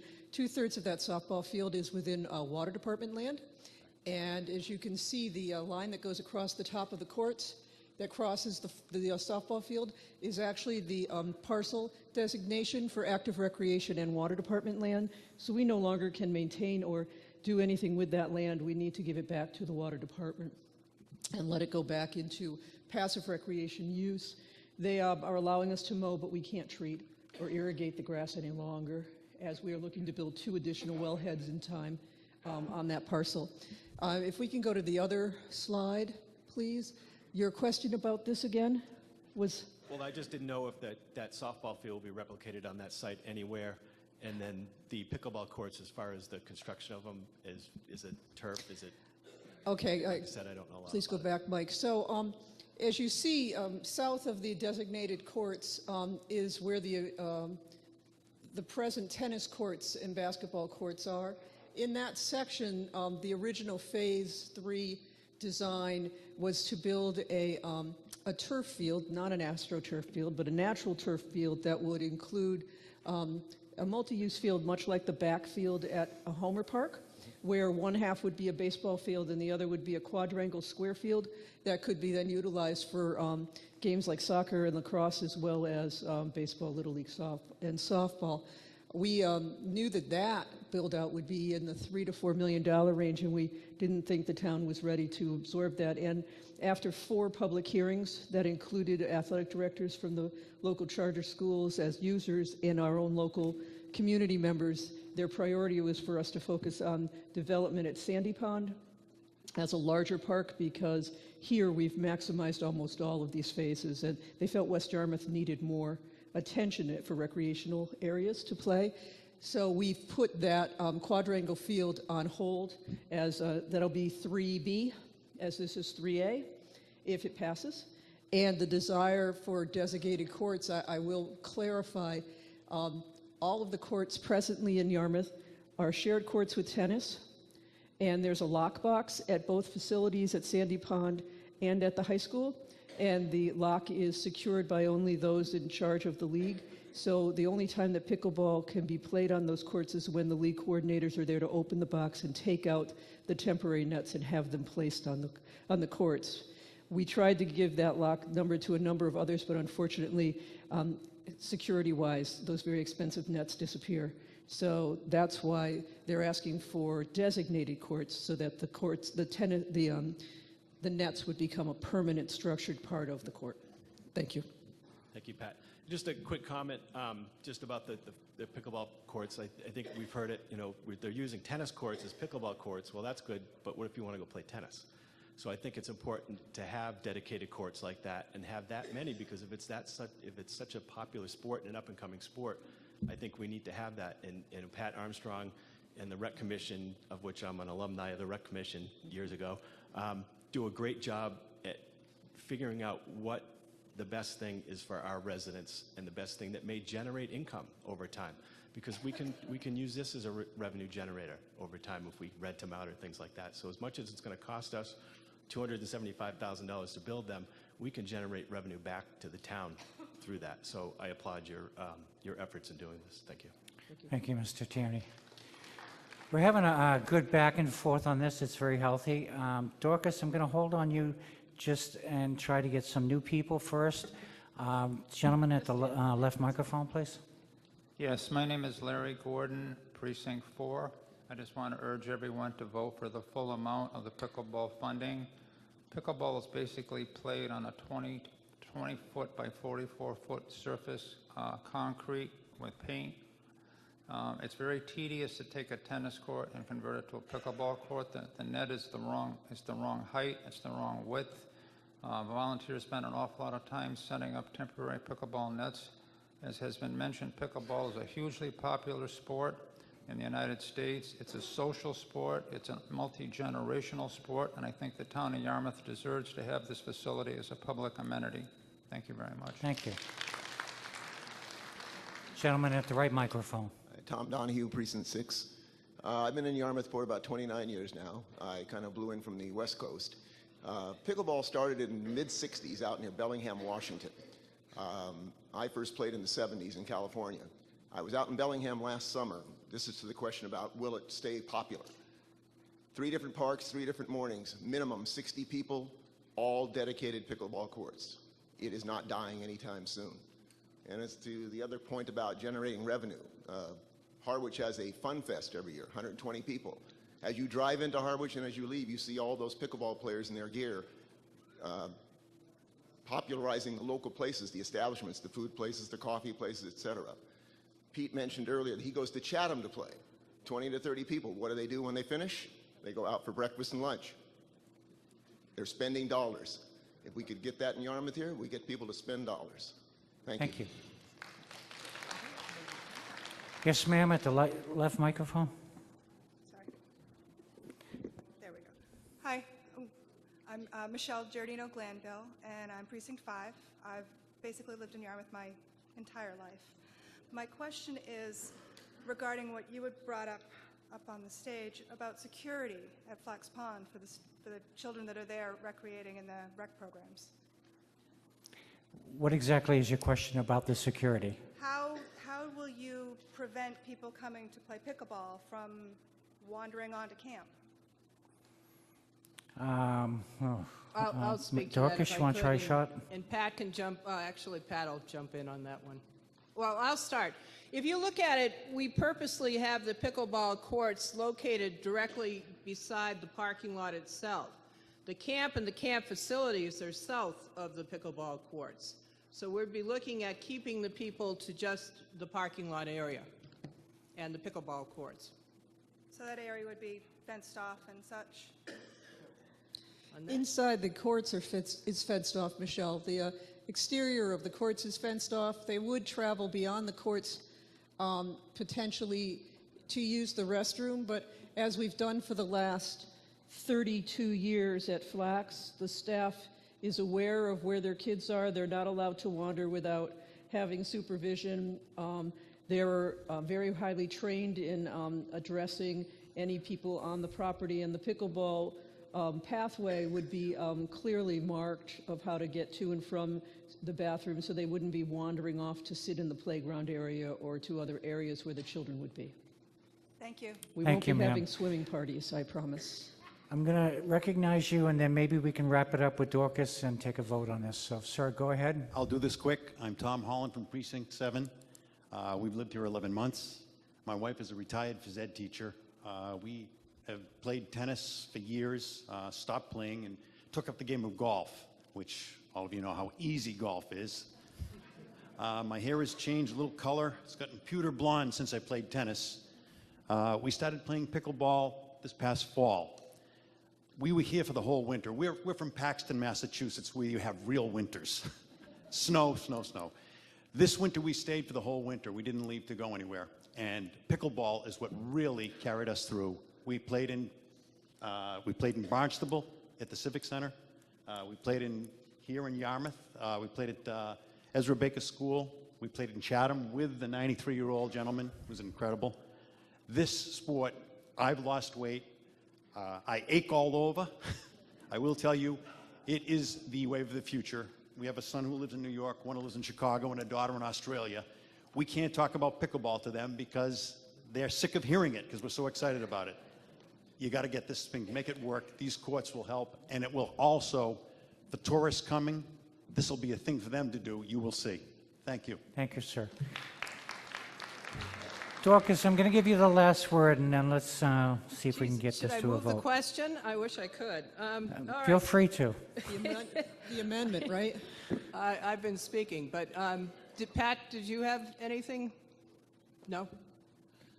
Just that there's been a very strong proponent of for this particular activity. The choice of adding them to Flax Pond is because we could be reactive to that and get them in within a 12-month period. Once the money is designated in July, we're hoping it's even sooner, where the Sandy Pond project, if you switch that mic to the second slide, the Sandy Pond project, where you see shared courts down on the bottom right, just over the moderator's head. To the left are 6 tennis courts, which will be left as tennis courts, so that the junior high school that now uses that facility as their tennis facility will remain available to them, and then the shared courts are on the right.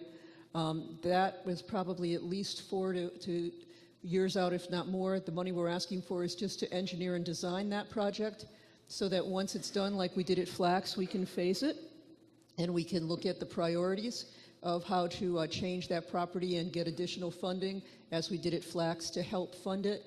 I don't know of any other recreation and parks department on Cape Cod or within the state that does as much fundraising as we're required to do. Victims of our own success, I will say. Because we did it with Flax, it's expected that we can go out and raise hundreds of thousands of dollars to build these amenities, because we did it before, and other departments that are asking for improvements aren't expected to do that same thing. We'll make an effort to do that, but if we have to raise money privately to build these public amenities, it might take longer than the 4 years we're hoping for. Thank So, you. Thank you. And now I move the question. Okay. All right, that's fair because she didn't comment, she delegated it to Pat. So the question has been moved, but let's be very clear. The question that we're talking about right now is the amendment to Part A of Article 23, which is to half the amount from 275 to 137,500. That is the issue that we are talking about right now, the amendment. So if you're in favor of reducing the Part A in half to 137,500, raise your hand and say aye. If you're opposed, raise your hand and say nay. Okay, that clearly defeats the amendment. That brings us back to the original Article 23. If nobody else has anything to add to Article 23, we can go to a vote. Mr. Goldstein? Mr. Moderator, if I could point out, we're only talking about line A of 23 to this point. I would remind you that we have a line B. No. It was moved originally, but we were dealing with the amendments Okay. that cut the money down, and that was just voted down. So now we're dealing with the entire article as a whole. Mr. Goldstein? The Finance Committee would prefer voting on each section separately. You have to make things in the form of a motion. I move that Article 23 be held as a separate issue, A and B. There's a motion on the floor? Point of order. Yes, sir, Mr. Holcomb. Wasn't this motion to move the article as printed in the warrant? Wasn't that the original motion? No, Mr. Holcomb, it was not. The original motion was to move the article, but for the purposes as written in the warrant, to be funded by FY19 estimated receipts. It's still a fair motion at this point to divide the question. So the motion has been made to divide the question. Is there a second? Second on my left. Anybody have anything further to say on the motion to divide the question so that we take Part A and Part B separately? Seeing none, all those in favor of dividing the question, raise your hand and say aye.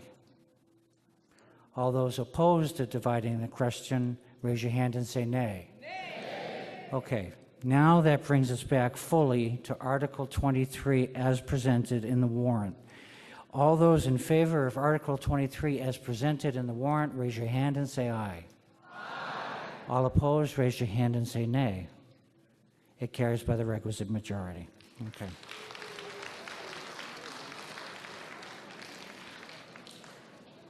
I believe Article 24 has been withdrawn. No, we're still on 23, Mr. Moderator. No, we're not. We voted for it That all? Line A and B? I'm sorry. Yep, My that's apologies. both. We're done. Sit down. I'm sitting. Article 24 is withdrawn, and that brings us now to Article 25. I remind you there's water and chips. Before we talk about marijuana, you might want to go get some of that. Article 25 is being moved by Selectman Mike Stone. Thank you, Mr. Moderator. I'll get to a less controversial topic than pickleball. I move Article 25 is printed in the warrant. Article is moved. Seconded in the front section. Board of Selectmen. Board of Selectmen recommend.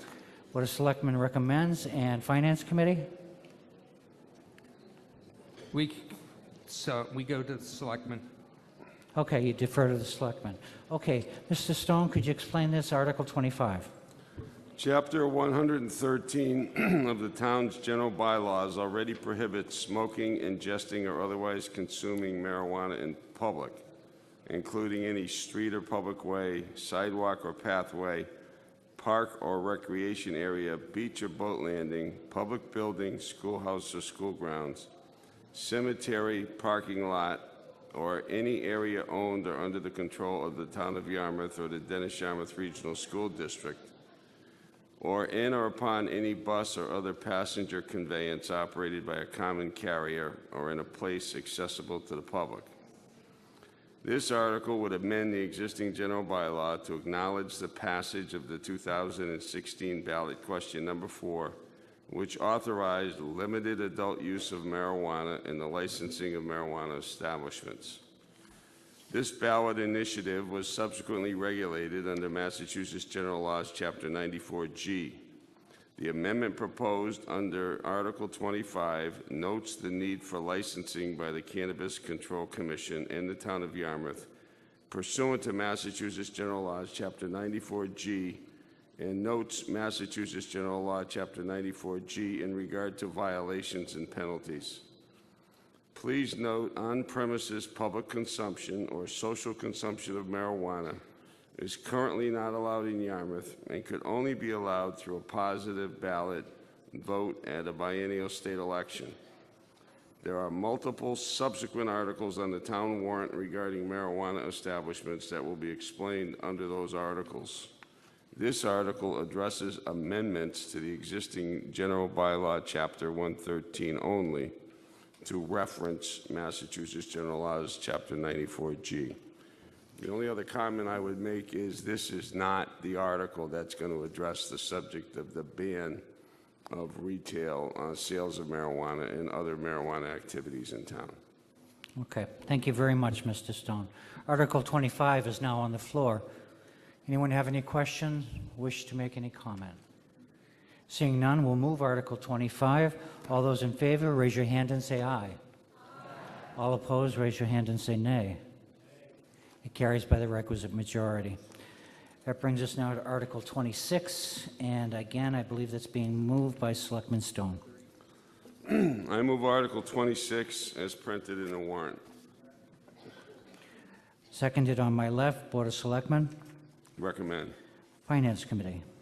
Finance Committee does not recommend. Very good. Okay, Mr. Stone. Adult use of marijuana and the licensing of marijuana establishments was legalized with the 2016 passage of Question 4 and subsequently regulated under Massachusetts General Laws, Chapter 94G.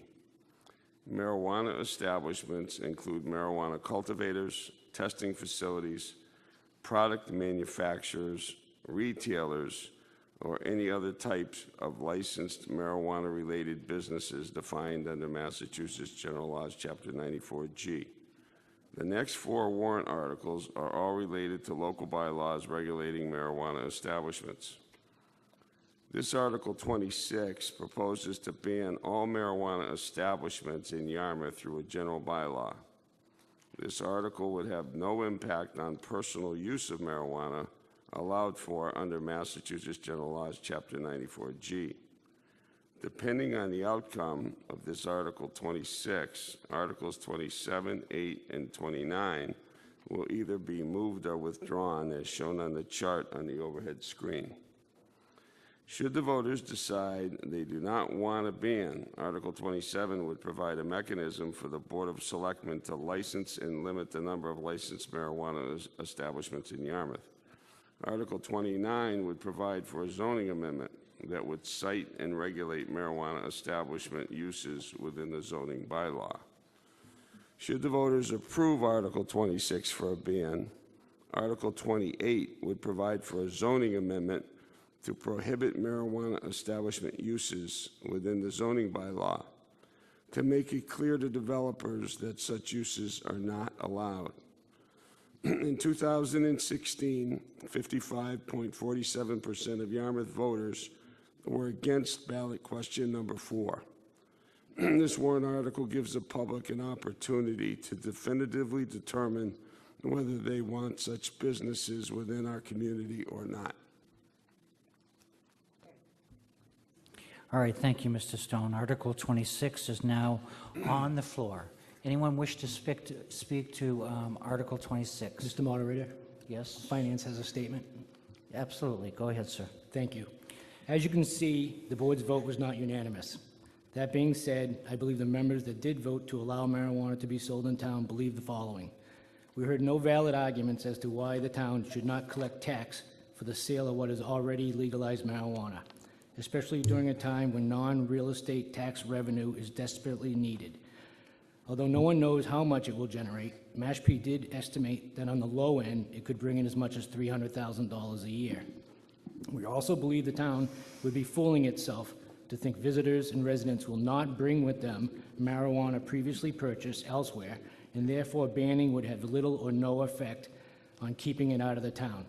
Finally, zoning has done their job in limiting the exact location to where it can be sold, as described in the next articles, and it is not near schools or other sensitive locations.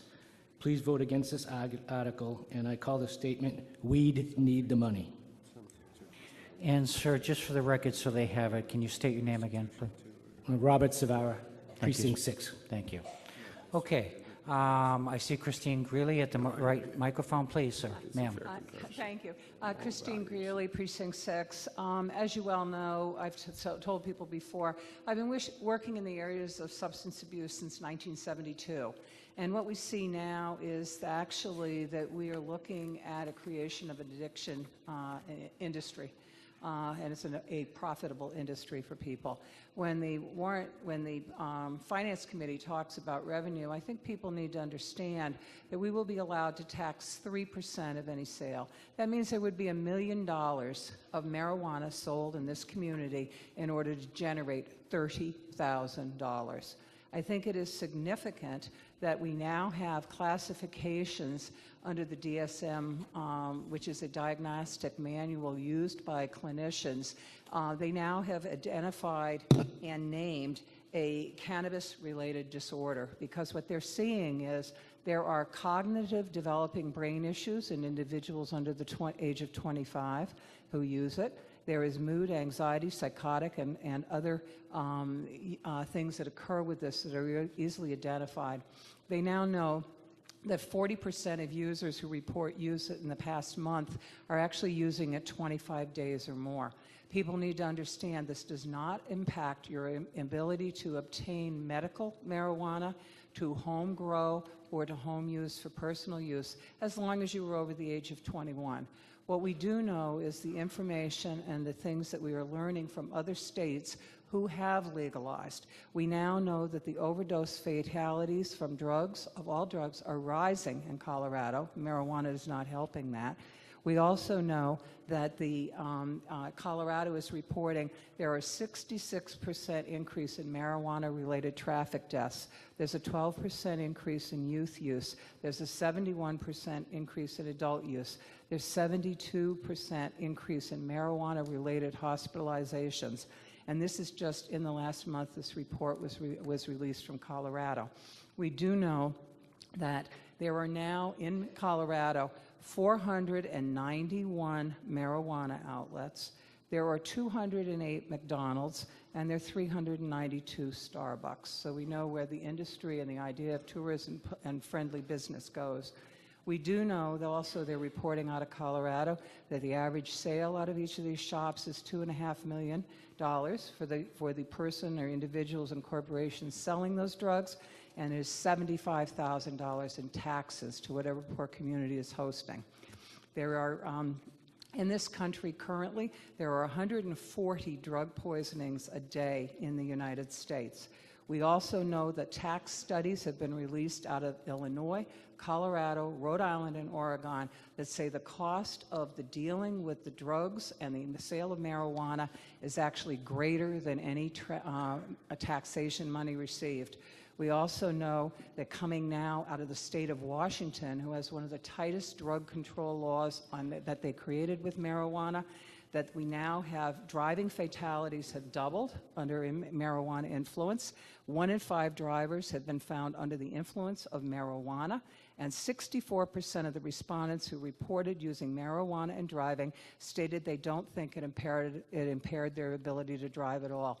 One of the evidence and the pieces that are coming out very clearly from states who have legalized is that it is leading to increased youth use, and this is not helpful. And I think that if you talk to people, individuals, and I don't care where you are on the Cape or in Massachusetts, they are seeing within our school buildings the increased use of marijuana because for some reason by legalizing it, we now believe there's nothing wrong with it. There is a great deal wrong with it. And all I can do is urge my fellow citizens here in Yarmouth to please, please, please vote yes on this article. Plus, the added benefit is you don't have to sit through the next 3 articles. They'll be withdrawn.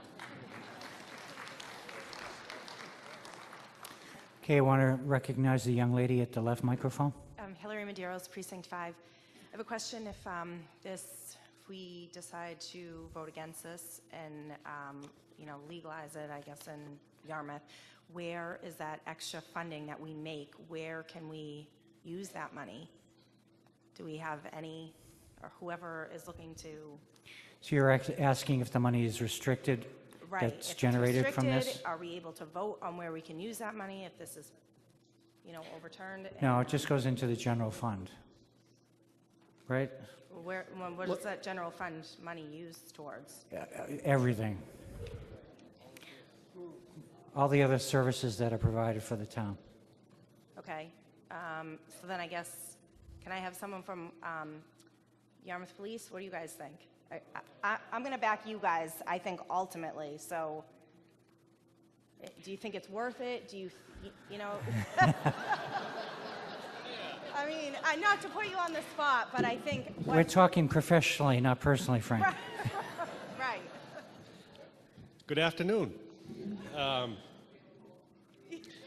Do you want me to be politically correct? No, I want you to... Or do you want me to speak as a parent, a citizen, and someone who wants to live and continue being a good person here? I want you to Listen, speak your heart. I grew up in the 60s and 70s, went through all the sex, drugs, and rock and roll. But I can tell you, never once did I touch a marijuana joint, never smoked, never did LSD, never did PCP, never did Black Beauties. I did have some alcohol. But I don't like the idea of having a marijuana shops in Yarmouth. I don't think it's the right thing to do. I think, quite frankly, we've been bamboozled throughout this country on this subject. It's a personal matter, but I don't think we need to have it thrown in our face any more than it is. I prefer it to be in the black market, leave it alone, and do it our way. However, our citizens have voted, so I am going to abide by the laws that our voters set forth. This town has a chance to do what's allowed under the law. So I would, if I were voting today, I would vote not to have marijuana sales in this town. It's that simple. Thank you, sir. All right. Ms. Morris, I'll recognize you. As far as collecting taxes, you may recall that as soon as Attorney General Sessions mentioned the possibility of invoking the supremacy clause of the federal law, he was almost immediately seconded by the U.S. Attorney here in Massachusetts.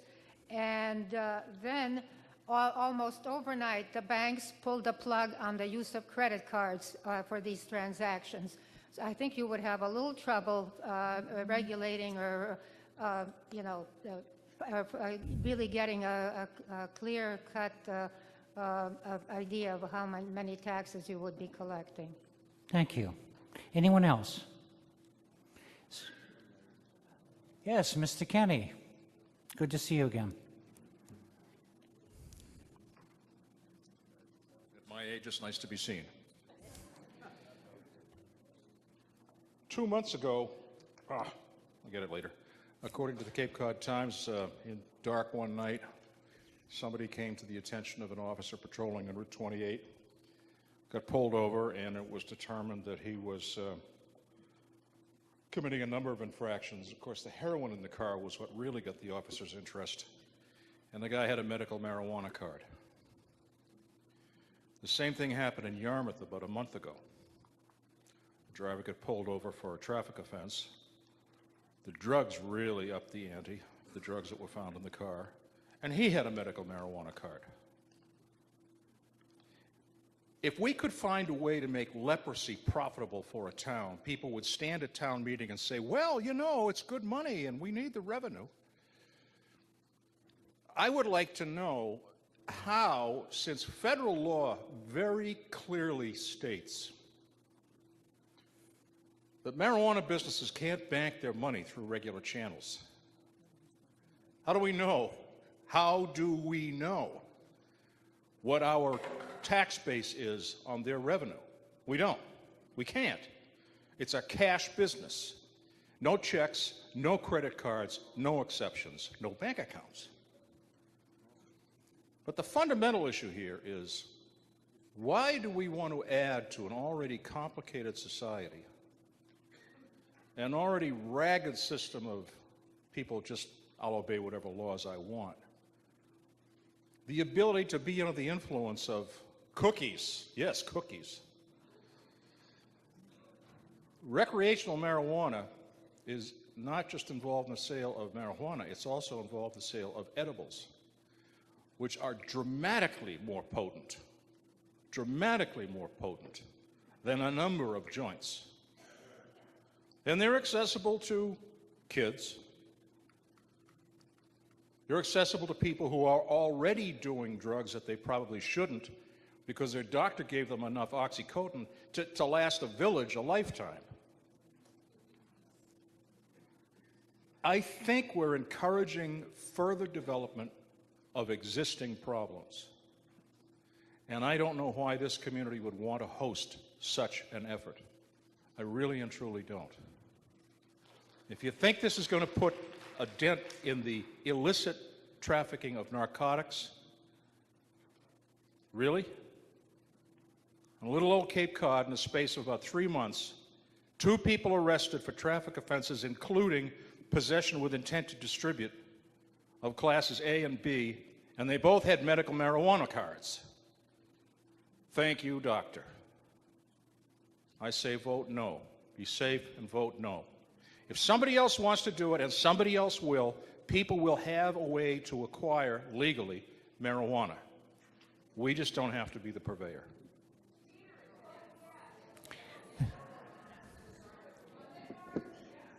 Say what? I'm not hearing what they're saying. The article is to ban establishments, so you're asking... Ban it. I got that impression. Ban it. But Very good. That's what I've been saying. Ban it. Say no. Right. Just You got say it. no. You want to drive to Dennis, you want to drive to Brewster, you want to drive to Falmouth, that's fine. I don't know if you can find your way back home, but ban it here. We don't have to be part of the problem. All right, I got you. Mr. Moderator, just one comment. Peter, to say no, you have to vote yes. Ma'am, I want to recognize you at the back microphone, and then maybe we can move this to a vote.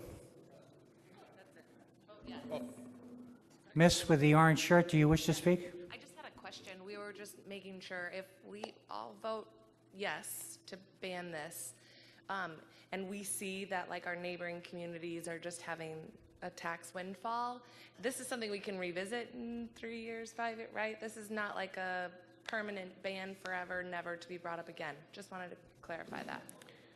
Yeah, I think you can change zoning. Okay. Yep. Thank you. Okay. All right. Looks like we're good to go. Let's vote on Article 26. All those in favor of Article 26, which would ban marijuana establishments in the town, all those in favor, raise your hand and say aye.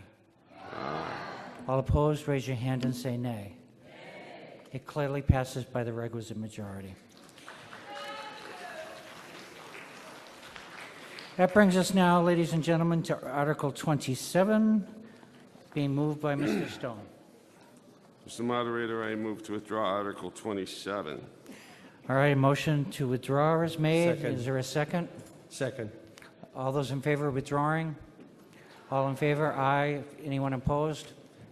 All right, Article 27 is withdrawn.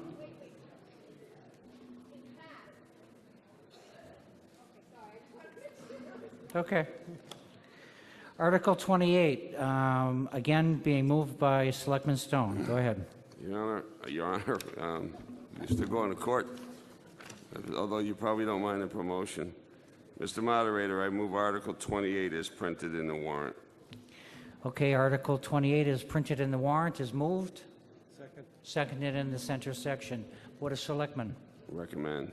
And Finance? Defer. Defer. Okay, Mr. Stone, would you, Chris Vincent? Mr. Vincent is going to give the explanation. Mr. Vincent, there we go. Mr. Vincent, at the front microphone. Thank you, Mr. Moderator. Let me just make sure I got my notes straight here. Article 28. As Article 26 to ban marijuana establishments in the town of Yarmouth passed, this amendment would prohibit marijuana establishments in the use regulation table of the zoning bylaw and add a definition for marijuana establishments, which includes marijuana cultivator, testing facility, product manufacturer, marijuana retailer, or any other type of licensed marijuana-related business per Massachusetts General Laws, Chapter 94G. Okay, Article 28 now is on the floor. Anyone have any questions, wish to make any comment? Seeing none, we'll move Article 28. It's a zoning article, so we need a 2/3 vote on this. I'll look for the voice majority. All those in favor of Article 28, raise your hand and say aye. Aye. All opposed, raise your hand and say nay. It clearly passes by the 2/3 requisite majority. If there are 7 or more voters that wish to contest that decision, please come forward. Seeing none, I'll determine that Article 28 is passed by the requisite 2/3 majority, and that will bring us now to Article 29. Article Mr. Moderator, 29 is moved by Mr. Stone. I move to withdraw Article 29. Article is moved and withdrawn. Okay, very good. Second. Second, anyone vote to withdraw Article 29? All in favor, say aye. Very good. Okay. Article 30. Article 30 is also being moved by Selectman Stone. Go ahead, sir. I move Article 30 is printed in the warrant. Article 30 is printed. The motion is made. Seconded on my right. Board of Selectmen. Recommend. Recommend. Finance. Defer. And Planning Board. Recommend. Okay, Mr. Goodwin, could you give us an explanation of this? I will. This doesn't deal with marijuana. We breathe easily, almost like a bookkeeping amendment. In 2006, town meeting passed the first motel overlay district for redevelopment of the motel properties there in our business district by offering owners a wide range of opportunities, including higher density multifamily housing. 2 motels using their existing structures have taken advantage of this bylaw to convert to housing. However, it has become clear that high-quality, functional apartments utilizing the existing motel structure does not mesh. These older buildings are often narrow, in poor condition, resulting in new undersized housing units that are inconsistent with the town's vision and standards of comfort and function.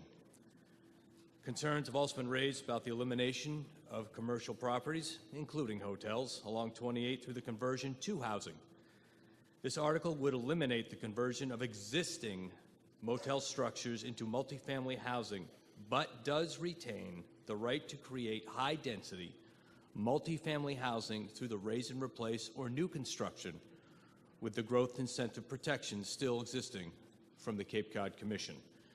The change would do 2 things. Promotes the creation of high-quality and livable multifamily housing consistent with our community character, and number 2, is beneficial to our beneficial to our resort economy by encouraging successful Route 28 motels to remain just that, as motels. This amendment would not require raise and replace for conversion of motel structures to other commercial or office uses, and would only apply for the conversion to housing. Okay, thank you, Mr. Goodwin. This is a zoning article. Anyone have any questions or comments? Seeing none, we'll move Article 30. Again, it's a zoning article, requires a two-thirds vote. All those in favor of Article 30, raise your hand and say aye. All opposed, raise your hand and say nay. Thank you. It clearly passes by the, thank you, Mr. Quirk. It clearly passes by the requisite two-thirds majority vote. If 7 or more people wish to contest that, please come forward and we'll do a hand count. Seeing none, I make the determination that Article 30 passes by the requisite two-thirds vote, thus bringing us now to Article 31, again with Selectman Stone. I move Article 31 is printed in the warrant. Articles moved and seconded on my left. Board of Selectmen. Recommend. Finance? Defer to Selectmen. Planning Board recommends. Planning Board recommends. Mr. Barron, go ahead, sir. This amendment includes minor changes to multiple sections of the bylaw to include allowing for bus shelters of 120 square feet and less to be located within the front yard setbacks if approved by site plan review team and not located to impede sight lines or traffic visibility. Clarify that minimum 20-foot front yard setback is required in the B1, B2, B3, HMOD 1, and HMOD 2 zoning districts to provide for vegetated buffers. It defines light poles as being measured from the highest point of the light structure. It allows for additional lighting along the property lines at driveways. It clarifies that Village Center Overlay District design standards apply to the entire site and both existing and new buildings. And lastly, it allows for more flexibility in providing bicycle parking and bicycle circulation within Village Center Overlay District developments. Thank you, Mr. Barron. Article 31 is on the floor. Any question? Any comment? Seeing none, we'll move Article 31. Again, it's a zoning article. I'll look for the voice unanimous. All those in favor of Article 31, raise your hand and say aye. All opposed, raise your hand and say nay. It clearly passes unanimously. Article 31 passes unanimously. That brings us to Article 32. And it looks like Article 32 has been withdrawn. That'll bring us to Article 33. Article 33 has been withdrawn, so that will bring us to Article 34. Mr. Moderator, if I can explain why we withdrew Absolutely. 33. It's because the funding for that work is going to be undertaken under, it was approved under Article 11. So Very it was redundant. Very good. That's Selectman Forrest for the record. Article 34, wastewater, moved by Selectman Forrest. I move Article 34 as printed in the warrant. Seconded on my right, Board of Selectmen. Recommends. Finance? Recommend. Very good, Mr. Forrest. Oh, we're going to go with Dan. Or which one? The towns of Dennis, Harwich, and Yarmouth are requesting to file special legislation with the state of Massachusetts that would allow for the potential formation of the Dennis, Harwich, Yarmouth Clean Waters Community Partnership. This partnership will allow the three towns to continue to work together to find ways to solve the town's wastewater issues and to draft an agreement that would describe how they would govern the sharing of vital infrastructure, particularly a wastewater treatment facility and the effluent reuse facilities. An agreement would require future town meeting authorization. However, approval at this time allows the towns themselves to look for cost-saving measures, develop a draft agreement. A partnership could potentially save each town millions of dollars annually for the construction and for the operation of the shared infrastructure.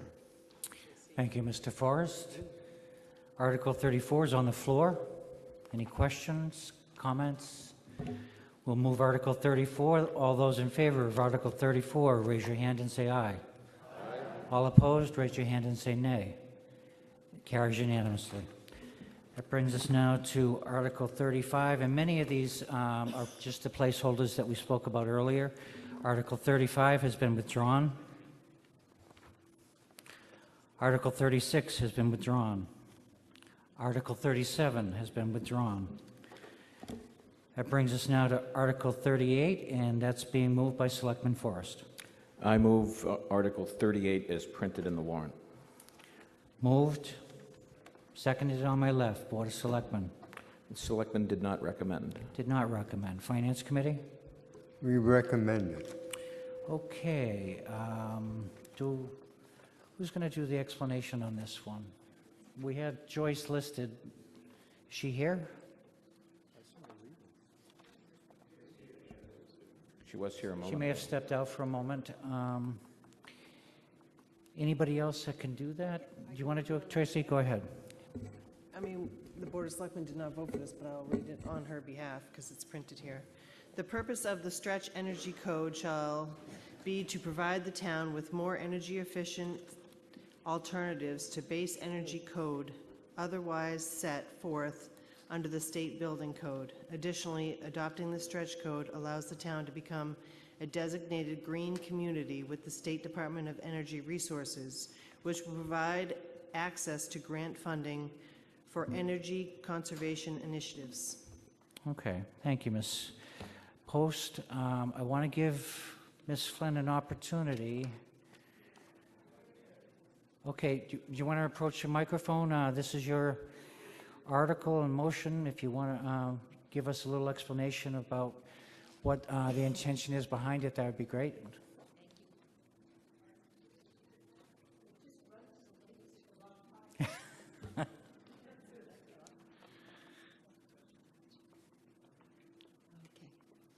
Well, the stretch code is a code that's slightly above the basic building code in terms of its energy efficiency requirements. The new stretch code was enacted in 2017, and that's the one that we're going by. These building codes come in 3-year cycles. I say that because if you look up stretch code, you can end up at an outdated website because they've changed their website. So make sure if you want to look it up, you're looking at the 2017 version. I'd like to just say that the origins of the Green Communities Act, of which the stretch code is a part, are part of a whole happy story of people working together and taking a good idea and making it more than the sum of its parts. So, on to our next slide. We're going to be flying through these because you have handouts out on the table of this, so you probably have already seen this. Okay, stretch code applies only to new residential housing and new commercial construction that is over 100,000 square feet in the case of commercial. If, God forbid, you're building a house of more than 100,000 square feet, stretch code still doesn't apply, but don't do that. Only the base energy code would apply there.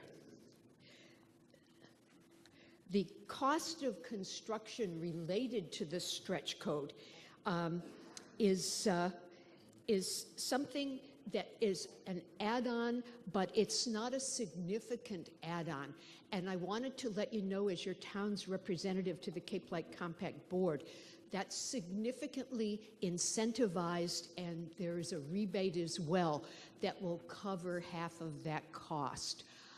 That's important to know because you'll start to, if you're building a new house, hear about a HERS performance rating, and you have to have a specialist come in for that. But because that increases the overall efficiency and lifetime efficiency of your house. That is rebated through Mass Save and the Cape Light Compact, so that you won't be paying that full amount. The costs of construction are shown to be recouped within the first 2 years. And the reason that happens is that your utility bills will be significantly reduced. And there are banks now, think of the banks who deal with Habitat for Humanity. Habitat houses are all already built to stretch code, that are aware, if you're meeting this code, that your lifelong utility costs per month are going to be less. And so that's taken into consideration when they calculate the amount of a mortgage payment that you could make monthly. The stretch code's the last of 5 criteria. Oh, let me just give you a look at that map. Orange is all the people who've adopted the stretch code. The stretch code, it's now up to over 217. Town meeting season, this keeps getting voted in because more towns want to join green communities. New residential construction, not residential additions, new commercial construction, the really big things.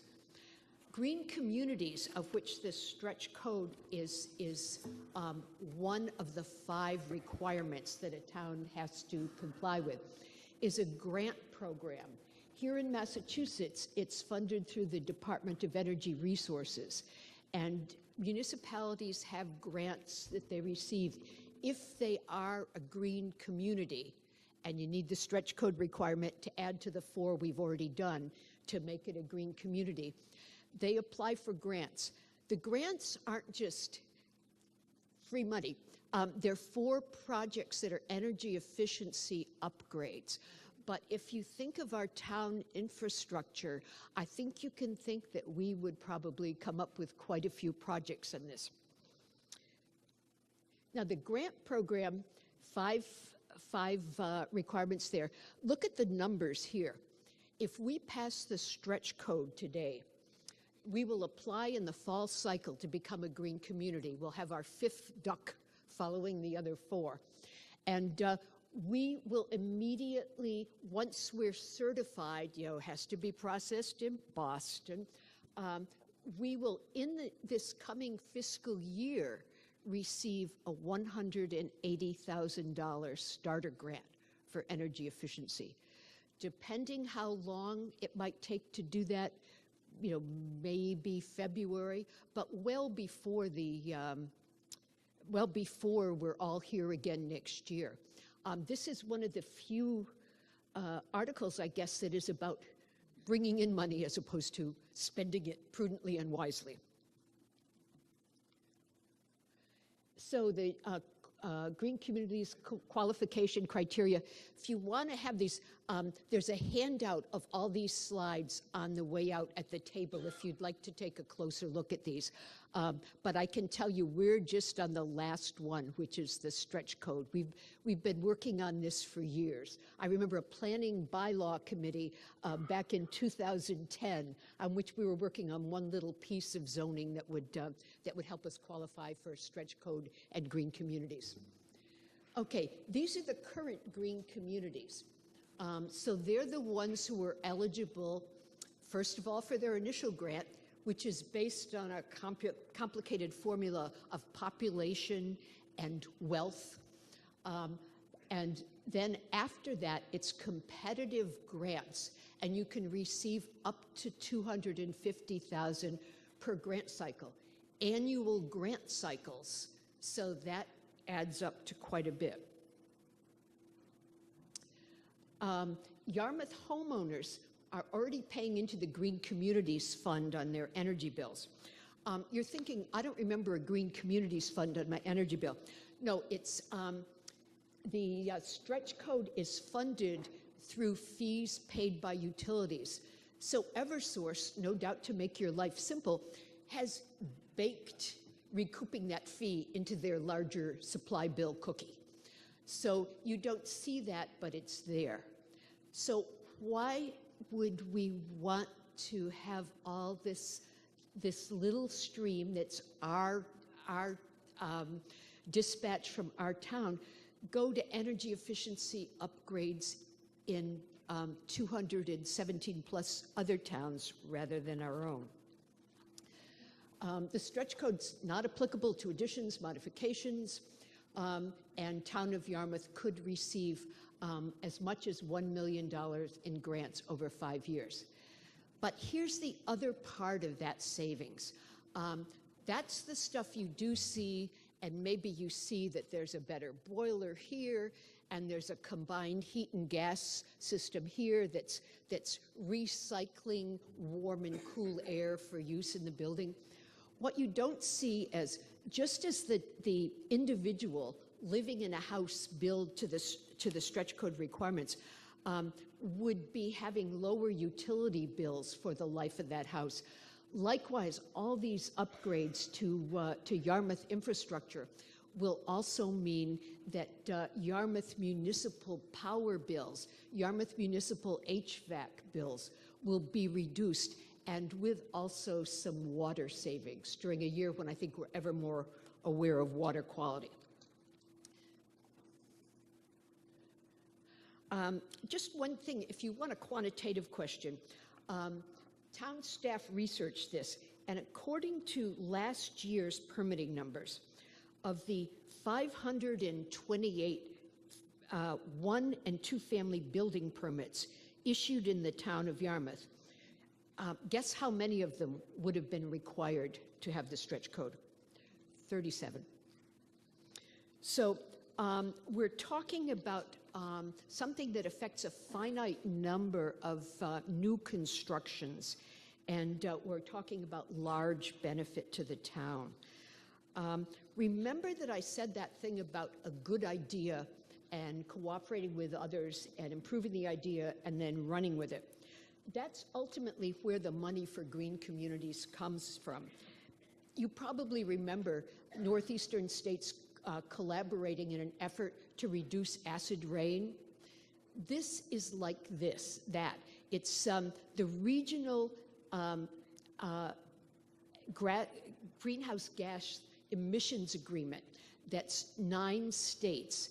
And so all of those states charge a fee to the electric suppliers operating in their jurisdiction, the electric suppliers that are burning fossil fuels to get the electricity. So that fee, according to a percentage of what they're using to create the electricity, goes into, in Massachusetts, the Green Communities Fund. Then there's also an alternative compliance fund that if you're an electric supplier who finds this stressful to do the paperwork on, you can make an alternative payment fee. So those are the income streams, and so that's where Green Communities funding comes from. I just say that because there was a remark on a radio station the other day that made it sound like this was, you know, going to be a tax that would somehow affect individual tax bills, and it's not. It's totally separate from that. Anyway, the final thing I'd like to say is that, oops, we went ahead, you didn't see that, is that if you look at this, it's really a no-brainer. By adopting this, the town realizes the benefits of cutting municipal energy costs, strengthening our local economies. Somebody's got to do those energy efficiency updates. We get access to hundreds of thousands of dollars annually in grants for clean and affordable energy projects. There's a lot of economic development potential. I mean, we already see with the home energy assessment building how many new jobs that's created in the Mid-Cape and Upper Cape especially. We get to reduce greenhouse gas emissions, which somewhere in the chain of causation might mean we'd have, you know, a little bit more beach for a little longer with rising seawaters. We promote energy efficiency building, and that drives the market for better building and better economies. Fostering renewable energy and clean energy technologies. And wouldn't it be nice to have Yarmouth be a clean energy leader and a better place to live, work, and play? So I urge you to vote for this, and this is my reasoning on that.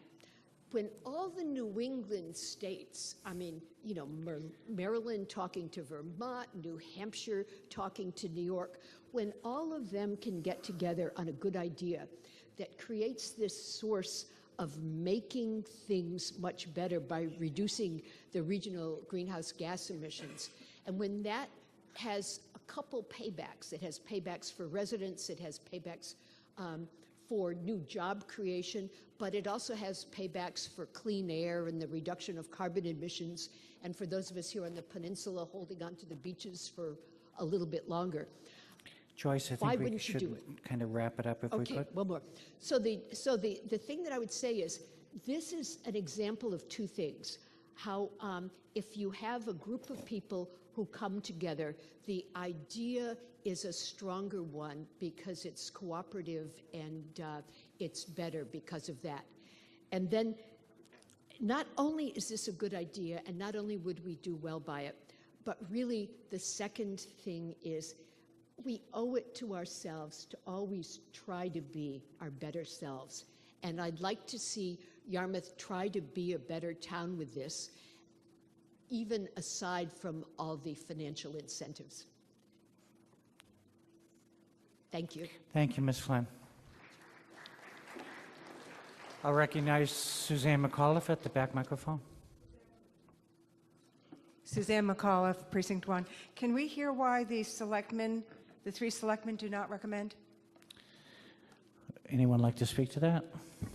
First of all, I'd like to know why the stretch code is tied to a picture of a police car and Nero.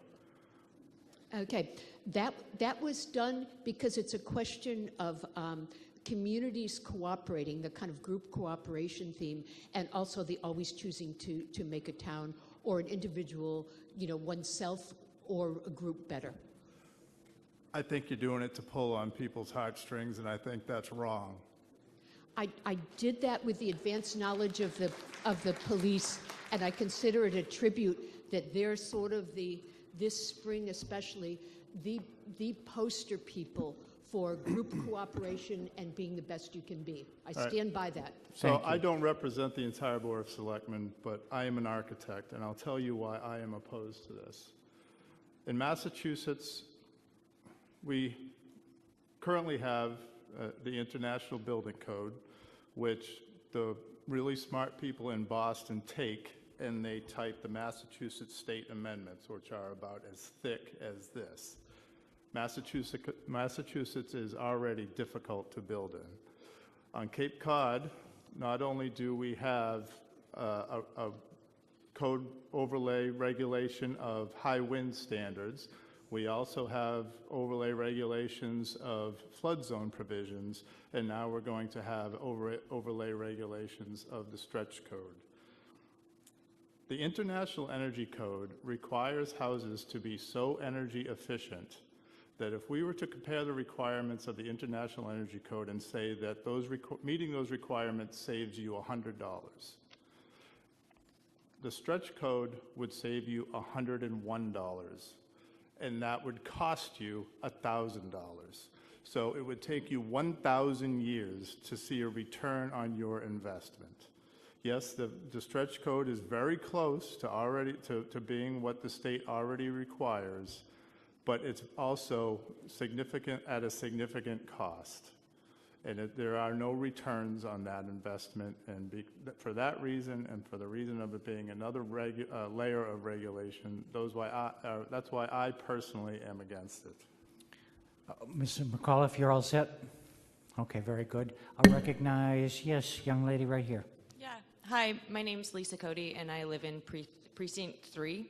And I believe that we should adopt the stretch code. I believe that Yarmouth needs to become a green community and that we can get grants to increase our energy efficiency infrastructure. And I think that it's important for a number of reasons. For one, the money. Once we sign on, we get a $180,000 grant right off the start. And then we're eligible to apply for $250,000 grants every year thereafter. The town of Mashpee became a green community back in 2010, and they've received nearly $500,000 in grants since they became a member. I think that Yarmouth can use these grants in the compounding energy savings to upgrade buildings and create a healthier environment for town staff. I think the upgrades will increase the town's energy efficiency and will reduce the town's costs. Every month, we're already paying through our electric bill into the regional fund for green communities. So as Joyce mentioned, so we can either continue to pay into this fund and see this money going to other towns, or we can continue to pay into this fund and actually get some of this money back. I'd also like to question some of the comments made by Mr. Tolley on those investment numbers. That's not in line with what I've seen, so I'm not sure if that's actually accurate. I would just like to say that I really do. I urge everybody to vote yes on Article 38. We need to do our part. We need to become a green community. We need to adopt the stretch code. Thank you. Thank you, ma'am. Recognize the gentleman at the right microphone. Yes, I think we've had today, as we always do, issues that were quite complicated and controversial and often costly, and this is none of those. This seems to me to be something that people can very quickly agree on. It, first of all, affects a fairly small number of people. If 37 new building starts last year would be affected, those people also will benefit because they will have more energy-efficient homes once those homes are built, and the cost will be recouped fairly quickly, I would imagine, from energy savings. Secondly, all of those other people in town who will not be affected directly will gain by the fact that the town will have a considerable amount of money coming in. I was a bit baffled. Apparently 217, 220 plus communities in Massachusetts have already approved this, so apparently it's not a terribly controversial thing. And I would assume actually that with time that number will continue to grow. And on another note, I would say that I find it a bit rich that Mr. Tolley, who politicized the police shooting immediately upon its happening with the rigmarole of the signs, has chosen to express, or at least to Sir, I indignation. kind of like to stay away from personal Well, I'm done now. ad hominems. Thank you. Ms. Morris, I'm going to ask you to just step aside for one moment. I just want to get two people that haven't been up yet, and then we'll come back to you. As long as you promise me that Dorcas isn't going to go to the microphone. Sir, go ahead. Steve Krinsman from Yarmouth, and don't let me get in the way of a cat fight, so to speak. I'm here to support adoption of the stretch code. With all the conversation that's been going on, I wonder why it's taken us so long to even get it to this point. It seems to me like an absolute no-brainer. Who loses by adopting the stretch code? Nobody in Yarmouth. That is why I would urge that we support and vote for the stretch code. Thank you. Ma'am, yes? Hi, Maria Marasco, Precinct 3.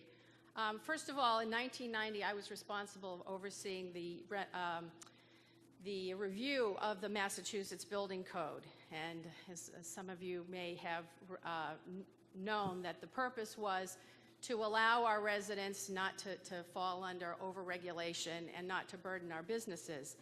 The Building Code in Massachusetts, as Mr. Tolley perfectly pointed out, is a huge document. It was the only document in Massachusetts that actually gained more onerous regulations than reduced it.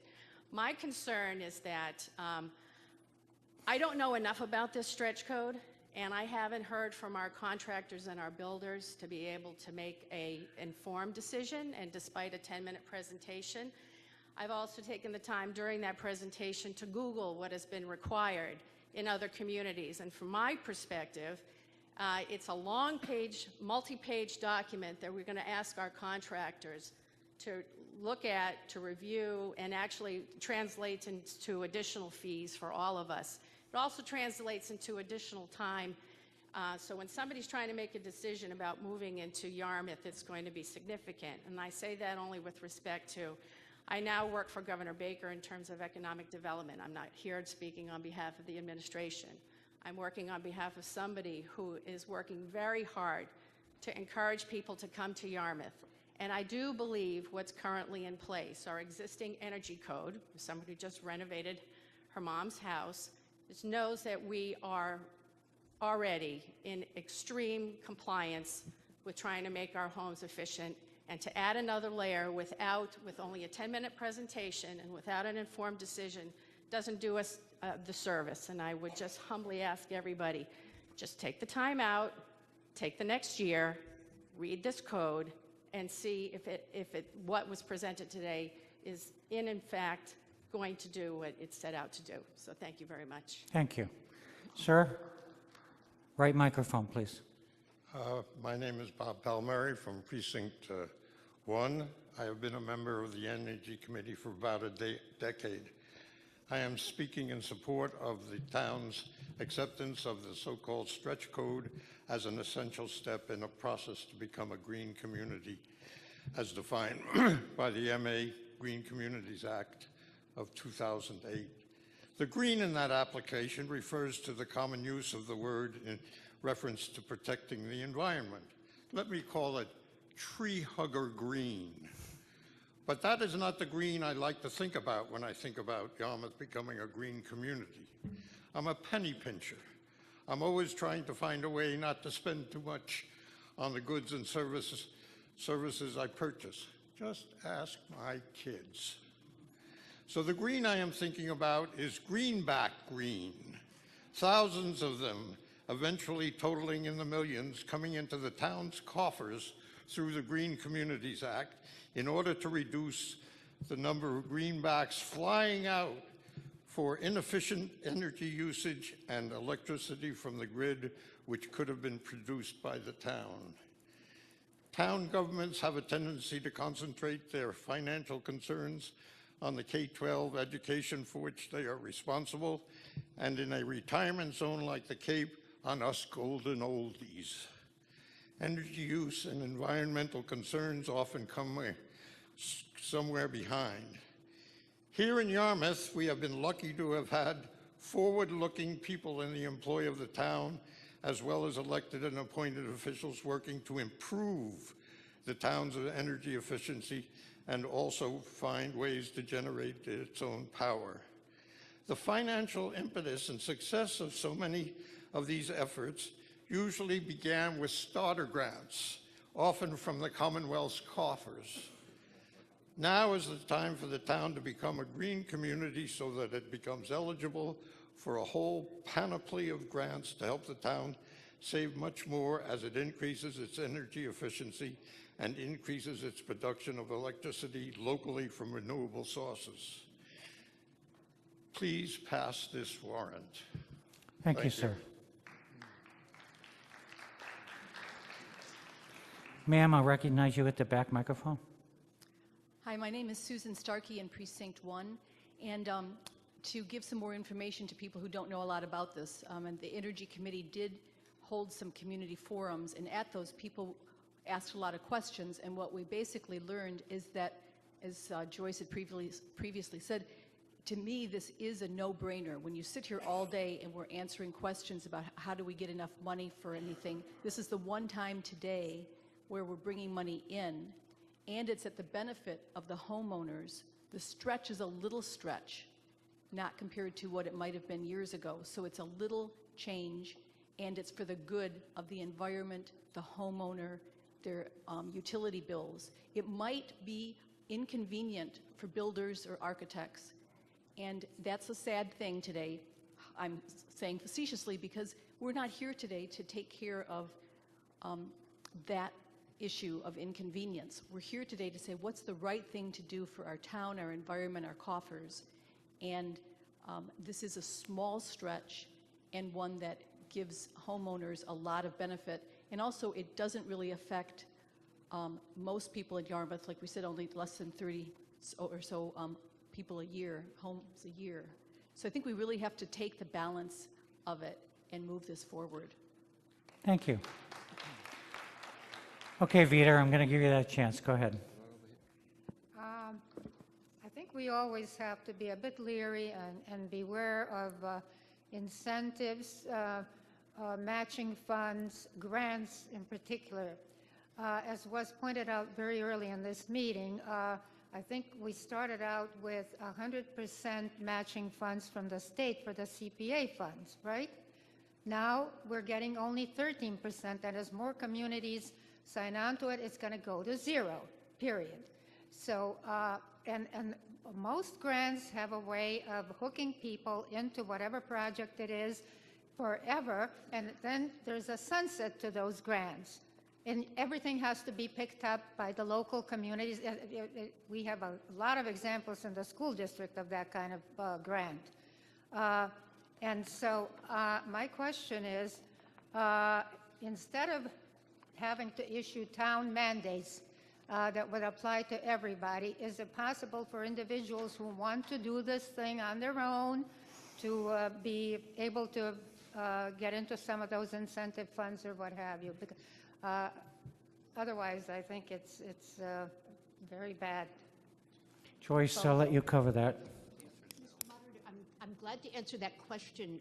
Do you want to take the speaker in No, line answer first, the or- question, and then I'll Okay. take that speaker last. Okay, thank you. Vita, this is a program that's only for cities and town governments. Individuals can't join.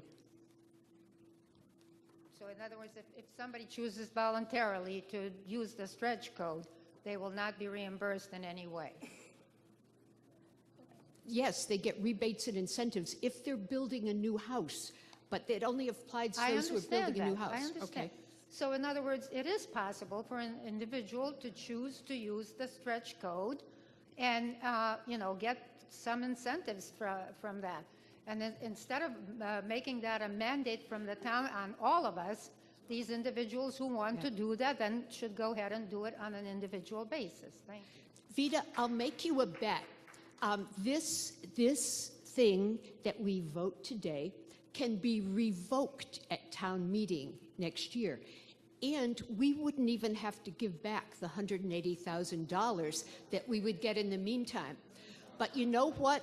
No town of the more than 200 towns has ever done that. So I think that shows something. Now, I'm just going to get out of the way because there's Thank you. somebody out of sight here in line. All right, I'd like to try to tie this up. So, sir, go ahead. Very quickly, my name is Chris Vincent from Precinct 9. I'm a builder here in Yarmouth.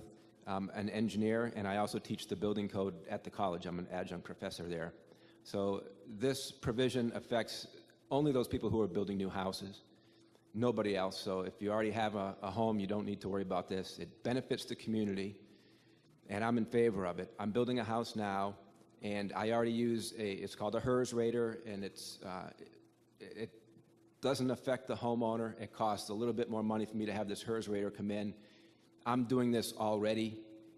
I don't see a problem with it at all. This it makes complete sense for us to pass this today. Thank you, Mr. Vincent. DJ Sullivan, go ahead. Okay, I'm DJ Sullivan, Precinct 3. I've been building houses with the code. I work with Habitat for Humanity, and we've been building houses. We've switched from 2x4s to 2x6s so we could insulate more. And not only are we getting the efficiency of the heating, but we seal these houses so tight, water isn't getting in, condensation isn't getting in. These houses are going to last a lot longer and with fewer repairs. Thank you. All right, are we ready to move to a vote on Article 38? All right, ladies and gentlemen, those who are in favor of Article 38 as printed in the warrant, raise your hand and say aye. Aye. All opposed, raise your hand and say nay. Clearly passes by the requisite majority.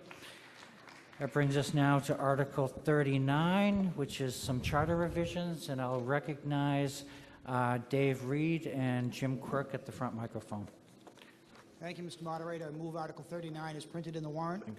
Article is moved and seconded on my left. Board of Selectmen We recommend. and Finance. We recommend. Mr. Reed, go ahead. Thank you, Mr. Moderator. Mr. Quirk and I were on the committee that was reviewing the charter this year. Every 10 years, the law requires that we review the charter and report back to town meeting on any necessary recommendations or additions or changes. In 2008, the town went through a major revision of the town charter. I'm pleased to report that this year's committee appointed by the town moderator reviewed the charter and found that it was not necessary to recommend any major substantive changes to the charter. We have before you 9 rather minor housekeeping and clarification articles. I'm going to go out on a limb and guess that it's probably not the reason why you're all still sitting here today. For that reason, I'll be happy to respond, as will Mr. Quirk, to any questions anybody has, but absent any questions, I'd like to run through them just as briefly as possible and see if anybody has any questions. The first recommendation simply inserts some statutory language to indicate that the methodology of arriving at a special town meeting or town meeting article are a product of state law, not something that we have generated. The second recommendation is purely a typographical correction. The third is to clarify that where the town administrator is the hiring authority for town employees, that also includes the authority in him or her to be the disciplinarian or terminator of the same employment. The fourth one deals with the, the annual review of the town administrator's performance. The current charter provides that at least 3 of the selectmen shall annually review the administrator's performance. We thought it was more appropriate to simply have that the Board of Selectmen shall do that. The fifth recommendation has to do with appointment of department heads. Currently, the charter requires that the town administrator submit 3 candidates to the Board of Selectmen for all department head positions. There may be circumstances under which that is not appropriate or not necessary or not available. And so we've proposed to add language that the selectmen would have the authority to waive that requirement, that there be 3 candidates presented to them. The next, similar to the town administrator article, will clarify that where the Board of Selectmen is the hiring authority for municipal employees, that they are also the ones responsible for termination or discipline. The next article deals with the town administrator's appointment of an assistant town administrator. The charter recognizes that that is an important decision that the town administrator should have principal responsibility for. We, however, have proposed to add if you will, a safety valve or veto authority for the Board of Selectmen should they feel necessary to interfere with that appointment process. And lastly, the town charter currently requires that all boards and committees report annually face-to-face with the Board of Selectmen. It's been proposed to add an alternative that if the selectmen choose, boards and committee may present their reports in writing rather than through an annual meeting with the board. Thank you, Mr. Moderator. Was there one more recommendation, Dave? Next 9? one? No, 9 is. Oh, that nope, the I'm boards- sorry. All right, boards I and missed it. committees Okay. Meet or report annually. Yep, very good. All right, that's Article 39. It is on the floor now. Does anybody have any questions? Wish to make any comment? Mr. Morris, go ahead.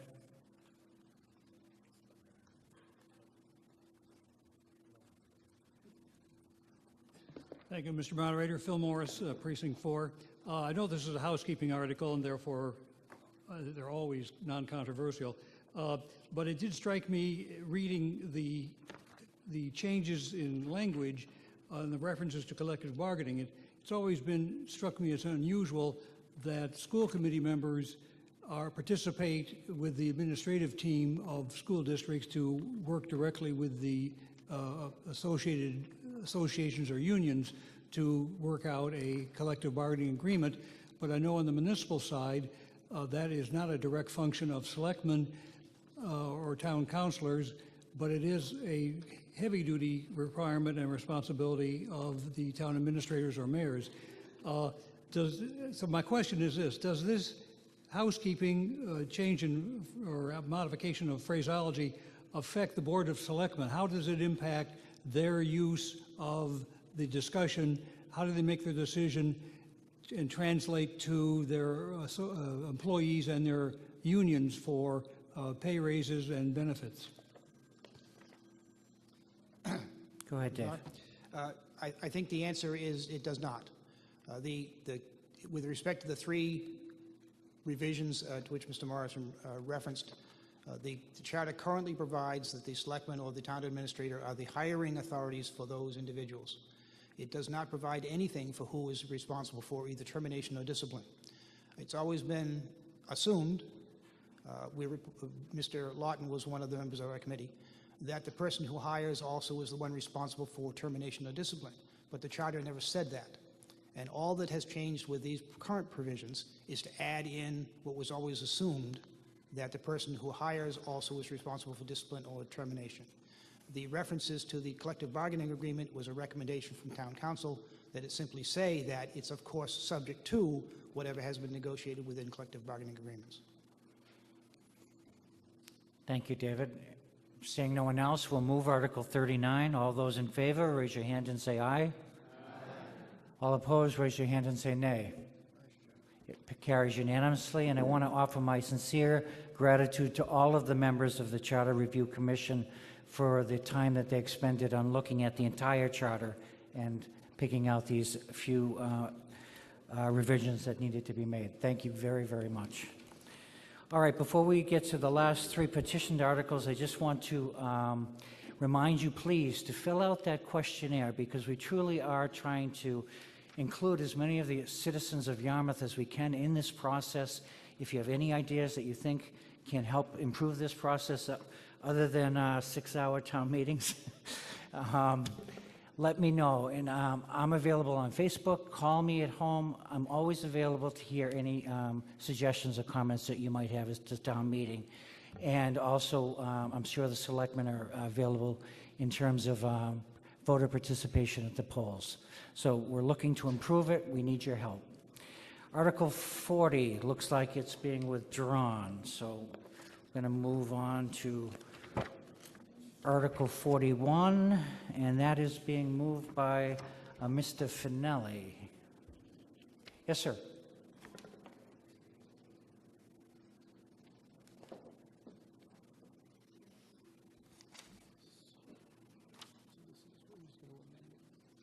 Okay.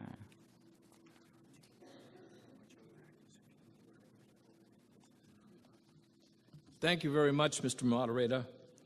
My name is Lawrence Fenley. I'm in Precinct 3.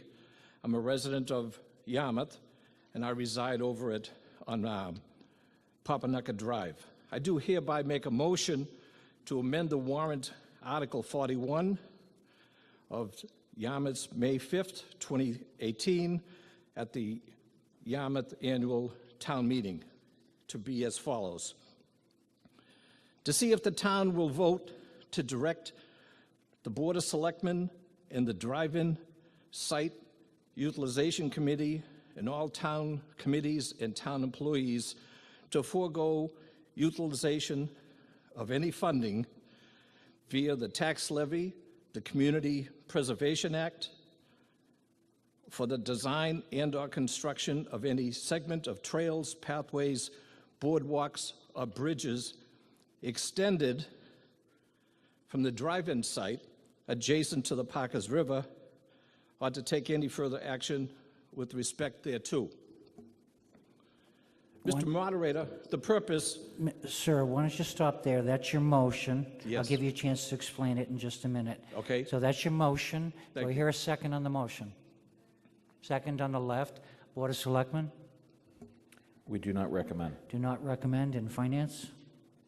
Have not taken a position. Okay, Mr. Finelli, please give us an explanation as to why you feel this. Thank you. Yes. Amendment is vastly different than the article in the warrant and very specific. Have the boards of selectmen and the finance committee even had a chance to consider this, this new article? I understand that. Go ahead, Tracy. Well, I think Jay It's probably could speak to this. When this, the original article was put before us, it was the opinion of town council that this article in itself, the way it was written, is not lawful in terms of tying the hands of future boards and saying nothing would be done in the future. Am I correct, Jay? Right, so this is non-binding. This is a recommendation to the Board of Selectmen. The change, as I understand it, and the move-in can correct me if I'm wrong, is to, rather than say any and all activities, trying to direct the selectmen or any other town board or officer not to spend any money for That's these correct. purposes. I think the any and all activity probably encompasses the narrower issue of spending any money. I'd leave it to the moderator as to whether or not it's in the scope. It seems to be relatively within scope, regardless. I think it is, that doesn't change my opinion that it's not binding on the selectmen, that it's would really just be expressing the preference of town meeting if it passed.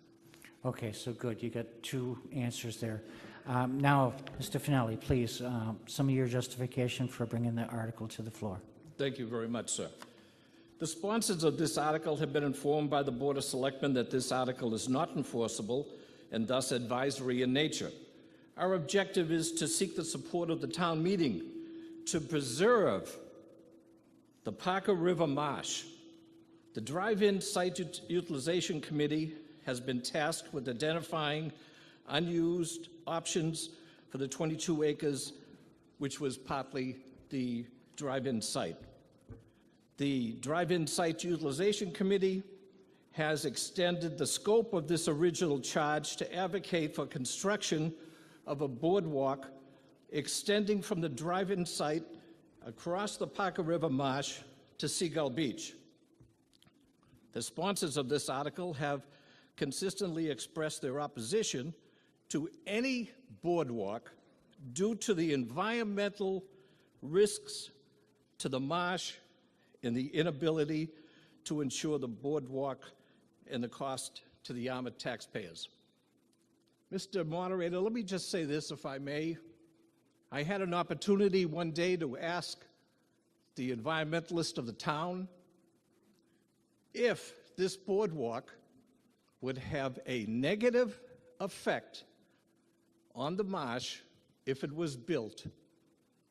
And after pausing for a few minutes of thinking, she replied, yes, it would. The boardwalk proposal is a warrant for a period where the town has identified significant needs. We've heard all of these needs here today about the DPW facility, our schools, wastewater systems.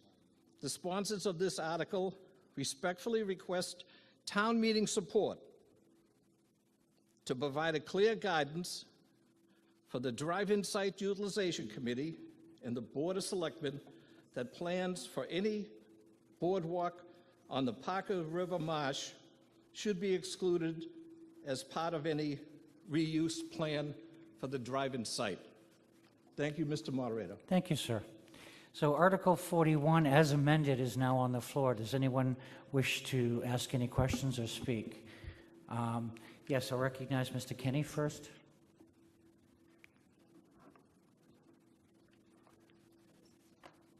I guess it's never too late to learn. I'm 71 years old, and I'm just now finding out that we have a town environmentalist. Before I begin, point of order, sir, could the town administrator please identify for us who is the town of Yarmouth environmentalist? Do we have such a person? We don't have a staff position that goes by Well, thank the you. That's title. fine. That's all the answer I need. And I think that's the beginning of that's my entry point. We used to have NIMBY, not in my backyard. Now we have Banana. Build absolutely nothing anywhere near anything else. You want to talk about a hazard to the Parkers River Marsh? Talk about all the houses on the other side of Parkers River. Talk about their septic systems. Oh, I'm sorry. You probably went to the town environmentalist and were recommended the precise best system to prevent polluting Parkers River and the marsh. The Great Cedar Swamp in Welfare is nationally renowned as a pristine wildlife area, and it has a boardwalk. Boardwalks are not unheard of on Cape Cod. And I don't know who this mythical town of Yarmouth environmentalist person is, but she's dead wrong. Unless you assume that leaving so much as a footprint in the mucky bottom of that marsh is an environmental consequence of your being there, there's no substantial damage to be foreseen from a boardwalk. What we're being asked to do here now is forever to tie the hands of the town and the Board of Selectmen, and probably even the environmentalist, from doing anything with a site we acquired not a few years ago, decades ago, back when Yarmouth treated unfriendly acquisition of property as a sport. Fortunately, those days are gone. But what we have now in the drive-in site is a memorial park to dead asphalt. And they would prefer that as a view to the boardwalk. I think this is the rankest form of hypocrisy. And I think it does not have any statutory legitimacy. I don't think they or anybody, or even the town environmentalist, can say to the Board of Selectmen, don't you ever do anything on that site involving the use of any town funds. Does that mean you never plow it if you want to park vehicles there in case of a severe snowstorm? Does that mean you shouldn't sweep it up? Does that mean you shouldn't go in and weed it every now and then to keep it looking a little bit better than it is? Hell, there are burned out houses in the Bronx that look better than that site. So, however you want to vote on this, fine, but remember, we have a pretty substantial asset there, an environmental asset and a community asset in terms of providing just a nice place to go so that people, not just birds, people can enjoy this treasure of a national environment we have. Not just the homeowners on the other side of Parker's River, but ordinary folks. Well, hell, we even let the environmentalists walk on the boardwalk. Thank you, sir.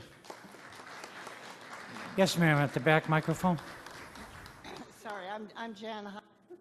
In the, You got to speak up a little bit louder. Sorry, Jan Hively. I live in an affordable housing community, which is soon to expand, Mill Pond Village, on Camp Street across from Buck Island Road. And I just am so enthusiastic about the park site that you have expanded earlier that we will appreciate. And I am thoroughly thinking that this is going to be a great asset to have this other development on the Parkers River Marsh so that we can see it.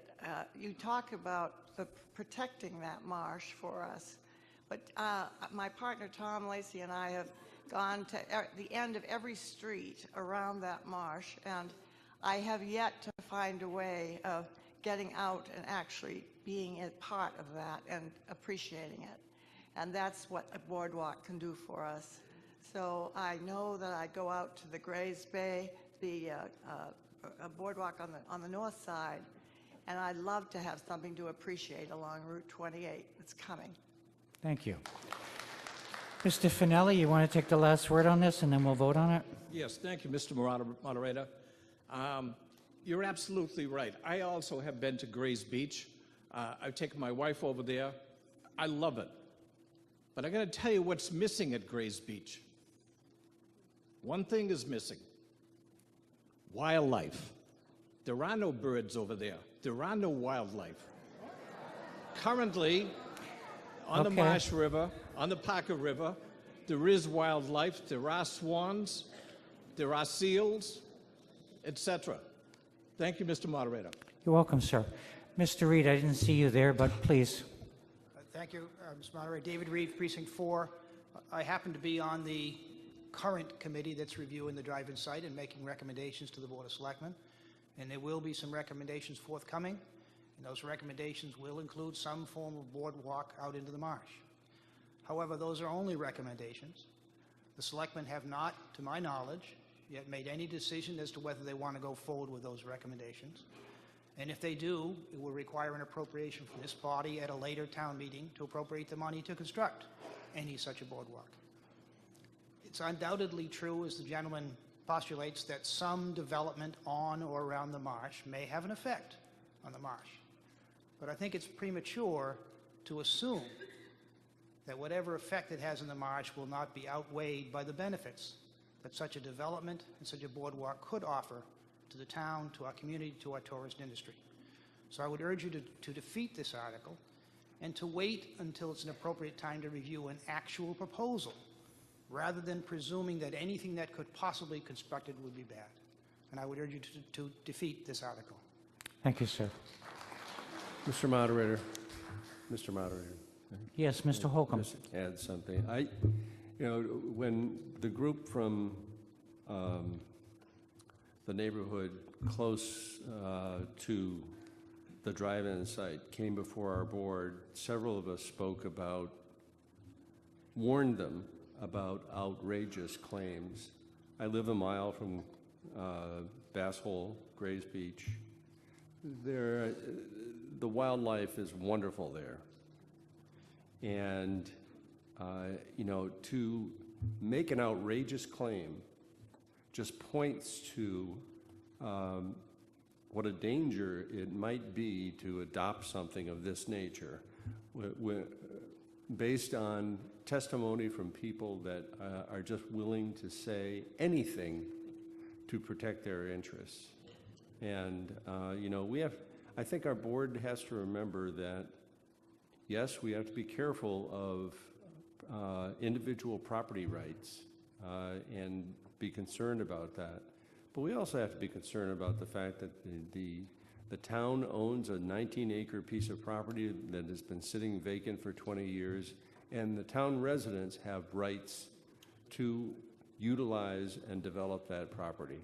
And to allow residents, nearby residents, to try to restrict our town's rights is really against what we're all about. So, you know, I just had to speak out based on what I was hearing as representations from these folks.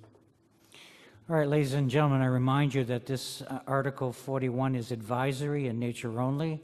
However, we're going to take the vote. All those in favor of Article 41 as amended, raise your hand and say aye. All those opposed to Article 41, raise your hand and say nay. The article fails by a clear majority. And that brings us to the final article, Article 42. Before I address this, I just want to say thank you to all of you for being here much longer than I anticipated, but we did some great business here, and I'm so thankful for all of you of giving your day to us. Article 42 is being moved by Sarah Porter at the front microphone. Yes, I move Article 42 as printed in the warrant. Article is moved. I'm sorry, what? Seconded over here. Board of Selectmen Selectmen do not recommend. and Finance. Did not take a position. Okay, Ms. Porter, do you want to give us a little bit of background on this? I do. Hello, everybody. I'm Sarah Porter. I've been a resident in Precinct 1 for 37 years. Article 42 is a non-binding resolution that asks the town to publicly affirm our current practices regarding immigration laws and civil liberties. We believe this article will promote the safety that we enjoy in our community and extend that safety for newcomers to the town. Our request does not ask to change, but to continue current policy and practices, including those of law enforcement. This is an important time to reaffirm and make a statement about what we already do in Yarmouth. Currently, when town employees and police interact with the public, their job does not include inspecting immigration status in ordinary situations. Town employees do not collect information or act as an arm of federal immigration and customs enforcement because that is the responsibility of federal authorities. Make no mistake, when a crime is committed, whether by a citizen or non-citizen, that person needs to be apprehended. Then all relevant information is reported to proper authorities, including federal immigration authorities. But in cases of a non-criminal infraction, like a traffic stop, it is not the responsibility or the practice of officers to check for immigration status. Why is this petition needed? The goal is to reaffirm publicly a safe community for all residents, for everybody here, including new immigrants. It does not contradict any laws. It does not shield the criminal.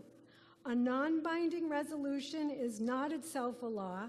It is a statement of public sentiment and an opportunity for us to speak out and reaffirm how our town already treats our new immigrants. Think about who is actually in Yarmouth. People who work in restaurants, landscape our properties, take care of elderly, work in construction cells, healthcare, and more. People who will work for good things for themselves and their families and want to become Americans.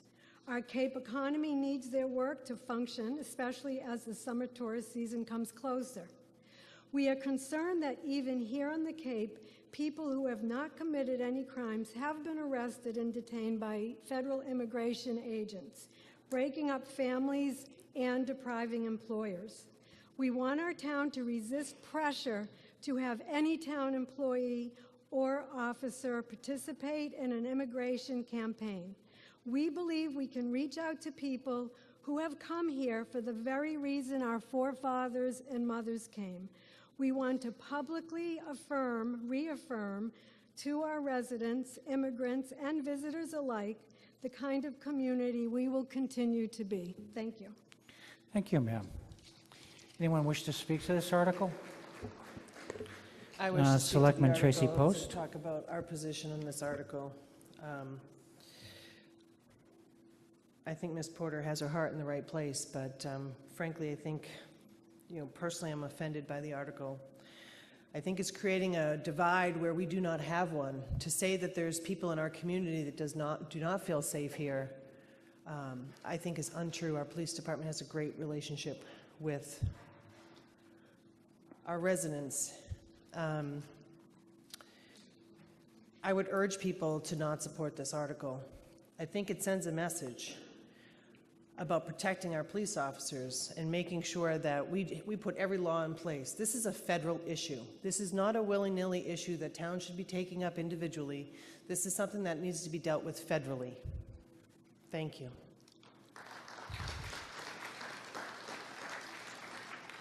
Ladies, one of you would like to approach the microphone? Yes, hello. My name is Rosemarie Marino, and I'm in Precinct 1. And I'm speaking to you as an immigrant in support of Article 42. I came to Cape Cod as a visitor from Berlin, Germany in 1957, from a country still pretty much in shambles and definitely devoid of heroes. Without exception, I only experienced open doors and acceptance from the people I met during my 3-month stay here, and they became my heroes. Because of their generosity and warmth, I made the United States in general, and Cape Cod in particular, my home. I would like this town to extend the same kind of public, and I say public, welcome to the documented and undocumented immigrants among us. They need to know that they have nothing to fear as long as they obey our laws, and that they will not be reported to federal authorities like ICE. We read in the newspaper that people who have not committed any crimes have been arrested and detained by immigration agents, that families have been broken up. This is a scary prospect for those in the shadows, and I want our town to reassure them that such things will not happen here. Thank you. Thank you. Yes, please go ahead. Mr. Moderator, I'm Judith Recknagel from Precinct 1, and I am speaking in favor of Article 42 for the following reasons. This is a non-binding resolution. According to Massachusetts law, that means it's really a statement of opinion and sentiment. It does not have any legal authority. As such, it really restates what our current policy actually is. This is not a change to anything that actually already goes on, but it's a statement of sentiment. Now, why do I think that it's a good thing for Yarmouth to adopt this Safe Communities? It's actually intended for those persons who might be looking for this kind of thing. I can tell you that I'm personally acquainted with several people who come from countries. They actually are here as citizens. One of them served in our military. Another one is married to a veteran.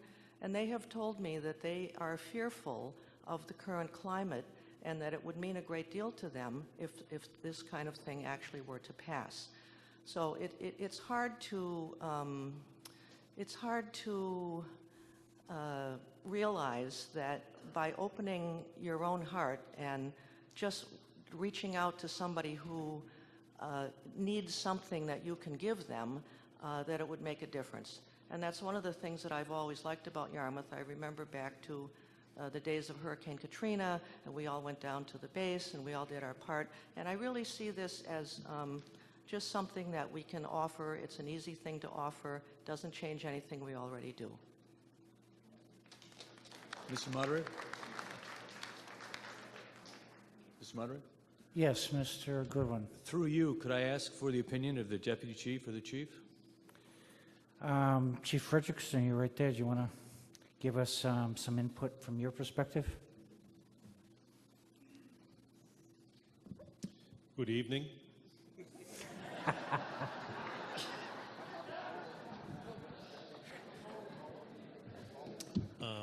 Just to let you know, Sarah Porter's come and talked to me several times on this issue. And Sarah and her colleagues are wonderful people. I can't say enough about it. They're the good people that we really need, and we have a lot of them in this town. However, I disagree with this article.